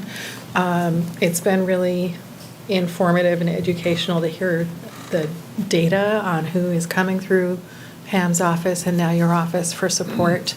It's enlightening because sometimes the people in need are not visible to the public. So I think I'm proud of us as a group and a town that we created this. Yeah. I'm curious just to know how, if at all, the welfare picture has changed in the town. Since the creation of the part-time position, or since Whatever when? you have to share. Since the COVID. Okay, so I came to the town in 2019, just before COVID, and that's when I learned the whole process of welfare through the New Hampshire Local Welfare Association. That's how I got my training and read up on the RSAs and got that information, and then COVID hit. And that was quite difficult. There were swarms of people needing different types of assistance. They were losing their jobs. They were losing their homes. Their kids were at home, so they needed to be at home because some of their little ones couldn't be left home alone. So there were a lot of different needs than what we would normally see. And of course, there was quite a bit of medical in there. And so over the years, we've kept reports, and we can compare those reports year to year. And Clarissa has continued those reports. So, we can always look back on the numbers. And when I say the numbers, I'm not just talking dollar amounts, but I'm talking the types of assistance, whether it be a hotel or rent. We have a burial or cremation line, and that's for families who just don't have the funds to take care of a burial or cremation of a family member. As far as food goes, we have a fantastic food pantry here in town. So we suggest that folks visit the food pantry. There's also the food pantry gather, and quite a few different organizations that help with food. So we don't do a whole lot with food. We used to have gift cards to grocery stores, and after talking about it with St. Vincent de Paul, we decided that wasn't the best use of funds for the town, because there are opportunities to get food in other places. So in working with I call them organizations or agencies, I kind of go between the two. It's very, very important to work very closely with all of the agencies, depending on the need. So the town isn't necessarily spending the money, but guiding the client to the correct agency that can help them with what they need. So that's a big part of the welfare administrator's position is to keep those connections with the other agencies. And that's where the human services part hooks in. Human services is really the funding for agencies that provide assistance. And not just welfare related, but there may be some other assistance. For instance, the Key Collective, they help with after-school programs for kids, but it's all interconnected. And so it's really important to keep in touch with those agencies, and that's what we do. Thank you. Can I make a? Well, did you have a continuation of? No, I was just curious to know what the trend in Exeter was in terms of needs, I guess. And to some certain extent, you've covered that, Ayla. So really, during COVID, the issue was people were losing their homes. And when they would lose their homes, we would put them in hotels because with the pandemic, things were closed. And some of the hotels became the places that we would be able to send people. They couldn't go to a shelter where there was a huge room with beds. Yeah, obviously, yeah. So it had to be hotels, and then that got to be commonplace. So we're trying to currently, now that COVID is over, we're trying to keep people in their homes now. It's a lot less expensive to say a manufactured home, if someone has a park rent that they're behind on, it's a lot less expensive to pay a park rent per month than it is to pay a hotel for a month. So we work with folks in trying to keep them in their current location and then discuss with them, are you able to support yourself in this location in the future? And kind of work with them there. We did find through the New Hampshire Local Welfare Association that local welfare administrators really have become caseworkers, case managers. We're trying to stay away from it too much and try to call ourselves guides to other locations or other cases. So it sounds like the needs have been sort of even, they haven't gone up dramatically. It depends on the need. Okay. Yeah. There was a recent reporting which underscores this, that there's the number of unhoused people in Portsmouth has gone up significantly in the last year, and that's a trend across the state. Are you anticipating to see that in Exeter? To tell you the truth, I think we've actually seen in Exeter it trending downwards. And I think that's because we've worked so diligently in trying to keep people in their homes and really paying attention to what the needs are and where. So where they can just find help. two anecdotal observations. The other day, there was a Facebook post that the family was looking for their son, who they said was living in a tent somewhere in Exeter. And then there was another comment about a trail, and I have to look up where it was. I know where it is. And if you go down there, there are a couple tents off to one side on that trail. Yeah. So I'm curious if we're tracking the people who are living rough, and I think I know of a couple other places where people are likely living rough as well. So it's not the town's responsibility to seek out people who are homeless. We're here to provide assistance to those who want it. We can't make somebody fill out an application. Yeah, I'm and not request proposing assistance. making somebody, I'm curious, and I'm not even proposing anything, I'm curious, is there anybody in the town who's responsible for identifying the people who are living rough? They're out there. I know they're out there. Again, that's not function of the department. I mean, you'll have obviously, you'll have people, having interactions with them out there, perhaps on occasion, but there's nobody in the town government structure that's actually going out there and looking. Okay, If that was, yeah. That was my your question. It was not a proposal, it was not No. Yeah, I'm just Short- curious about the Short information. answer is Yeah, no, we don't have that bandwidth. we don't do that as a matter of course. Okay. Tom?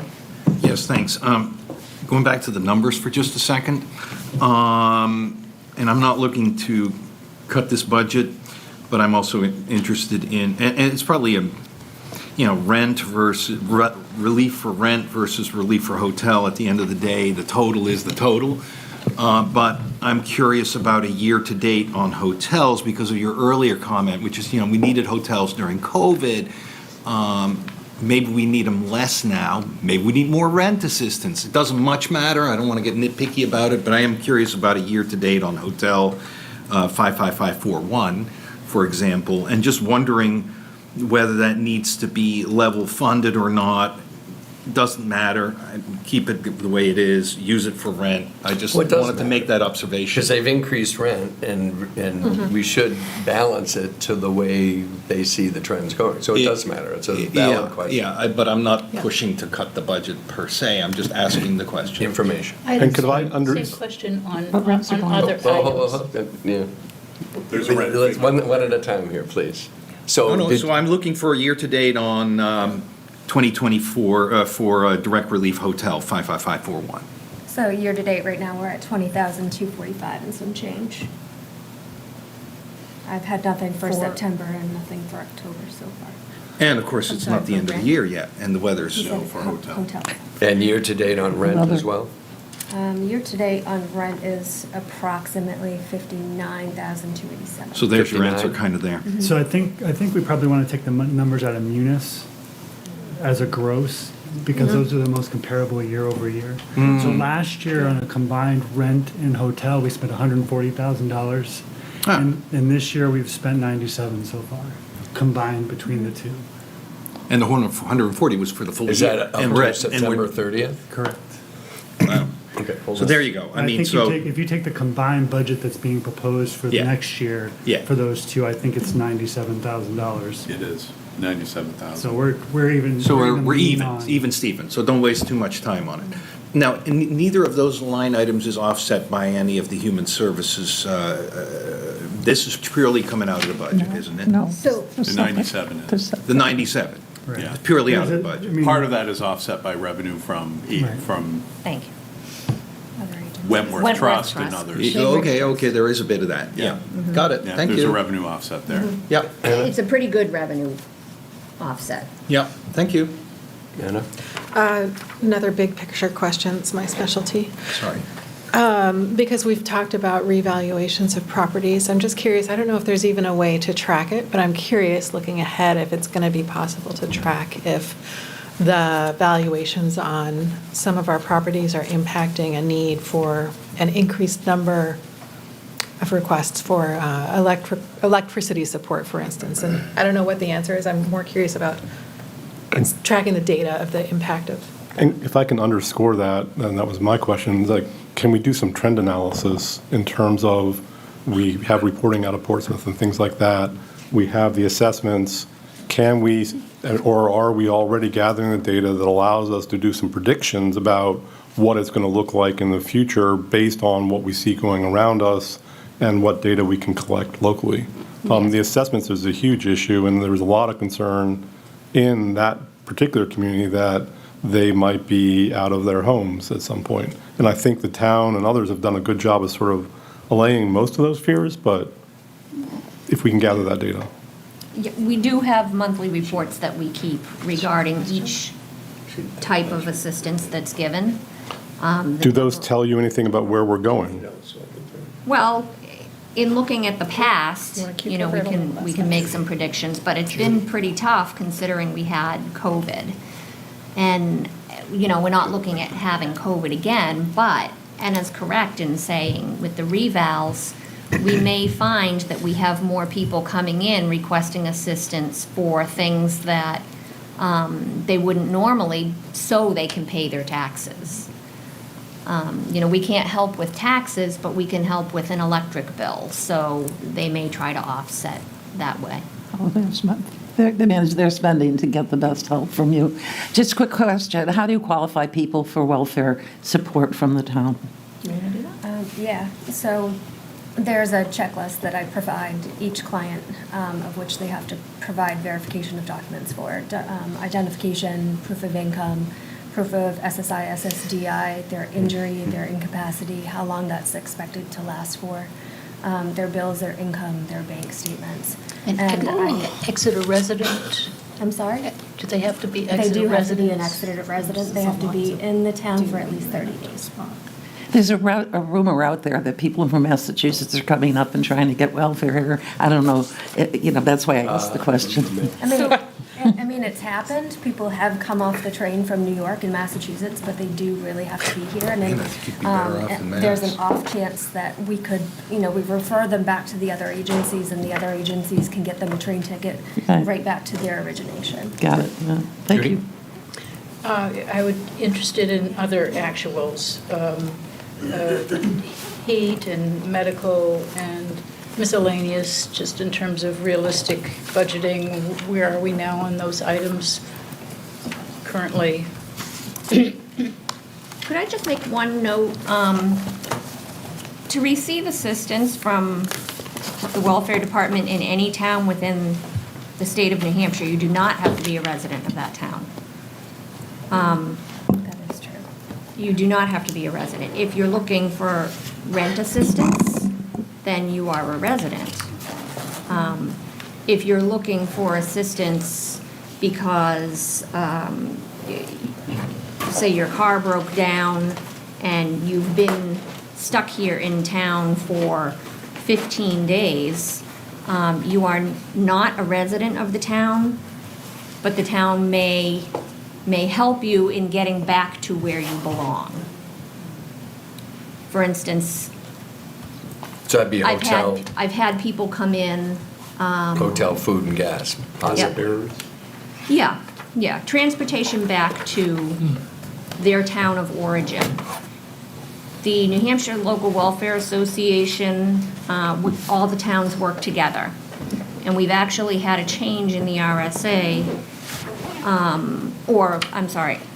a change in our agreement with each other, that if someone from another town comes into Exeter and they're staying at a hotel for a while, and as long as it's under 30 days, that person is considered a resident of the town they came from before. If it's over 30 days and they didn't have residency in the other town, then it's Exeter's responsibility. So that 30-day mark is huge. If we provide assistance for someone, if we put someone in a hotel for a week and they haven't been here for 30 days, we can contact that other town and request that other town to reimburse Exeter for the amount of money that we spent on the hotel for their resident. And I have done that. We were reimbursed by another town. Wow. And we can also Impressive. request reimbursement for travel expenses. So if we have someone who takes a cab from here to, say, Concord, we can contact Concord Welfare. Concord Welfare can send a check or reimbursement back to the town of Exeter for that taxi cab. I'll add for Fran and Dave and Don, if you're interested, Pam collected or collated a lot of this data last year because we talked about it to a great length when we talked about creating this position. Okay. So we can dig that up for you too. That would be very welcome. Thank you. And please understand, I was not challenging anything you were saying. This is, for complex reasons, something of great interest to me. And so gathering data to help better understand, I'm also an engineer by trade, so data to quantify and qualify things is part of the way I think about things. So that's why I was asking. That's fine. Okay. And I'm a big supporter of the community refrigerator, so I've got an interest in it. Any other comments or questions? Just some year-to-dates. Where Back to are we budget. now with heat and medical and miscellaneous? Why don't you just name an account and I'll let you know what the year-to-date is. Heat is 55077. 550. 550. Direct relief heat is $2,000 through September. Okay. And medical? That's 55078. $1,132. Oh, okay. That's still pretty current. And Miscellaneous, 55133. $2,193. Okay. So only up a little. Thank you. Also of note would be electricity, Yeah. $12,176. Oh, that one's up. Wow. Yeah, the rates went Burial up. expense, $8,050.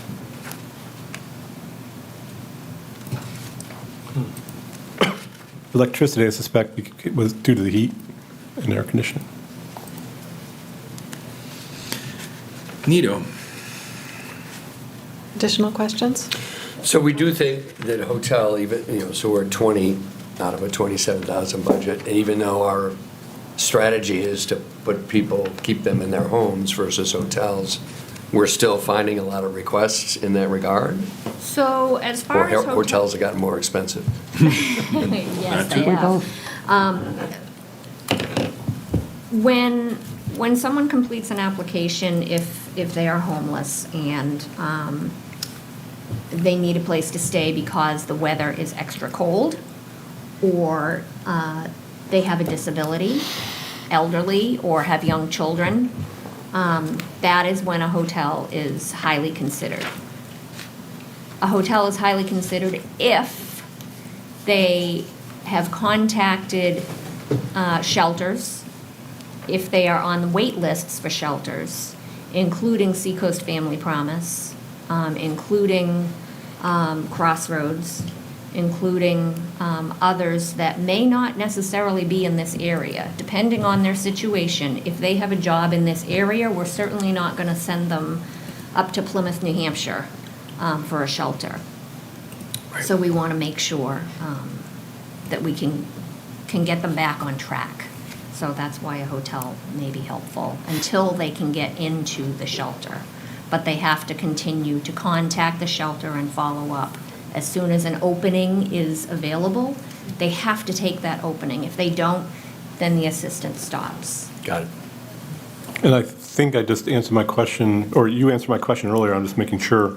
So your department is not responsible for coordinating emergency shelters or anything like that. You're the gateway for pointing the people to those shelters. Yes. Okay.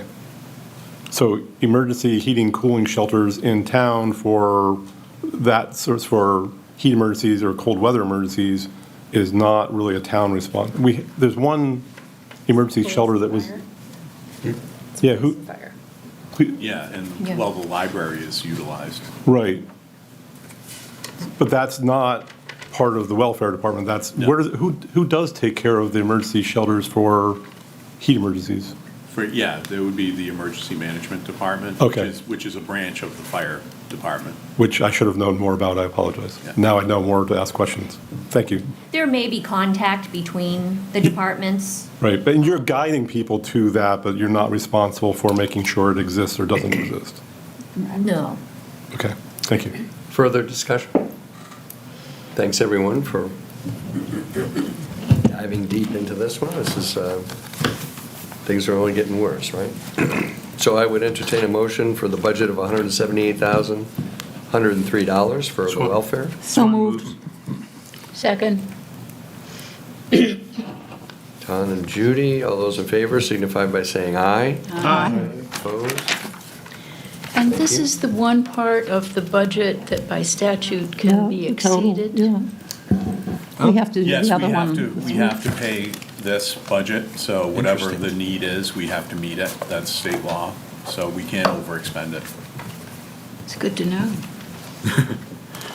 What are you planning ahead? or- So again, on human services, we will be There's a discussing that with disaster. Chris Suter and her Right. subcommittee on November 6th. I'm just thinking Can I just ask my a heat question? bill. Sure. Somewhere I saw something about renaming that department, the human services. Is that under consideration? No? I Not, think you saw it in my notes, just like, what are we calling it? Is it welfare? Is it social services? The reason. We don't have to talk about Let that me- here, that's up to But them. let me tell you the reason on that is that years ago, when this was all established, compared to the old way, The late Ann Sermon, who was on the Board of Selectmen, threw a fit one night because the committee that allocated the money would not give it to the SPCA. Do you guys remember that? Because it wasn't human. And because it wasn't a human service, and she was having a fit because she was an animal advocate. And anyway, and it's always been called human services, so it's always gone to people, support people. But anyway, I just throw that in. It's a historical note you might want to know about. Okay, then. So do you want us to actually vote on debt service? Would that be helpful? Yes, or- yeah, that would be I'm great. gonna, do you have a quorum? Yes. 1, 2, 3, 4. Thank you. Thank you. 5, 6, Good yes. job. Tell me what the percentage increase is. Before Well, we won't know Anna 'cause we won't have leaves, Chrissy's numbers and a couple of others, but we'll be close. Bob- Thanks, Pam. Yes. before Anna leaves, I would just like to thank her for the work on this committee this year. The meta perspective was very interesting to have somebody who could do the granular, but also step back and reflect on some of the larger issues that aren't included in the budget but affect the quality of town life. So, thank you. And Amanda, who is left now, brings a Amanda and Chris, fantastic it was really, perspective. yeah, thank you. Okay, page 30, debt service. And we don't really, other than baking it into the final budget, not a lot. There's more just sort of interest. There are several issues that will be retiring this year, which should free up some cap space, to use an MLB reference, for future projects without impacting the tax rate. So I'll entertain a motion for the debt services total of $1,948,573. So moved. I'll second. Judy moves, Swan. Ton seconds. All those in favor signify by saying aye. Aye. Opposed? Thank you. Thanks again, Anna. Thank you.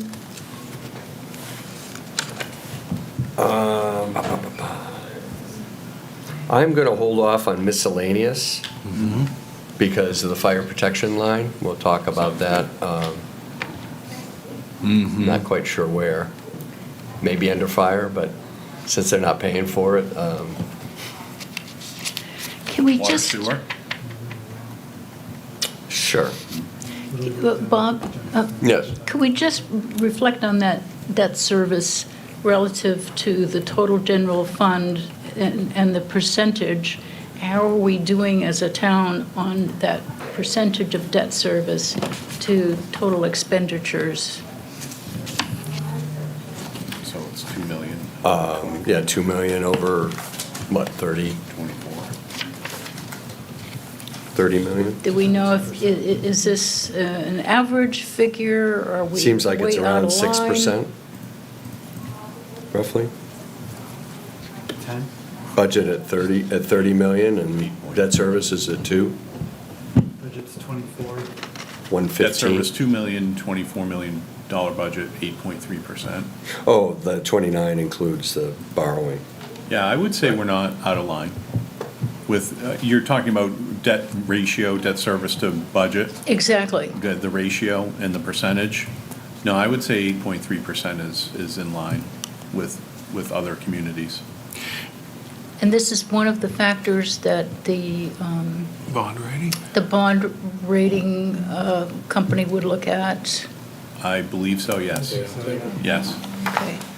Thank you for that phrasing. It was slipping. So, just for some of the new folks and to refresh people's memories, I'm gonna defer the miscellaneous on page 31 because it includes 55151, which is the fire protection hydrant fee, which, if you recall, we had a discussion last year. It was historically $20,000 in the fire department budget. We basically the water department paid for everything else associated with that.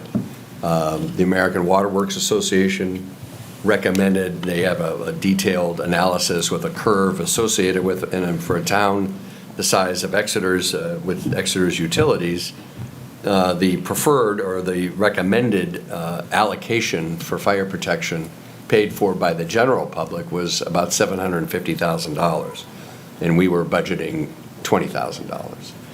So we ripped off the Band-Aid last year. We changed this to a miscellaneous line so that the general fund would pay for more of it versus the water, strictly the water uses. And the consultant recommended starting, if we were going to start so low, that we would add $50,000 every year. You can see here, I think, my guess is that this gets taken out, quote unquote, twice a year, is my guess, since it's at 50 now. So we'll be discussing that in the broader context of the water budget in a few weeks, but it has been recommended in order to sort of scrub this budget that it stay level at 100,000 instead of, as the consultant recommended, and as we as a group last year recommended, that we add $50,000 a year up to probably around $250,000, far less than $750,000, but still a reasonable talking point, and then reassess how that all shakes out. So just for your consideration, in a few weeks, it's being requested to be level funded as opposed to putting $50,000 more in there. So just something to think about. And the next item, vehicle replacement, I'd like to discuss those as part of, the total vehicle discussions on CIP night. So that will be deferred as well. And police and fire will be making a recommendation on those vehicles from the police department when we make our presentation. So I will entertain a motion. Ton, you're up, on cemeteries. Oh, yes, right. for the I'd love to dollar. make that motion, line 57000. You want to throw Dollar. a second on that? Second. Dave Kovar seconds. All those in favor signify by saying aye. Aye. Opposed?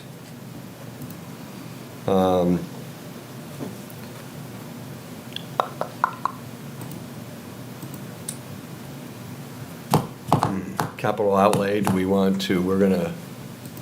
not gonna have anything associated with the Sportsman's Club, probably. Question on the equipment. Right. Why is there a data gathering associated with equipment?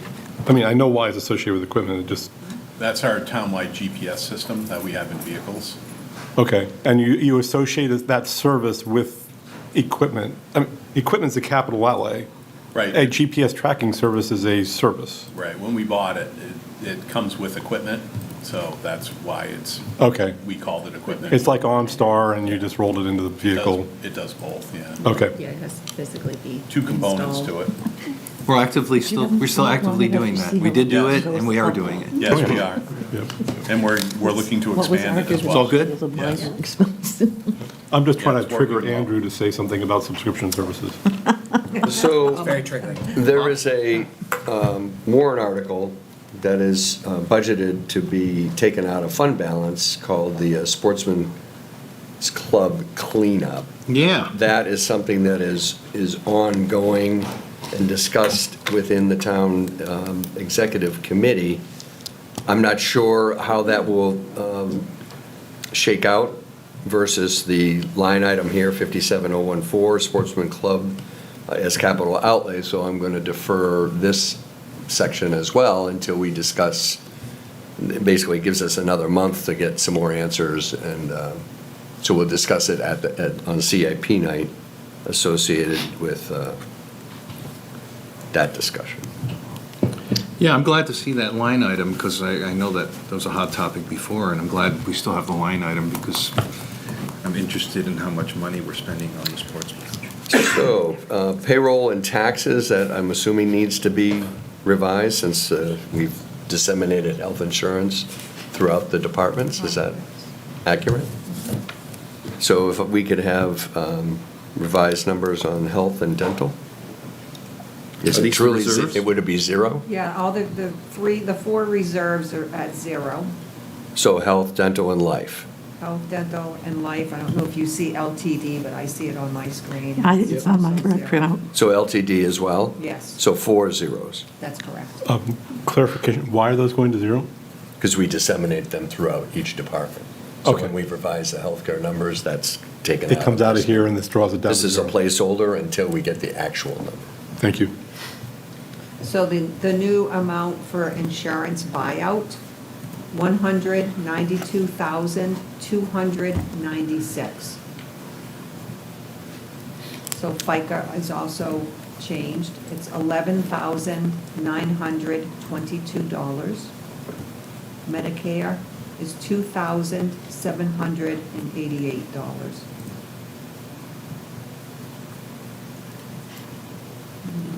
So the new total for the payroll, taxes, and benefits line is $227,801, an increase of 15.5%.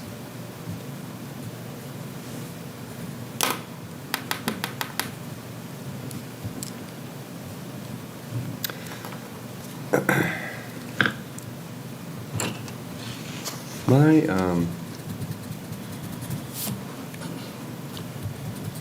I think we talked about this relating to water and sewer, right, Melissa? About the employee wellness? Yeah. That was put in last year, Yep. and now it's being taken out. It is. So can we just say what you said the other day in our subcommittee meeting, just for the broader we put it group? in place this year, and we're going to pause the program to hopefully get the new HR director on board and have a discussion similar to what we were just talking about with them, and how to bring it back, and then what looks to be the best plan for that.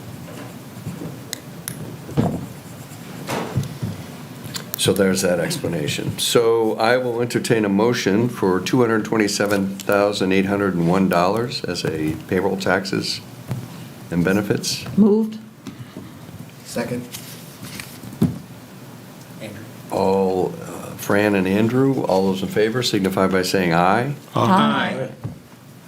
Opposed? Thank you. Unemployment, moved, budget of $2,364. Do I hear? So one? moved. A second? Second by Dave, moved by Ton. Can All we those hold in for 1 favor second? signify by saying aye. I'm sorry. We were speaking, what are you voting on right now? Unemployment. We didn't get the actual 52500. invoices yet, correct? Correct. So these numbers will change. They could, yes. Okay. So do you want to wait, or? Yes, we do. When would that happen? We don't get those invoices until, I think, mid-November, actually, is when we get those, for the beginning of the calendar year, so we're in January 1st. Would we have them before the November Property 14th? liability. Possibly. We'll check with Primex on that. And if we don't? Then we'll just vote on this, and then it is what it is Yeah. for the select board. Okay. Withdrawn. Got it. So capital outlay, unemployment, workers' comp. Any changes to this? Yeah, that will change as well. Okay. So property liability, Yeah. so all Fleet of insurance. those categories. Okay. So we're done. So, page 32, lay a little oven on us. Workers' comp.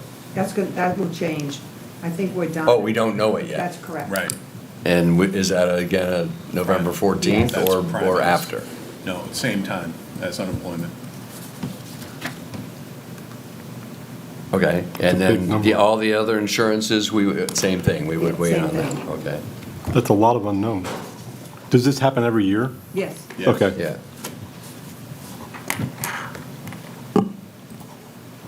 All right, yeah, worst case is on CIP night, we vote on what's there and then it gets changed.